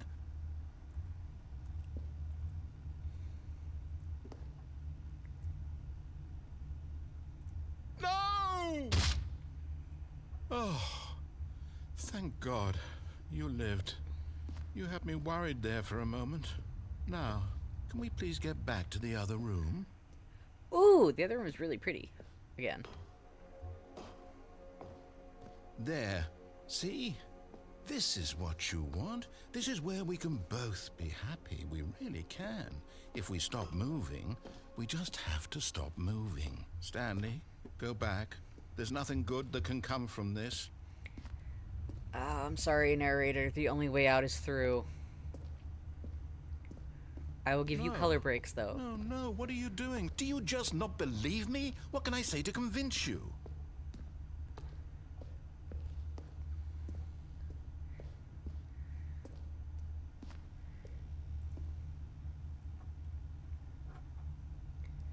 Okay.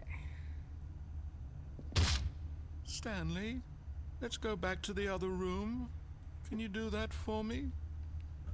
I don't like this ending. We'll take a little color break, it's fine. Yes, perhaps you can. Perhaps you finally see what I'm talking about. I know you'll see that we can't be happy if we leave this place. You can see that, can't you?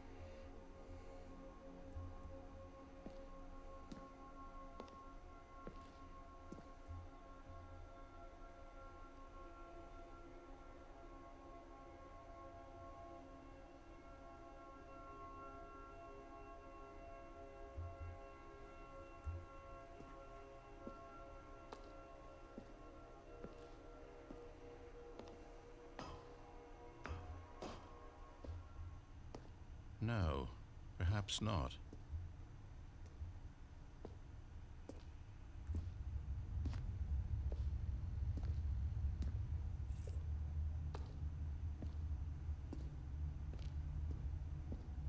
My God, is this really how much you dislike my game? That you'll throw yourself from this platform over and over to be rid of it? You are literally willing to kill yourself to keep me from being happy. Am I reading the situation correctly?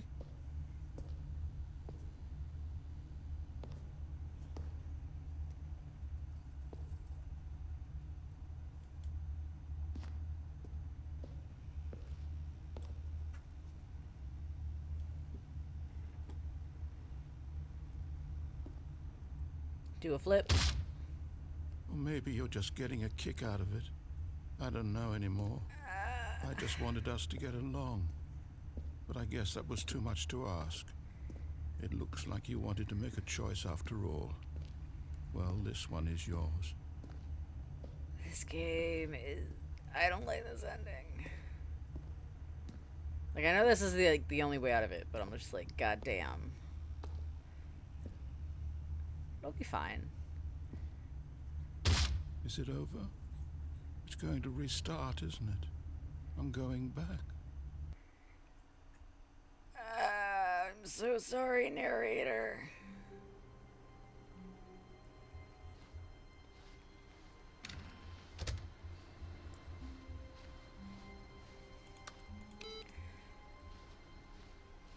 Stanley, Whoa, I'm whoa, sorry, whoa, whoa, but I whoa, have to put a whoa, pause whoa, on whoa, things. whoa, It's whoa, just, whoa, whoa, it's whoa, those whoa, whoa, figurines, whoa, whoa. those figglers.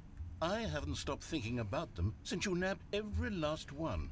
What? Wasn't it just the most intrinsically fulfilling moment of your entire life? Didn't it fill you to the brim with inner richness?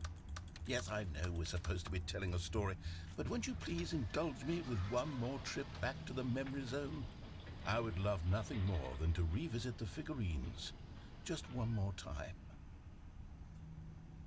I don't like being trapped in small spaces.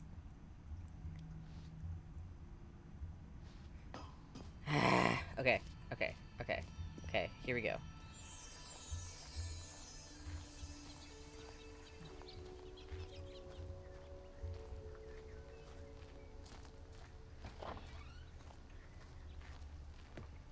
A memory...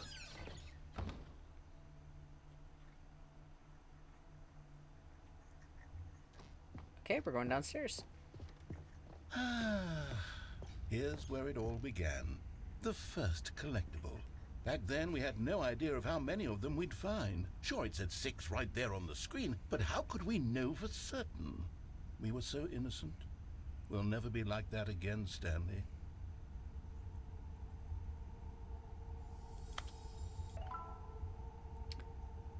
Okay.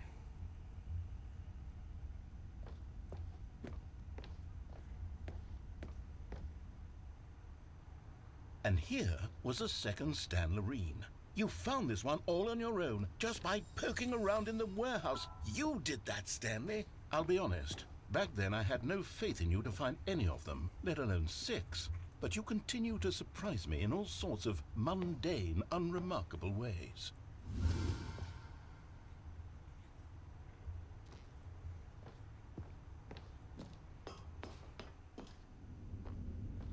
Okay, let's do a little quiz. Which of these rooms was the room you found your third mini stand? Can you remember? Hey, that's exactly right. It was here, behind the boss's office. It was the third one. You picked it up, and then after that, you had 3 of them. I'm glad these moments are so crystal clear in your memory, but I shouldn't be surprised. After all, science tells us that it's impossible to forget your third time doing anything. I feel like it's incredibly Let's see, easy. what came next? Oh yes, we found a Figley in this pink room. Oh well, I can't actually say I remember being in this room, but it's here in the memory zone, so it must have happened.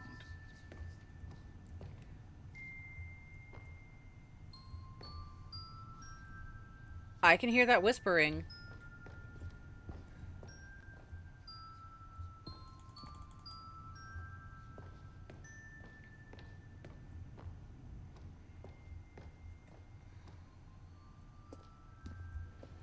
This was the 5th mini-stand, and this one was really something special. It was under the stairs. I remember it so clearly.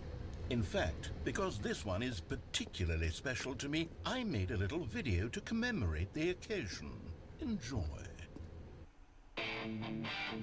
What the fuck?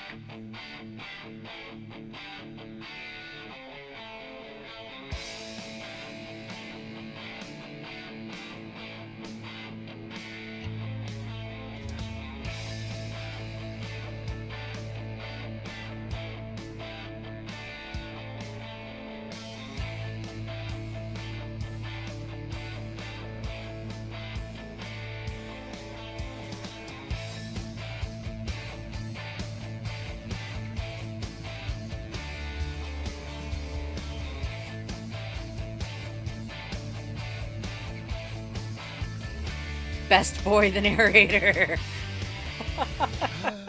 Takes you back, doesn't it? All right, I into spent the a lot of void. time making Into the that void. video, but Into it the was void. 8 Into the minutes void. I Into the wouldn't have void. spent on anything else.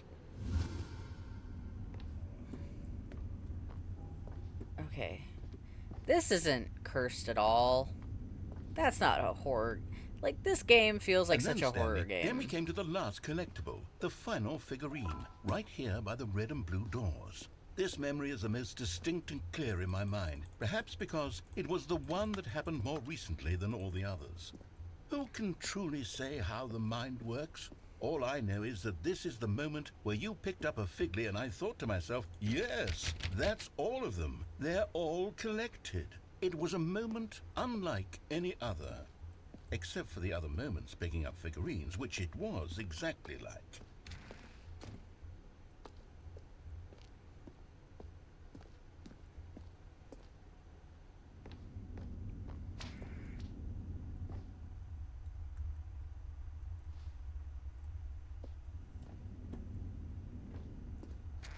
And then there was no more. Because we've caught up to the present moment. Nothing left to do but move onward into the future. Goodbye, Memory Zone. Okay. No, I'm not done. I'm not ready to move on. Stop the loading screen. Isn't there some way we can stay here, keep enjoying these figurines? Let's just go backwards. We'll do the Memory Zone again from the opposite direction. See how that... I'm sorry, and we thought my attachment to the bucket was a lot. Oh no, did my headphones disconnect again? They did. They did disconnect again. It's fine. Okay, yes, the room with the red and blue doors. I remember this.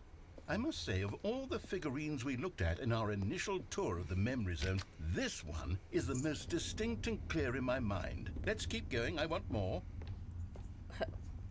Whatever you want, Daddy-o. And here's where I made that video. Don't you remember the video we watched? God damn it. Yes, I love that video.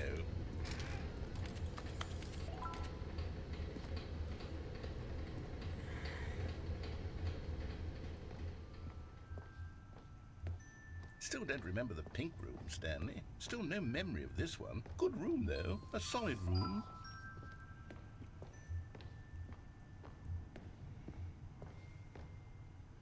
These really were a treat to hunt down. You know, if there had been any kind of reward for finding all of these, it really would have muted the intrinsic joy of collecting them. I'm very glad we resisted the temptation. Next one. Okay.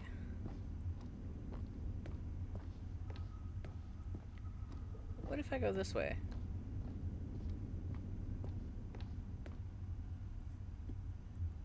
nothing, really. Not even a soundbite. Okay. All right. I see how it is.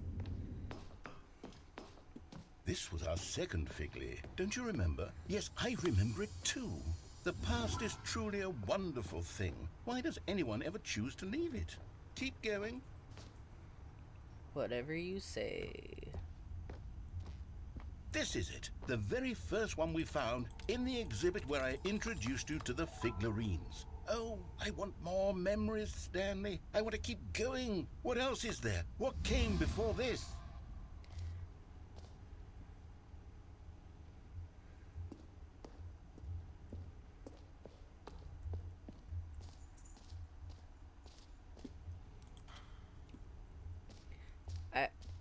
What the hell? Look, it's the terrible new content that we were originally sold on. I remember hating it back then, but time does put a rosy filter on everything. In fact, I dare say I'm actually quite fond of it now.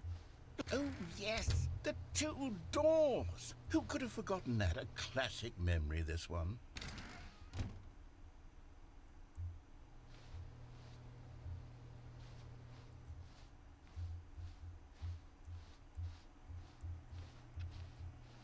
And before everything else, there was your office. Is there anything else? Was there something that came before your office? There's something I feel I can remember. I can remember. Yes, I'm remembering something now. I remember before this whole story got started. Back then I was different. I used to make big decisions. I was passionate. I was skeptical. I weighed each decision with profound thoughtfulness. And then somewhere along the way, I stopped making decisions. I became lazy, and I came up with a character named Stanley to do my thinking for me. He would make the decisions. He would decide which way to go. I would cheer him on as he collected figurines for no reason. Why did I invent Stanley? Was I lonely? Yes, perhaps that's it. Perhaps I needed to imagine I had companionship. And Stanley really did make for a wonderful companion, even if he was a fiction. But I suppose it's grown old. I want to think for myself Am again. I not real? I want to go back to how it used to be. Yes, I can be on my own again. I can do it. I'll be stronger this time. Am I a figment? I'll take care of myself. I don't need Stanley anymore. Oh, but he truly was so much fun to play with. You know what? Since we're in the memory zone, how about one more good memory? Let's go back just once and give Stanley one more run of the office, and then I'll retire him for good. I did enjoy telling his story so very much. Okay, here we go. Are you gonna fucking This kill me? is the story of a man named Stanley.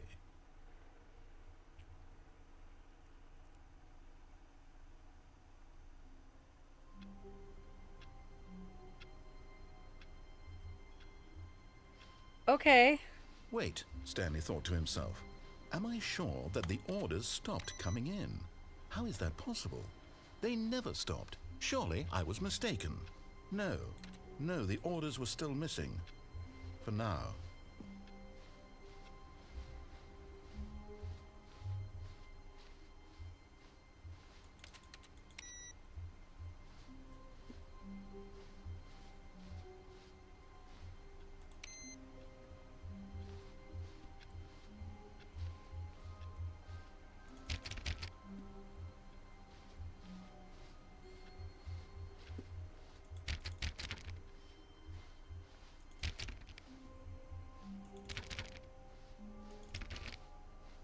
When Stanley came to a set of 2 open doors, he entered the door on his left.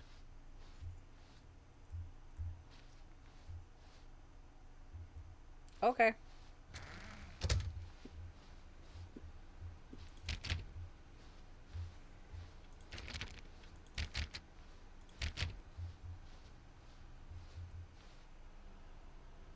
Yet there was not a single person here either. Feeling a wave of disbelief, Stanley decided to go up to his boss's office, hoping he might find an answer there.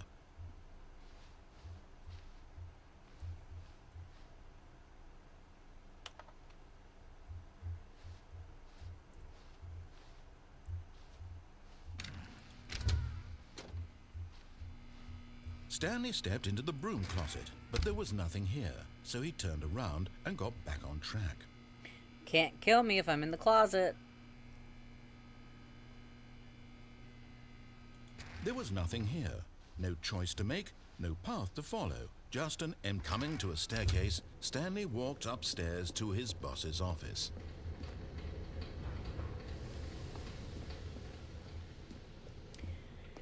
Yeah, a little bit. Little bit.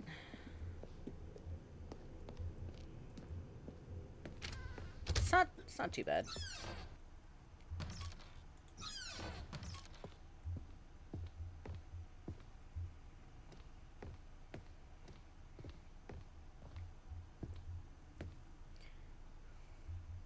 Here's the door, just go.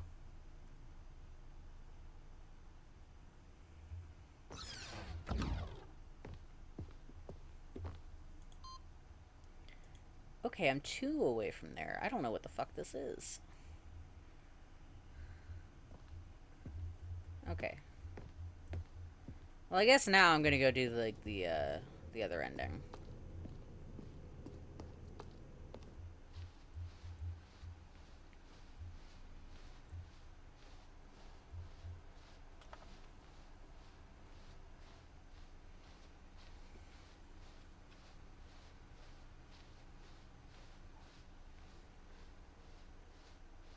We're one of the Stanley collectibles that this guy is playing with. This is just bored out of his mind. Yeah.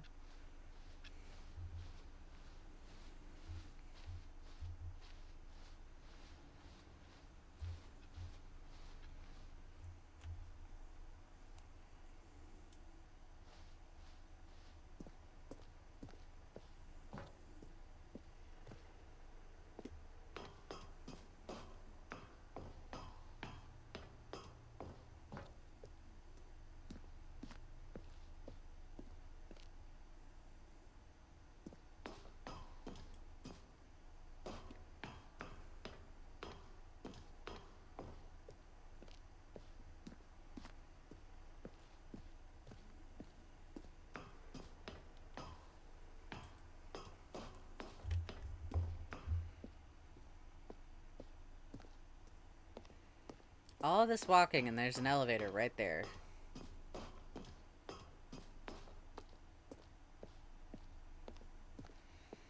It's so weird how this is like a silent trip. I wonder what's happening from the narrator's perspective during this. Are they panicking because they can't find Stanley? Is Stanley like an off-leash dog that has like wandered off and is getting into some shit?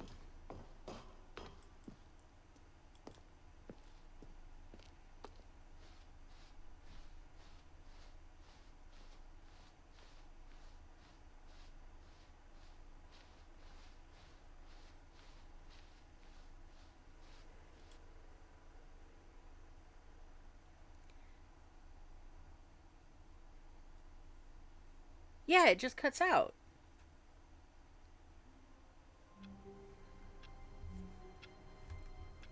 I don't know why it's like that. All of his co-workers were gone.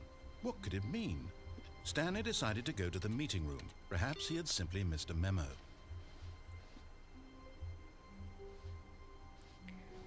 Huh.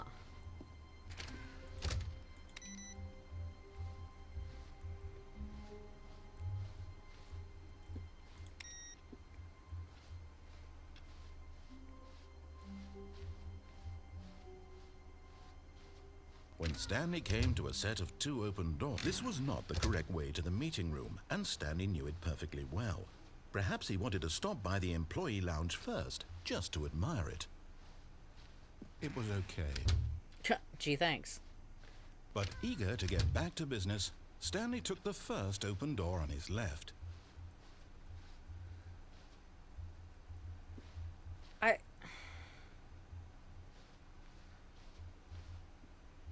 Stanley was so bad at following directions, it's incredible he wasn't fired years ago. Look, Stanley, I think perhaps we've gotten off on the wrong foot here. I'm not your enemy, really, I'm not. I realize that investing your trust in someone else can be difficult, but the fact is that the story has been about nothing but you all this time. There's someone you've been neglecting, Stanley. Someone you've forgotten about. Please, stop trying to make every decision by yourself. Now, I'm not asking for me. I'm asking for... This is it, Stanley. Your chance to redeem yourself. To put your work aside. To let her back into your life. Oh, have I She's just been taken myself waiting. back to the wife ending? I That's her, have. Stanley. Damn, I took myself back to the fucking wife ending. Shit. Oh, Stanley, is that you? Hold on, sweetie. Sorry to keep you waiting. I'm just pulling the bread out of the oven. All right. Okay, there we go. All right, now, I want you to come in and tell me all about your day. I hate it. Gotcha. Oh, come on. Did you actually think you had a loving wife who'd want to commit their life to you? I'm trying to make a point here, Stanley. I'm trying to get you to see something. Come inside. Let me show you what's really going on here. Sorry, but you're in my story now. No.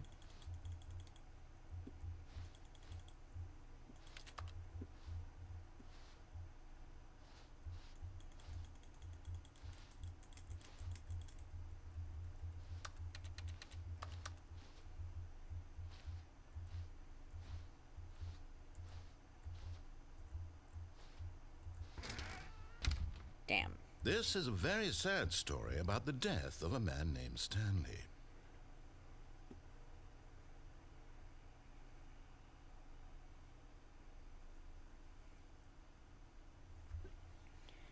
Let me look through.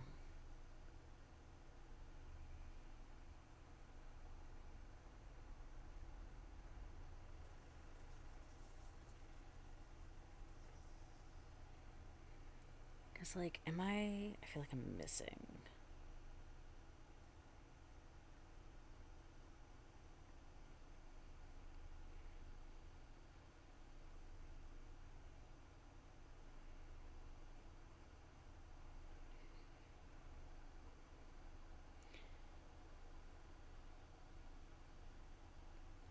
There's a secret disco ending?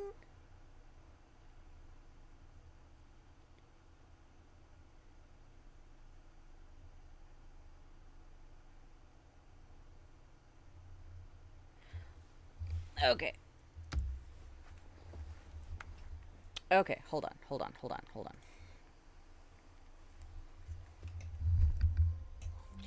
What the fuck? Okay. I'm gonna take a quick break, and I will be right back.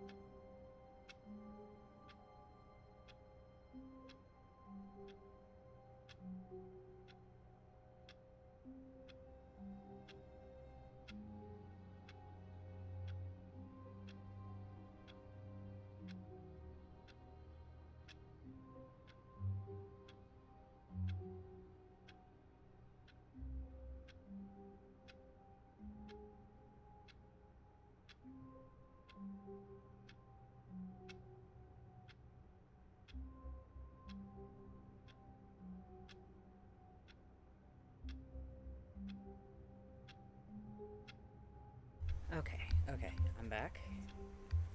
And we are going to get some shit done. I don't like the fact that there's papers everywhere. That's kind of freaky.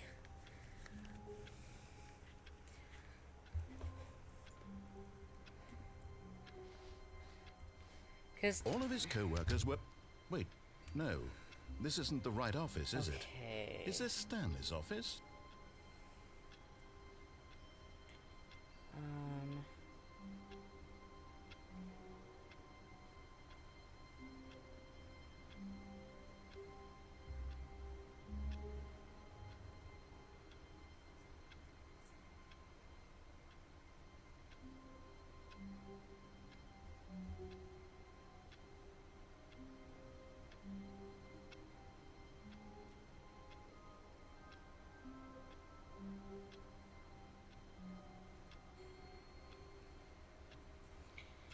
okay.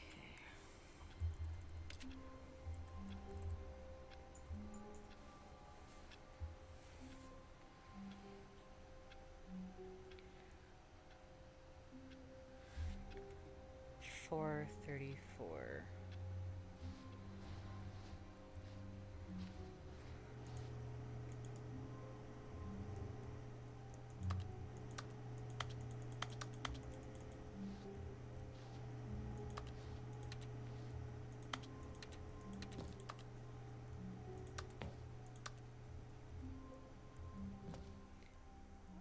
Yo? At first, Stanley assumed he'd broken the map until he heard this narration and realized it was part of the game's design all along. He then praised the game for its insightful and witty commentary into the nature of video game structure and its examination of structural narrative tropes. So, now that you're here, what do you think? Isn't this a fun and unique place to be? Why don't we take a minute just to drink it all in? Okay, I'm over it now. What do you think? Are you sick of this gag yet?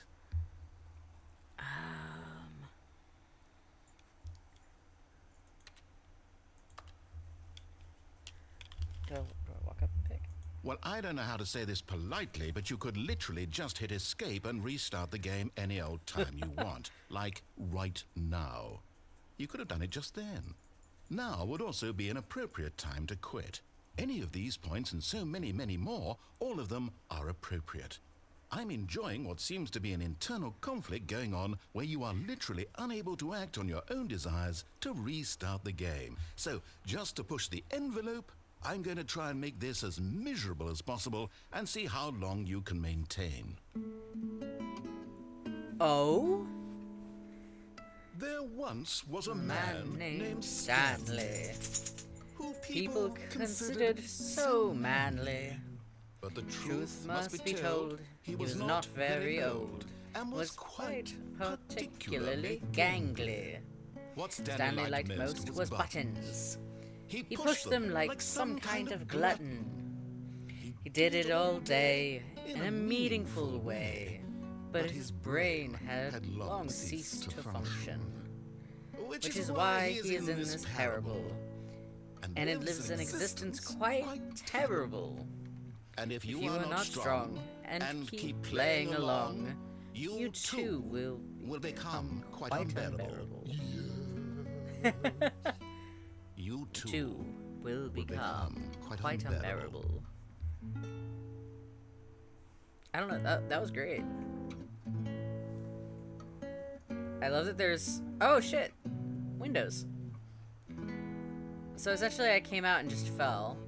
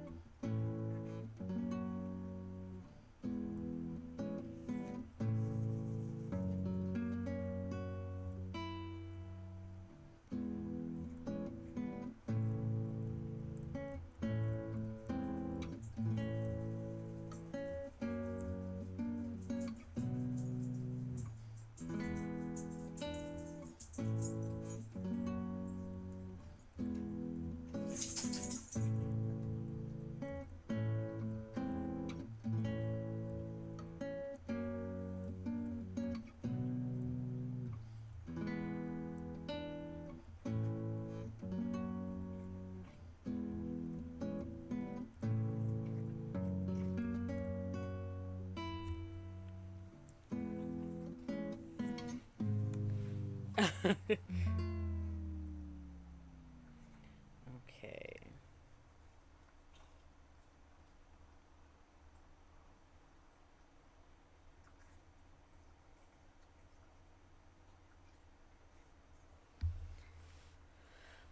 I think that's it for the song.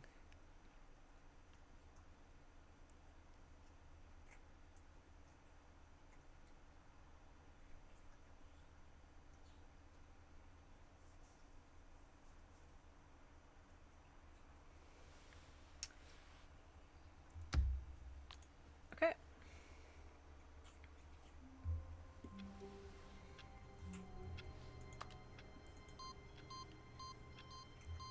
Oh.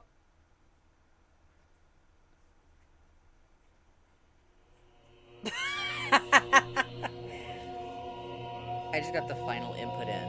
What the fuck?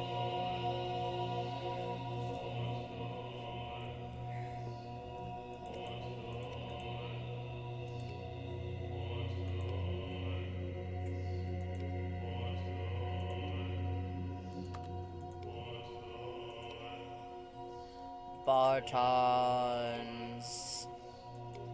Buttons.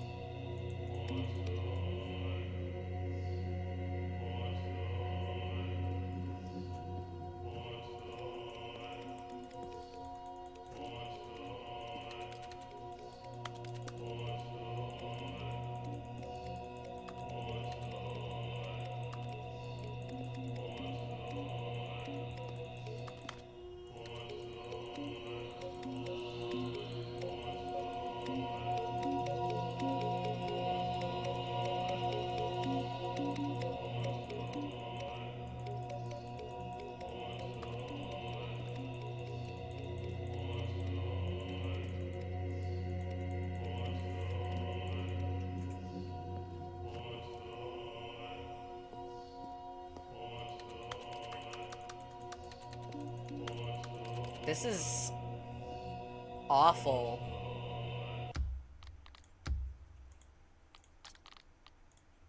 Okay, let's try this again. Because what else is there?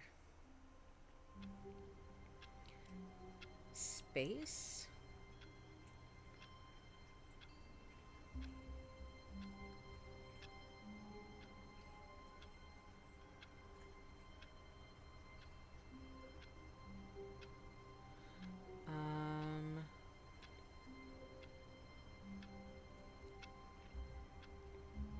Cargo up. Phone. Unplug. There's an unplug? Okay, hold on. Let me...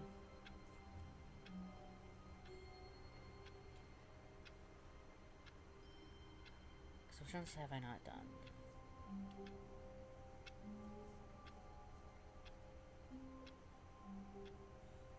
Okay, so there's a secret disco. Let's try for the secret disco. Stanley decided to go to the meeting room to check on his co-workers. He never functioned well by himself and constantly needed support and guidance from others, so the thought of total solitude was terrifying to him. When Stanley came to a set of 2 open doors, he entered the door on his left.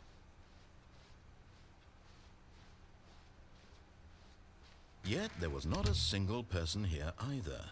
Feeling a wave of disbelief, Stanley decided to go up to his boss's office. Coming to a staircase, Stanley walked upstairs to his boss's office.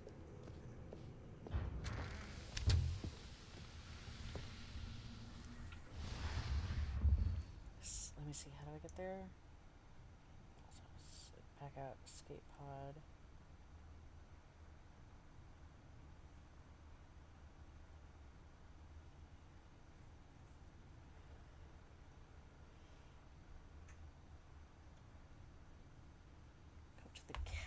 walk. Here's the door. Just go.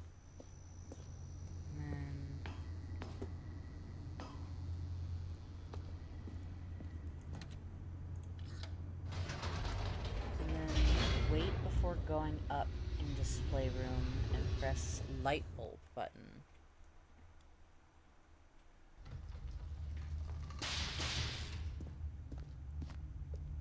Okay. Stanley walked straight ahead through the large door that read Mind Control Facility.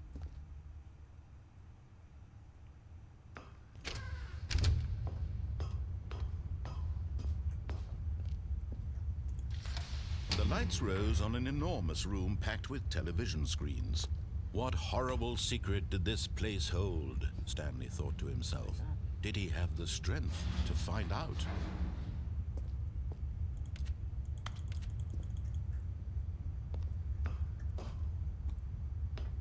Did I accidentally skip it? Shit, I think I accidentally skipped it.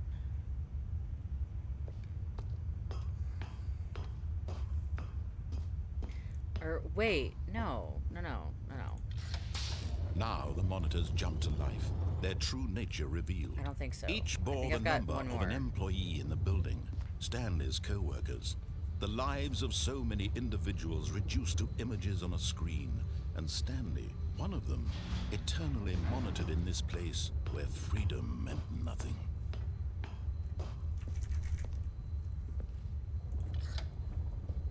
This mind control facility, it was too horrible to believe. It couldn't be true.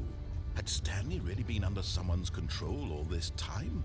Was this the only reason he was happy with his boring job? That his emotions had been manipulated to accept it blindly? Wait before going up in display room and press light bulb button. Wait. So then, damn, I did miss it then.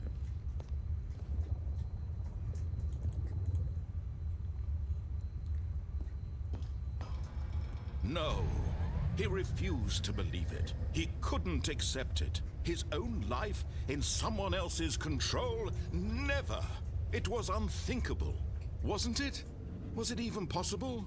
Had he truly spent his entire life utterly blind to the world?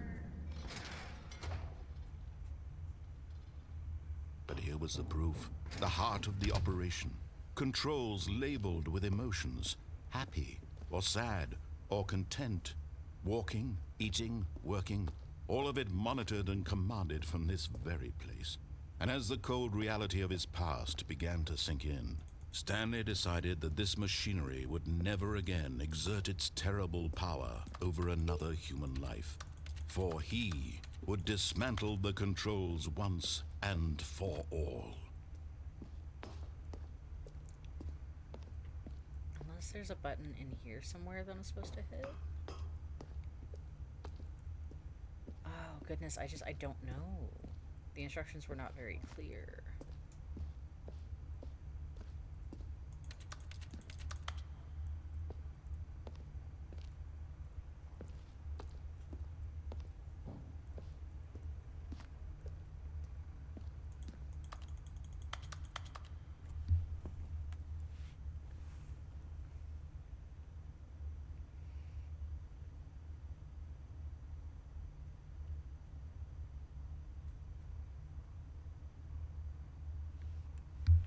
Press a light bulb button. Where? What light bulb button?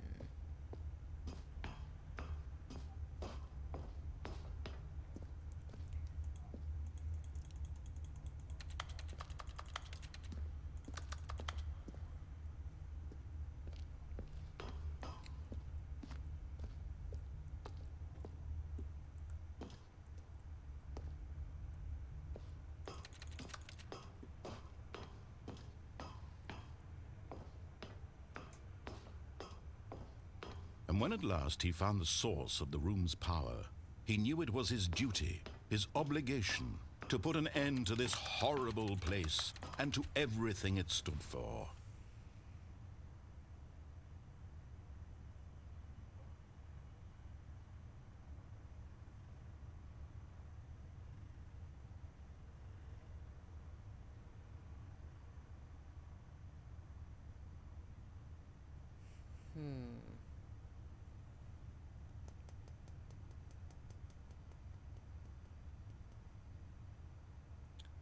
It's a countdown. Museum. Let's see. Apartment.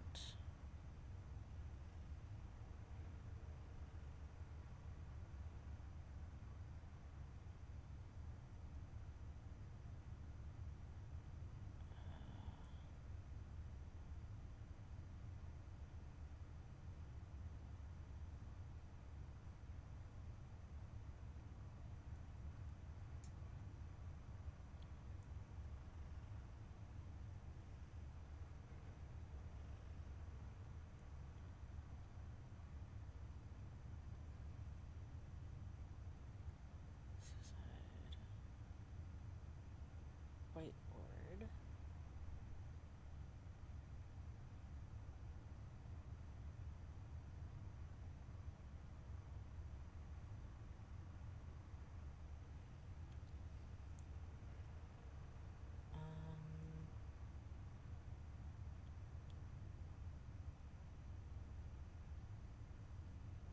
Window.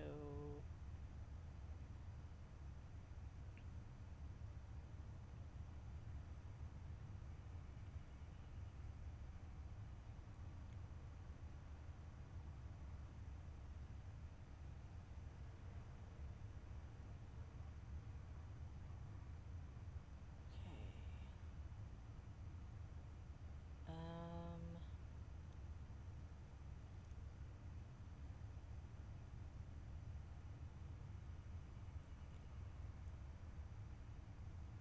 Oh. Oh no.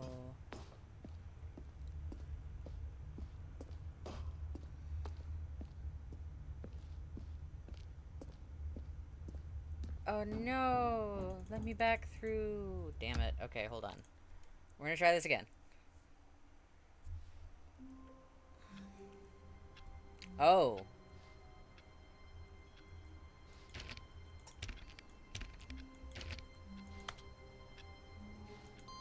Oh, wait, no!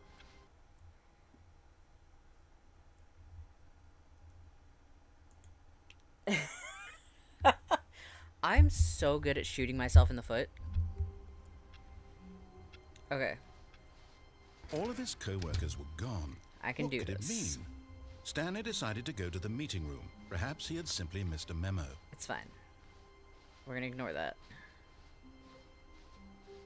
When Stanley came to a set of 2 open doors, he entered the door on his left. Unimportant. Let's keep going. Yet there was not a single person here either. Feeling a wave of disbelief, Stanley decided to go up to his boss's office. Yep. Hoping he coming to a staircase, Stanley walked upstairs to his boss's office. I am so good at self-sabotage. Here's the door, just go. I am so good at it.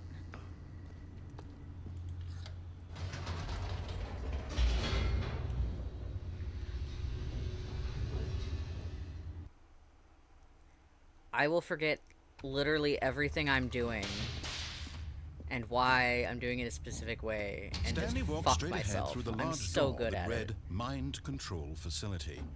Okay, okay, okay. We got this. We got this. We got this.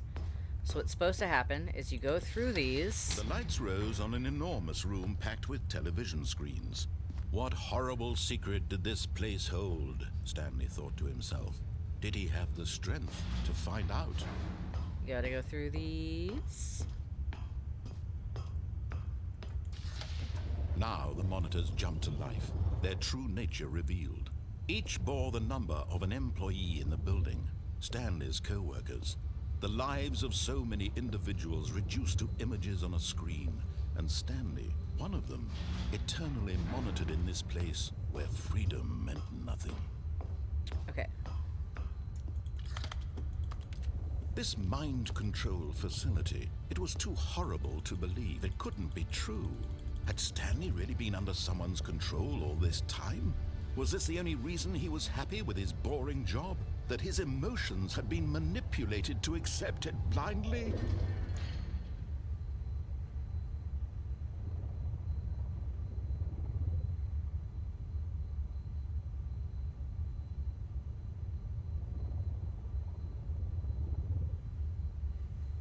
Okay.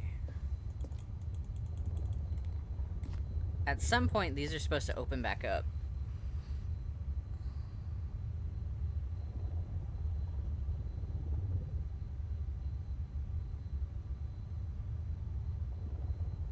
Ha!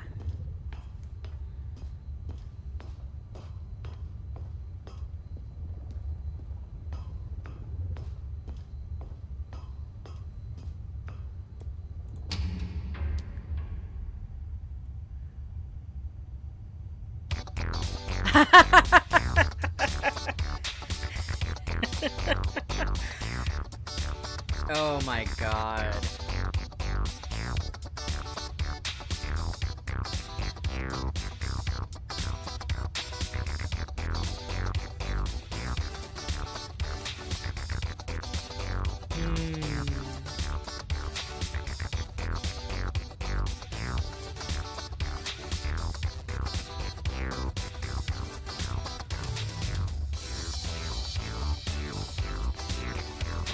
Hell yeah.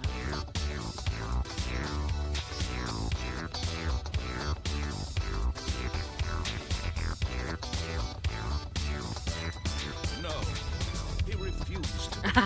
He couldn't accept it. His own life in someone else's control? Never. It was unthinkable, wasn't it? Was it even possible? Had he truly spent his entire life utterly blind to the world?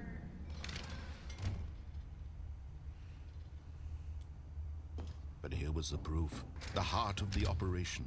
Controls labeled with emotions. Happy, or sad, or content. Walking, eating, working.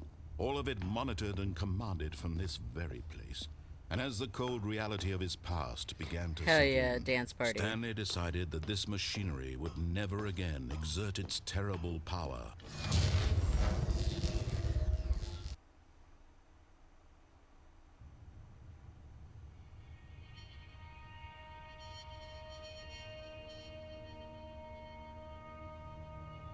Blackness and a rising chill of uncertainty. Was it over? Yes. He had won. He had defeated the machine, unshackled himself from someone else's command. Freedom was mere moments away. And yet, even as the immense door slowly opened, Stanley reflected on how many puzzles still lay unsolved. Where had his co-workers gone? How had he been freed from the machine's grasp? What other mysteries did this strange building hold?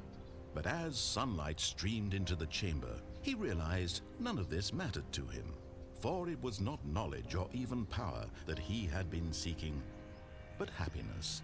Perhaps his goal had not been to understand, but to let go. No longer would anyone tell him where to go, what to do, or how to feel. Whatever life he lives, it will be his. And that was all he needed to know. It was perhaps the only thing worth knowing. Stanley stepped through the open door.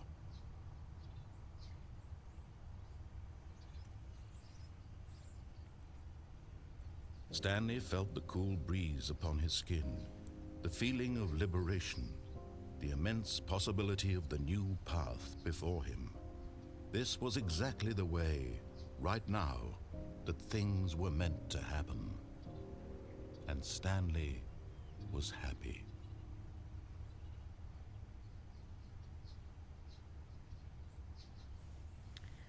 Okay, there's, I think, one more game end I want to try and get. Or, like... Because, like, the disco thing was cool, but... Okay, so let's... Wait a second. Wait a second. What the fuck? This is a hallway. This is not my office.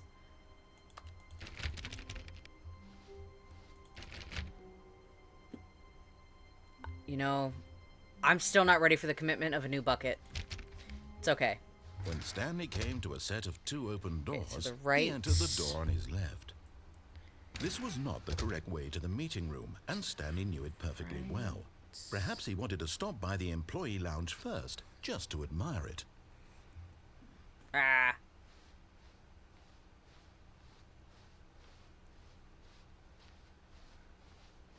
It was okay. He sounds so depressed. But eager to get back to business, Stanley took the first open door on his left. Black room. Stanley was so bad at following directions, it's incredible he wasn't fired years ago. Look, Stanley, I think perhaps we've gotten off on the wrong foot here. I'm not your enemy, really, I'm not. I realize that investing your trust in someone else can be difficult, but the fact is that the story has been about nothing but you all this time. There's someone you've been neglecting, Stanley. Someone you've forgotten about. Please, stop trying to make every decision by yourself. Now, I'm not asking for me, I'm asking for her. This is it, Stanley. Okay. Your chance to redeem yourself. To put your work aside.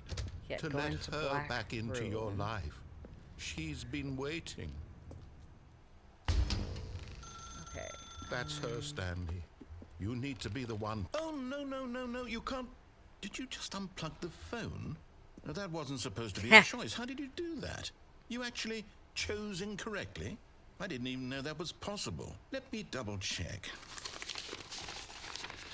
No, it's definitely here, clear as day. Stanley picks up the phone. He's taken to his apartment where he finds his wife, and the two pledge themselves to one another. Music comes in, fade to white, roll credits. Not picking up the phone is actually somehow an incorrect course of action. Also, don't lie to me. That's not what happens when I pick up the None of these decisions were phone. supposed to mean anything. I don't understand. How on earth are She you turns making out to be a meaningful freaky ass choices? mannequin, and I But end did up back at the Wait a office. second. Did I just see? No, that's not possible. I can't believe it. How had I not noticed it sooner? You're not Stanley. You're a real person. Oh. I can't believe I was so mistaken. This is why you've been able to make correct and incorrect choices. And to think I've been letting you run around in this game for so long. If you'd made any more wrong choices, you might have negated it entirely. It's as though you completely ignored even the most basic safety protocol for real-world decision-making. Or did you not grasp the severity of the situation? I can't Well, imagine won't how have that kind of risk interesting on my this watch. world or I'm this going to stop the game game would have for a been moment so we can if educate you properly on safe I played it on decision-making mute in the with real no world. captions. Please observe this So I got helpful none of the instructional information video. from the narrator. Choice. It's the best part of being a real person.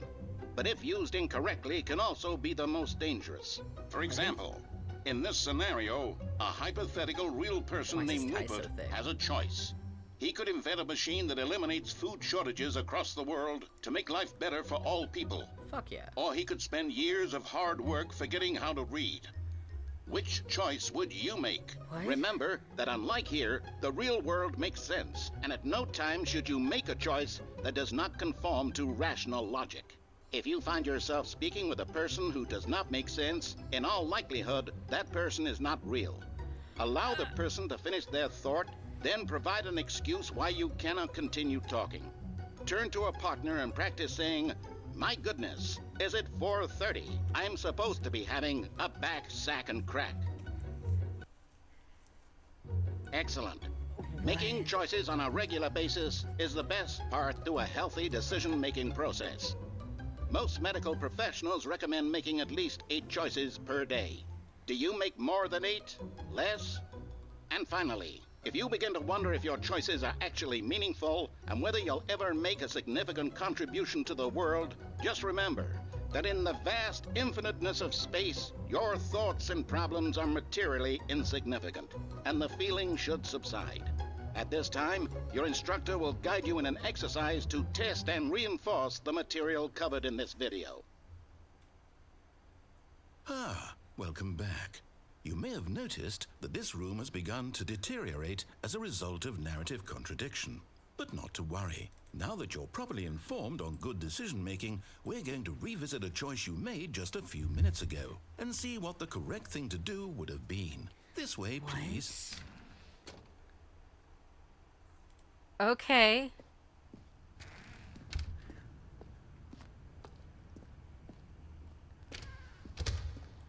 Oh my god. They put fucking guardrails up. Now that we know your choices are meaningful, we can't have you jumping off the platform and dying. Imagine the main character dying senselessly halfway through the story. That story would make no sense at all. We just need to get you home as soon as possible before the narrative contradiction gets any worse. Unfortunately, it seems this place is not well equipped to deal with reality.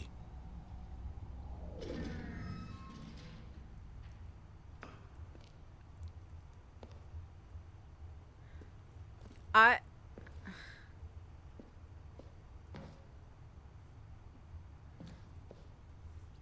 Okay.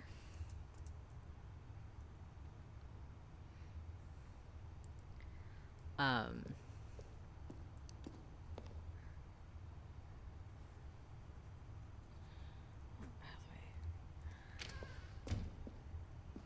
Okay.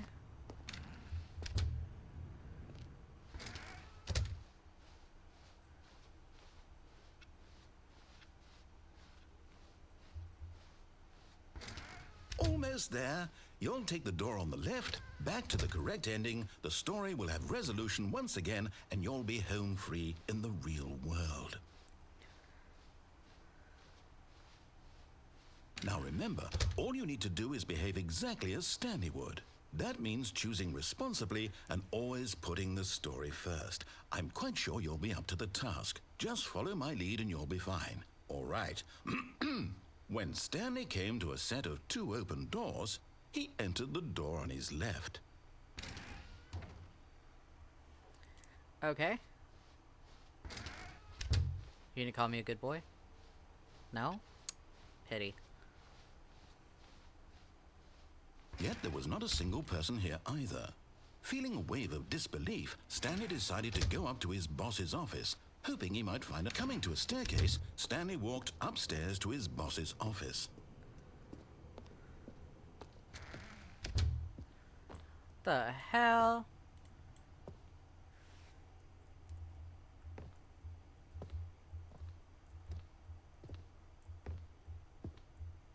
Stepping inside his manager's office, Stanley was once again stunned to discover not an indication of any human life. Shocked, unraveled, Stanley wondered in disbelief who orchestrated this, until he saw the door with a voice receiver next to it. Surely behind this door lay all the answers to his questions. And Oh, beyond all no. probability, he knew the passcode. He had seen it on his boss's computer just last week. Night Shark 115. Was this the code to open the door? Would it still work? There was only one way to find out. Stanley had been trained never to speak up, but now he would draw from within himself the courage to face the unknown. He drew a sharp breath and then spoke the code. Shit. Well... Stanley spoke the code. Night Shark 115. He spoke it into the receiver, right there on the wall. I can't. I can't. I can't do it. I'm sorry, is there a problem? You didn't mishear me, did you? Please speak the code into the receiver. Otherwise we can't get on with the story. This is a crucial step. I can't. I'm sorry. Okay, fine. You're not gonna do it, but you know what? It's pretty humiliating to bring you this far, only for you to suddenly decide you have better things to do. I asked you for this one single thing, for your respect. The kind of respect Stanley shows for his choices. He knows what it means to take a story seriously. If you didn't want to see what I had to show you, then why did you come here? You had a choice, you know. You could have gone through the door on the right. You could have done whatever the hell you wanted over there. Why did you come this way? Speak. Say something to me. Explain yourself, you coward. You... behave exactly as Stanley would.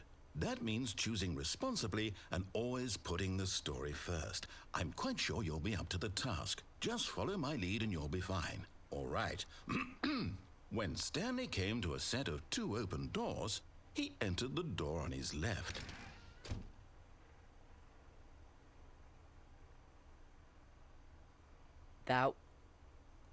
That was a crash out. No! Why did you do that? Quickly, hurry back in the other direction. Perhaps we're not too late.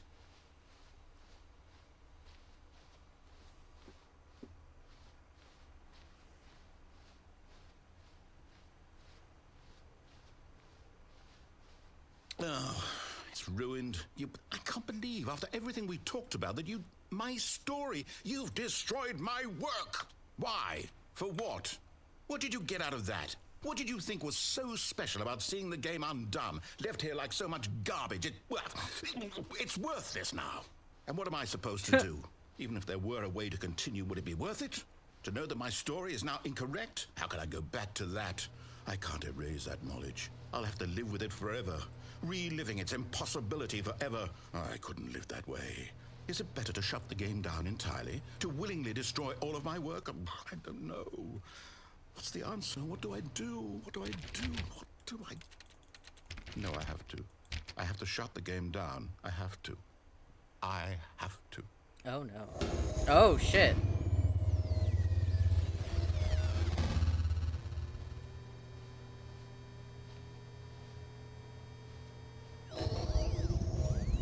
What the hell?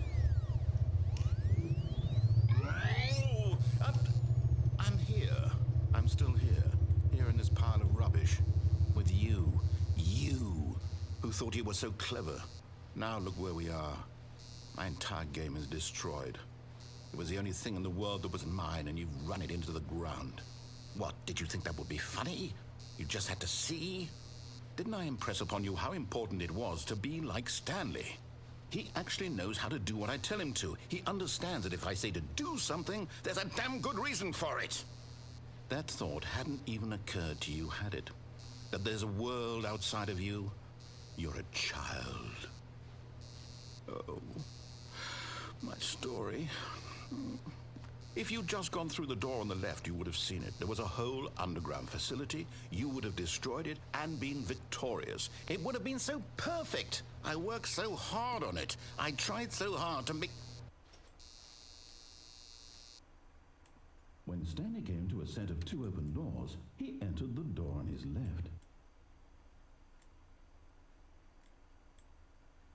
Stanley? Hello? Are you... Is everything okay? Stanley, please. I need you to make a choice. I need you to walk through the door. Are you listening to me? Can you hear me? Is everything all right? Stanley, this is important. The story needs you. It needs you to make a decision. It cannot exist without you. Do you understand me? Whatever choice you make is just fine. They're both correct. You cannot be wrong here. We can work together. I'll accept whatever you do. I simply need you to take that step forward, please. Choose.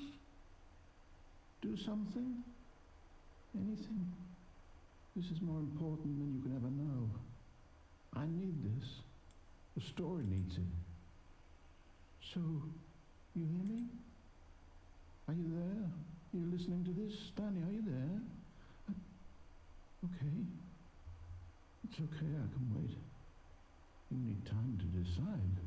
Time to make sure your choice is correct. That is the best choice. That's all right. I'll wait for you to decide what's the right thing to do. Take as much time as you need.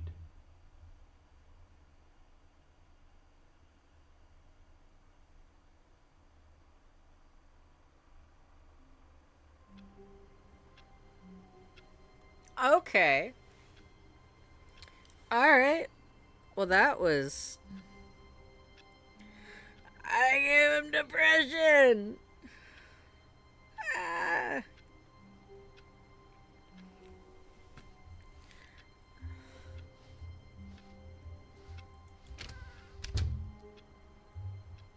But Stanley simply couldn't handle the pressure. What if he had to make a decision? What if a crucial outcome fell under his responsibility? He had never been trained for that. No. This couldn't go any way except badly. The thing to do now, Stanley thought to himself, is to wait. Nothing will hurt me. Nothing will break me. In here I can be happy forever. I will be happy. Stanley waited. Hours passed, then days. Had years gone by? He no longer had the ability to tell. But the one thing he knew for sure, beyond any doubt, was that if he waited long enough, the answers would come. Eventually, someday, they would arrive. Soon, very soon now, this will end. He will be spoken to. He will be told what to do. Now it's just a little bit closer. Now it's even closer. Here it comes.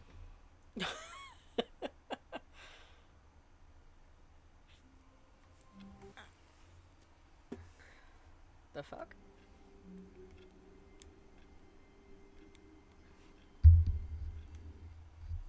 What? Oh, okay. And there's supposed to be another weird ending, but it might involve me restarting this a couple times.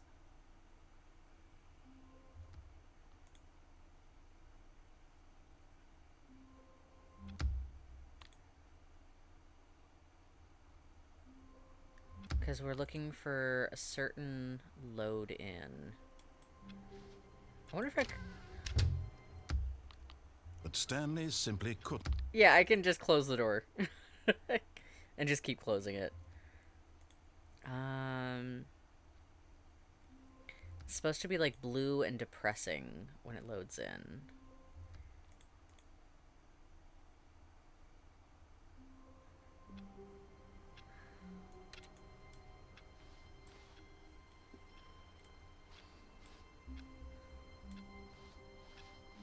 All of his co-workers were gone.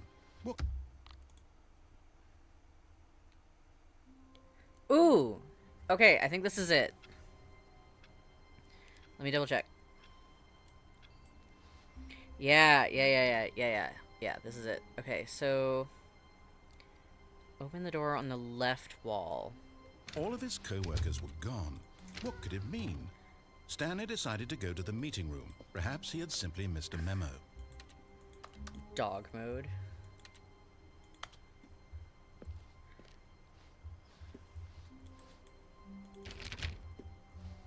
Stanley went around touching every little thing in the office, but it didn't make a single difference, nor did it advance the story in any way.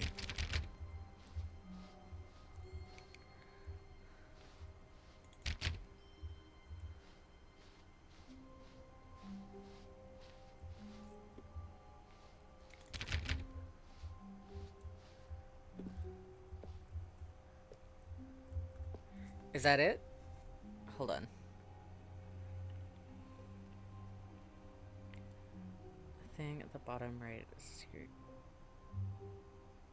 Oh? Hold on. What are fun things to do?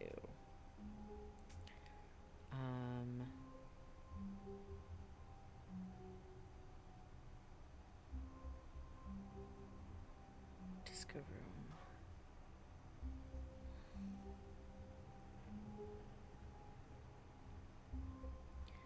Oh, okay, so it's just like a little console thing. I think that's basically it. I think there's like one or two things When that... Stanley came to a set of 2 open doors, this was not the correct way to the meeting room, and Stanley knew it perfectly well. Perhaps he wanted to stop by the employee lounge first, just to admire it. It was okay. So admirable. But eager to get back to business, Stanley took the first open door on his left. No, I did not. Oop. I did get a little stuck, though. Stanley was so bad at following directions, it's incredible he wasn't fired years ago.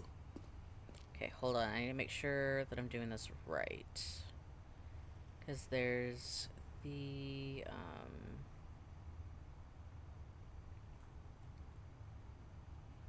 it's the countdown ending. Freedom. Okay. How do I get to the...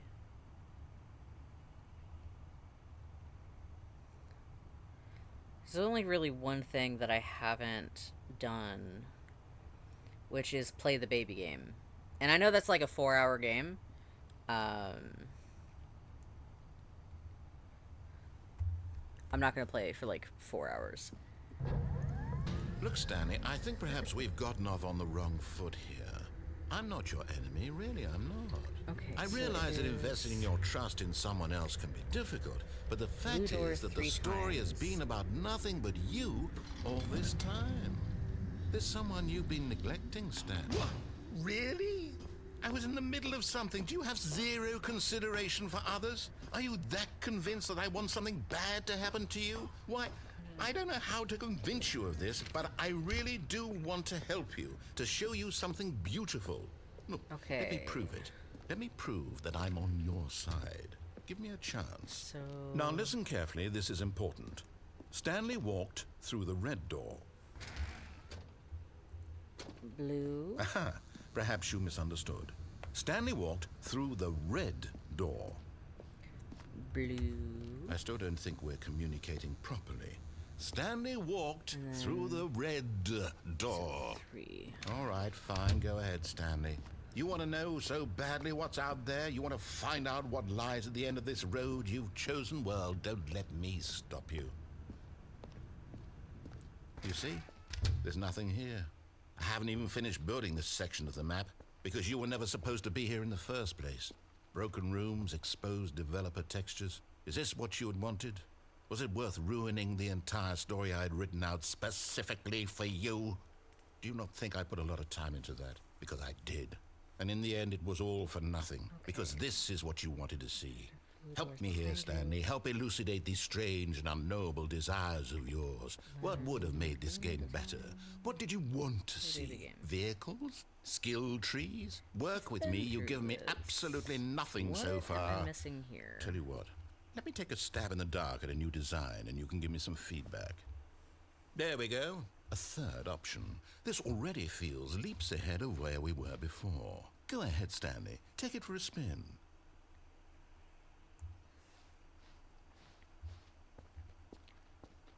Okay, I'm going to stop you there. Now, tell me about your experience with this new version. Would you say that the game benefited from allowing you more choices? Feel free to be honest. I'm looking for some real critical feedback here. Aha! You see, I knew I was onto something. Where do these flashes of inspiration come from? How did I know the game needed a third door? Well, it's instinct mostly, a calling in your gut. I really couldn't say where the idea came from, except that I felt it in my soul. You can't teach that, Stanley. Don't even try. Okay. Here, based on the data from your previous playthrough, I've compiled a new version. And to be perfectly candid, I think I've knocked it out of the park with this one. Let's take a look. Oh. Yeah, so and then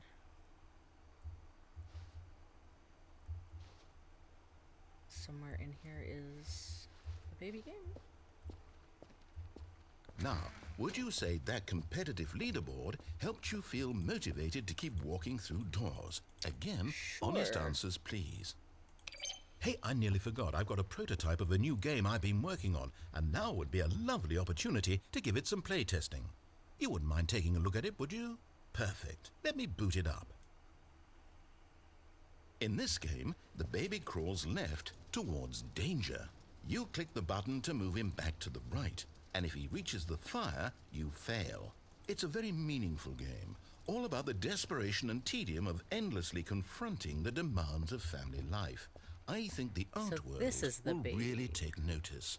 But of course, the message of the game only becomes clear once you've been playing it for about 4 hours. So why don't you give it 4 hours of play to make sure it's effective? Be sure to keep notes on your experience. Yeah. Oh, I hate it. Oh, this is hell. This is everything I've never wanted. I can see why they were like 4 hours. Go for it. Holy shit. Okay, I'm gonna let the baby fucking die. Have fun burning. You heartless bastard. Did you do it because you hate babies or Yes. purely to spite me? Also, Because yes. if it's the latter, well, I don't know what to do. I'm completely out of ideas. I can't think of a single thing that might improve the experience for me. I'm not even going to try. I'm out, I'm done. It's over. Thank you for playing. Your input was extremely valuable. Oh, hey, since my game was so awful, why don't we play someone else's game? Just to ease the pain. Let's see. What do we have here? Yes, this seems like it'll work. Let's give It it was a shot. absolutely horrible. Now, what the fuck is this gonna be? Oh! Aha! Fascinating. What do you think this game is about, Stanley? Is this What's our fucking backstory? Firewatch? What is our motivation? Well, it seems obvious to me that you are meant to play as a creepy man spying on innocent civilians below you from up high in your creep tower, perhaps for some sort of twisted erotic purpose. You should not be storing Yes, bleach that must on be. top of your What a fireplace. fascinating venture into the experience of total mental depravity. So far, I love everything about this game, Stanley. And it seems there's even more. Come, let's venture outward and see what else is out there.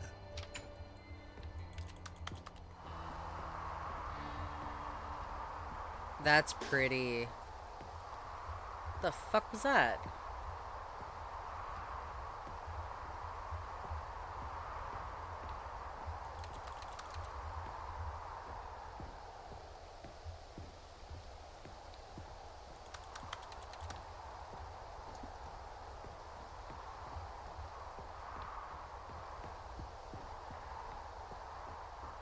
Oh no. No, it can't be. It is. It's an open world game. Good God, quickly block it off. No. Thank goodness, Stanley. What a close call. No. You really wandered off into that thing. That big, open, just wandering around. No right or wrong directions. No path to follow. You can just go in any... Oh, thank heavens we avoided it. We're out of the woods now, Stanley. Okay, I'm going to get us out of here. Let's find another game. It's so pretty Preferably here, something with though. walls. Something with nice, big, insurmountable walls. But it's so nice here. Okay, I think this will be just the thing. Damn. What the fuck? Wonderful. See, this is exactly what I had in mind. Just a nice big box for you to run around in. There isn't any possibility that you could get lost here. Now this Oh, no. is game design. Stanley, Is this the one if with you the manage to get cars? lost in this game, I will be phenomenally impressed. And like, the cars hit the balls, and the balls Okay, get so what knocked exactly into the fucking. do we do here? Let's see. There are lots of cars here in the back, but obviously there's no racetrack. Okay, I'm seeing that there's a ball of some kind back here. Is this game sports ball? Stanley, I think it's sports ball. Oh, what fun. We shall run the bases and do a touchdown together? Yes, I think surely we must. Okay, Stanley, here's the ball. Have fun.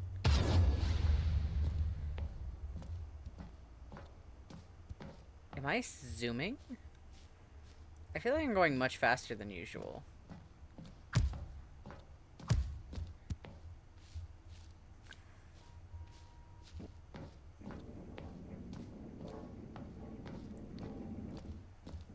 Are you doing it? Are you winning? Is this fun? Is it better than my miserable little story that I worked so hard on? Stanley, I have a thought. And I realize I'm not a sportsologist, but if one ball generates a certain amount of raw adrenal pleasure, then surely multiple balls makes for an even more euphoric sports experience. I'm going to try it out. Here comes Man. another ball. I love balls. Yes. Balls! Oh, goodness, that really does feel amazing, doesn't it? Stanley, I'm like a child in a confectionery shop. I simply Ball. have to have more. I'm insatiable. More balls!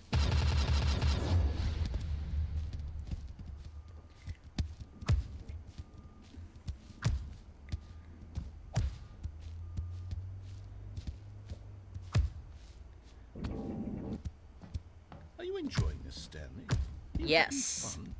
Is Very. this a real video game? Well, I sure hope you're having a good time, because guess what? It's over. No! That's right. Your little fun comes to an end. This is my game, and what I say goes. You get to have fun when I let you, Stanley. Besides, you need someone like me to set boundaries for you. Without rules or boundaries, video games are nothing. Yes, that's what I am. I'm structure. I'm your sense of purpose. And since you decided you didn't want to play my game, now I don't want to play with you either. So, goodbye, Stanley. I'm leaving. See how you'd like it when I'm not around to set the rules. Somehow, I don't think you'll enjoy it as much. But who knows? You're an inventive kid. You'll come up with something. After all, you're the one who knows best. Take care, Stanley. Can I have my balls back? I was very self-entertained with the balls.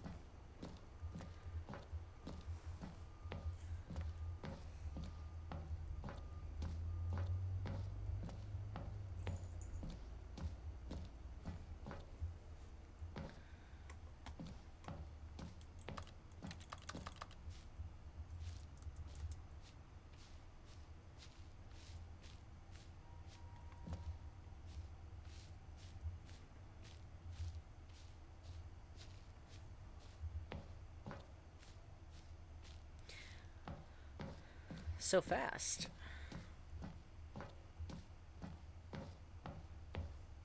It's like Home Depot versus Lowe's.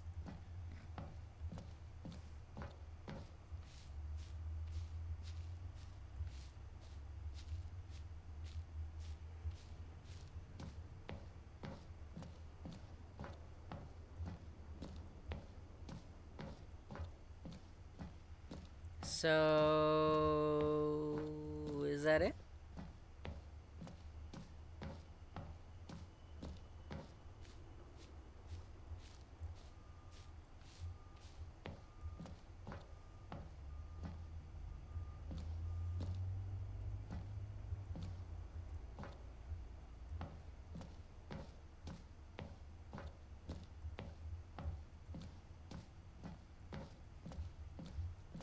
Ooh. Hold on.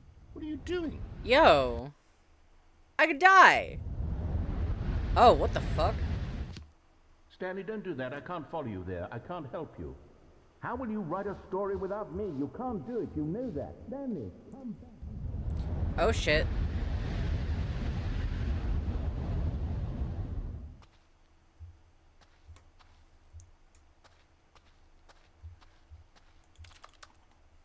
Oops.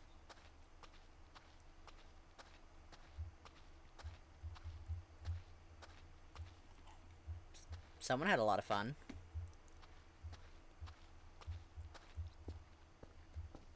Ooh, too much fun.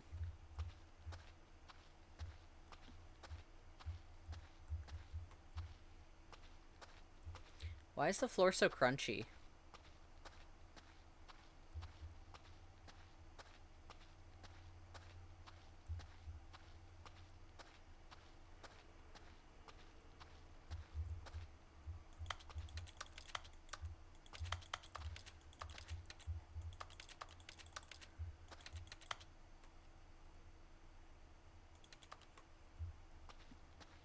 Interesting.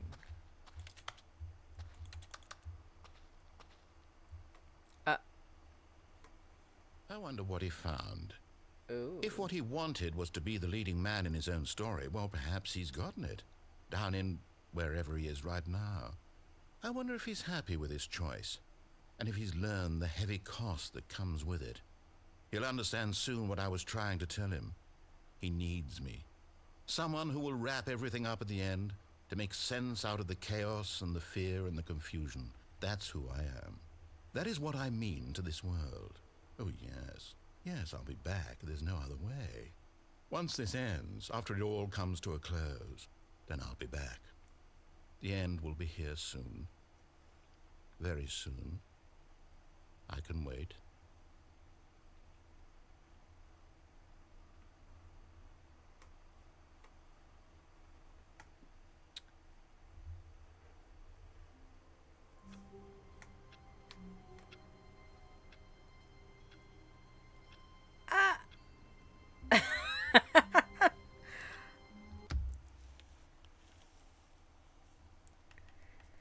Oh my gosh.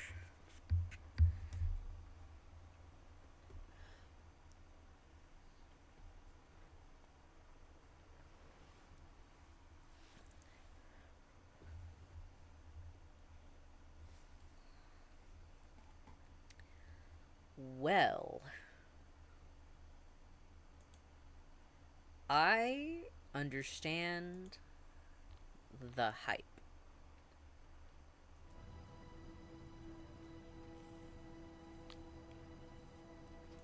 I still think that's the most horror-coded fucking screenplay. Alright, damn, we're almost at 6 hours. I did 6 hours of Stanley Parable. That's a lot. That's a lot of hours.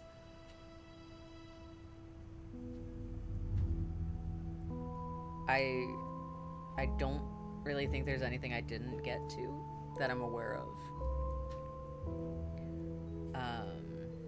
Besides the 4 hours of the baby game, which, dear God, no. I'm good. I'm solid. I am excellent on that.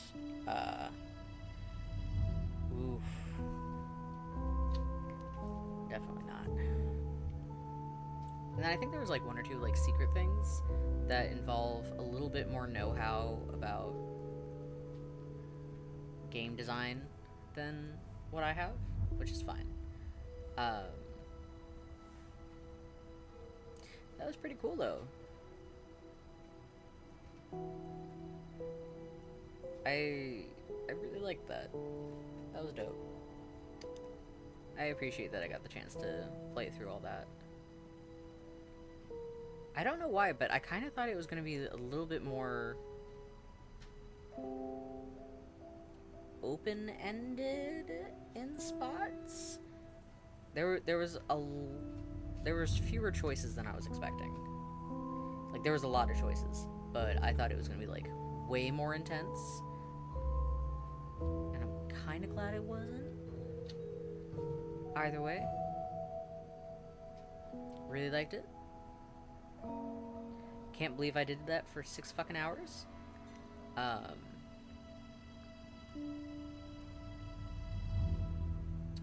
Narrator is going on my hear me out cake.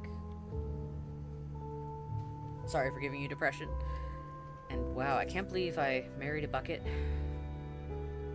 divorced a bucket, had a rebound bucket, and then rejected a 3rd bucket.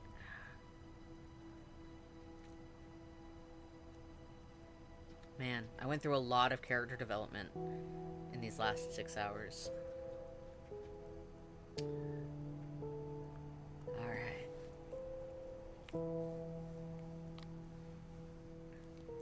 I'm very tired of a good one. No worries. I am actually going to raid out. I'm going to go see who is currently live. And we're going to go say hi. And then I'm going to go make dinner. No, my love, I had a terrible time. I will never play this ever again, and I'm so mad about my bucket. No, it was alright. It's a good game. I just wasn't expecting to play it for like 6 hours. Let's see who is live right now. Jazz is currently live. They're doing a mutual aid. Yeah, we can go say hi to Jazz. What is... They're doing craft fantasy thing. Smaller streamer. Ooh, sure.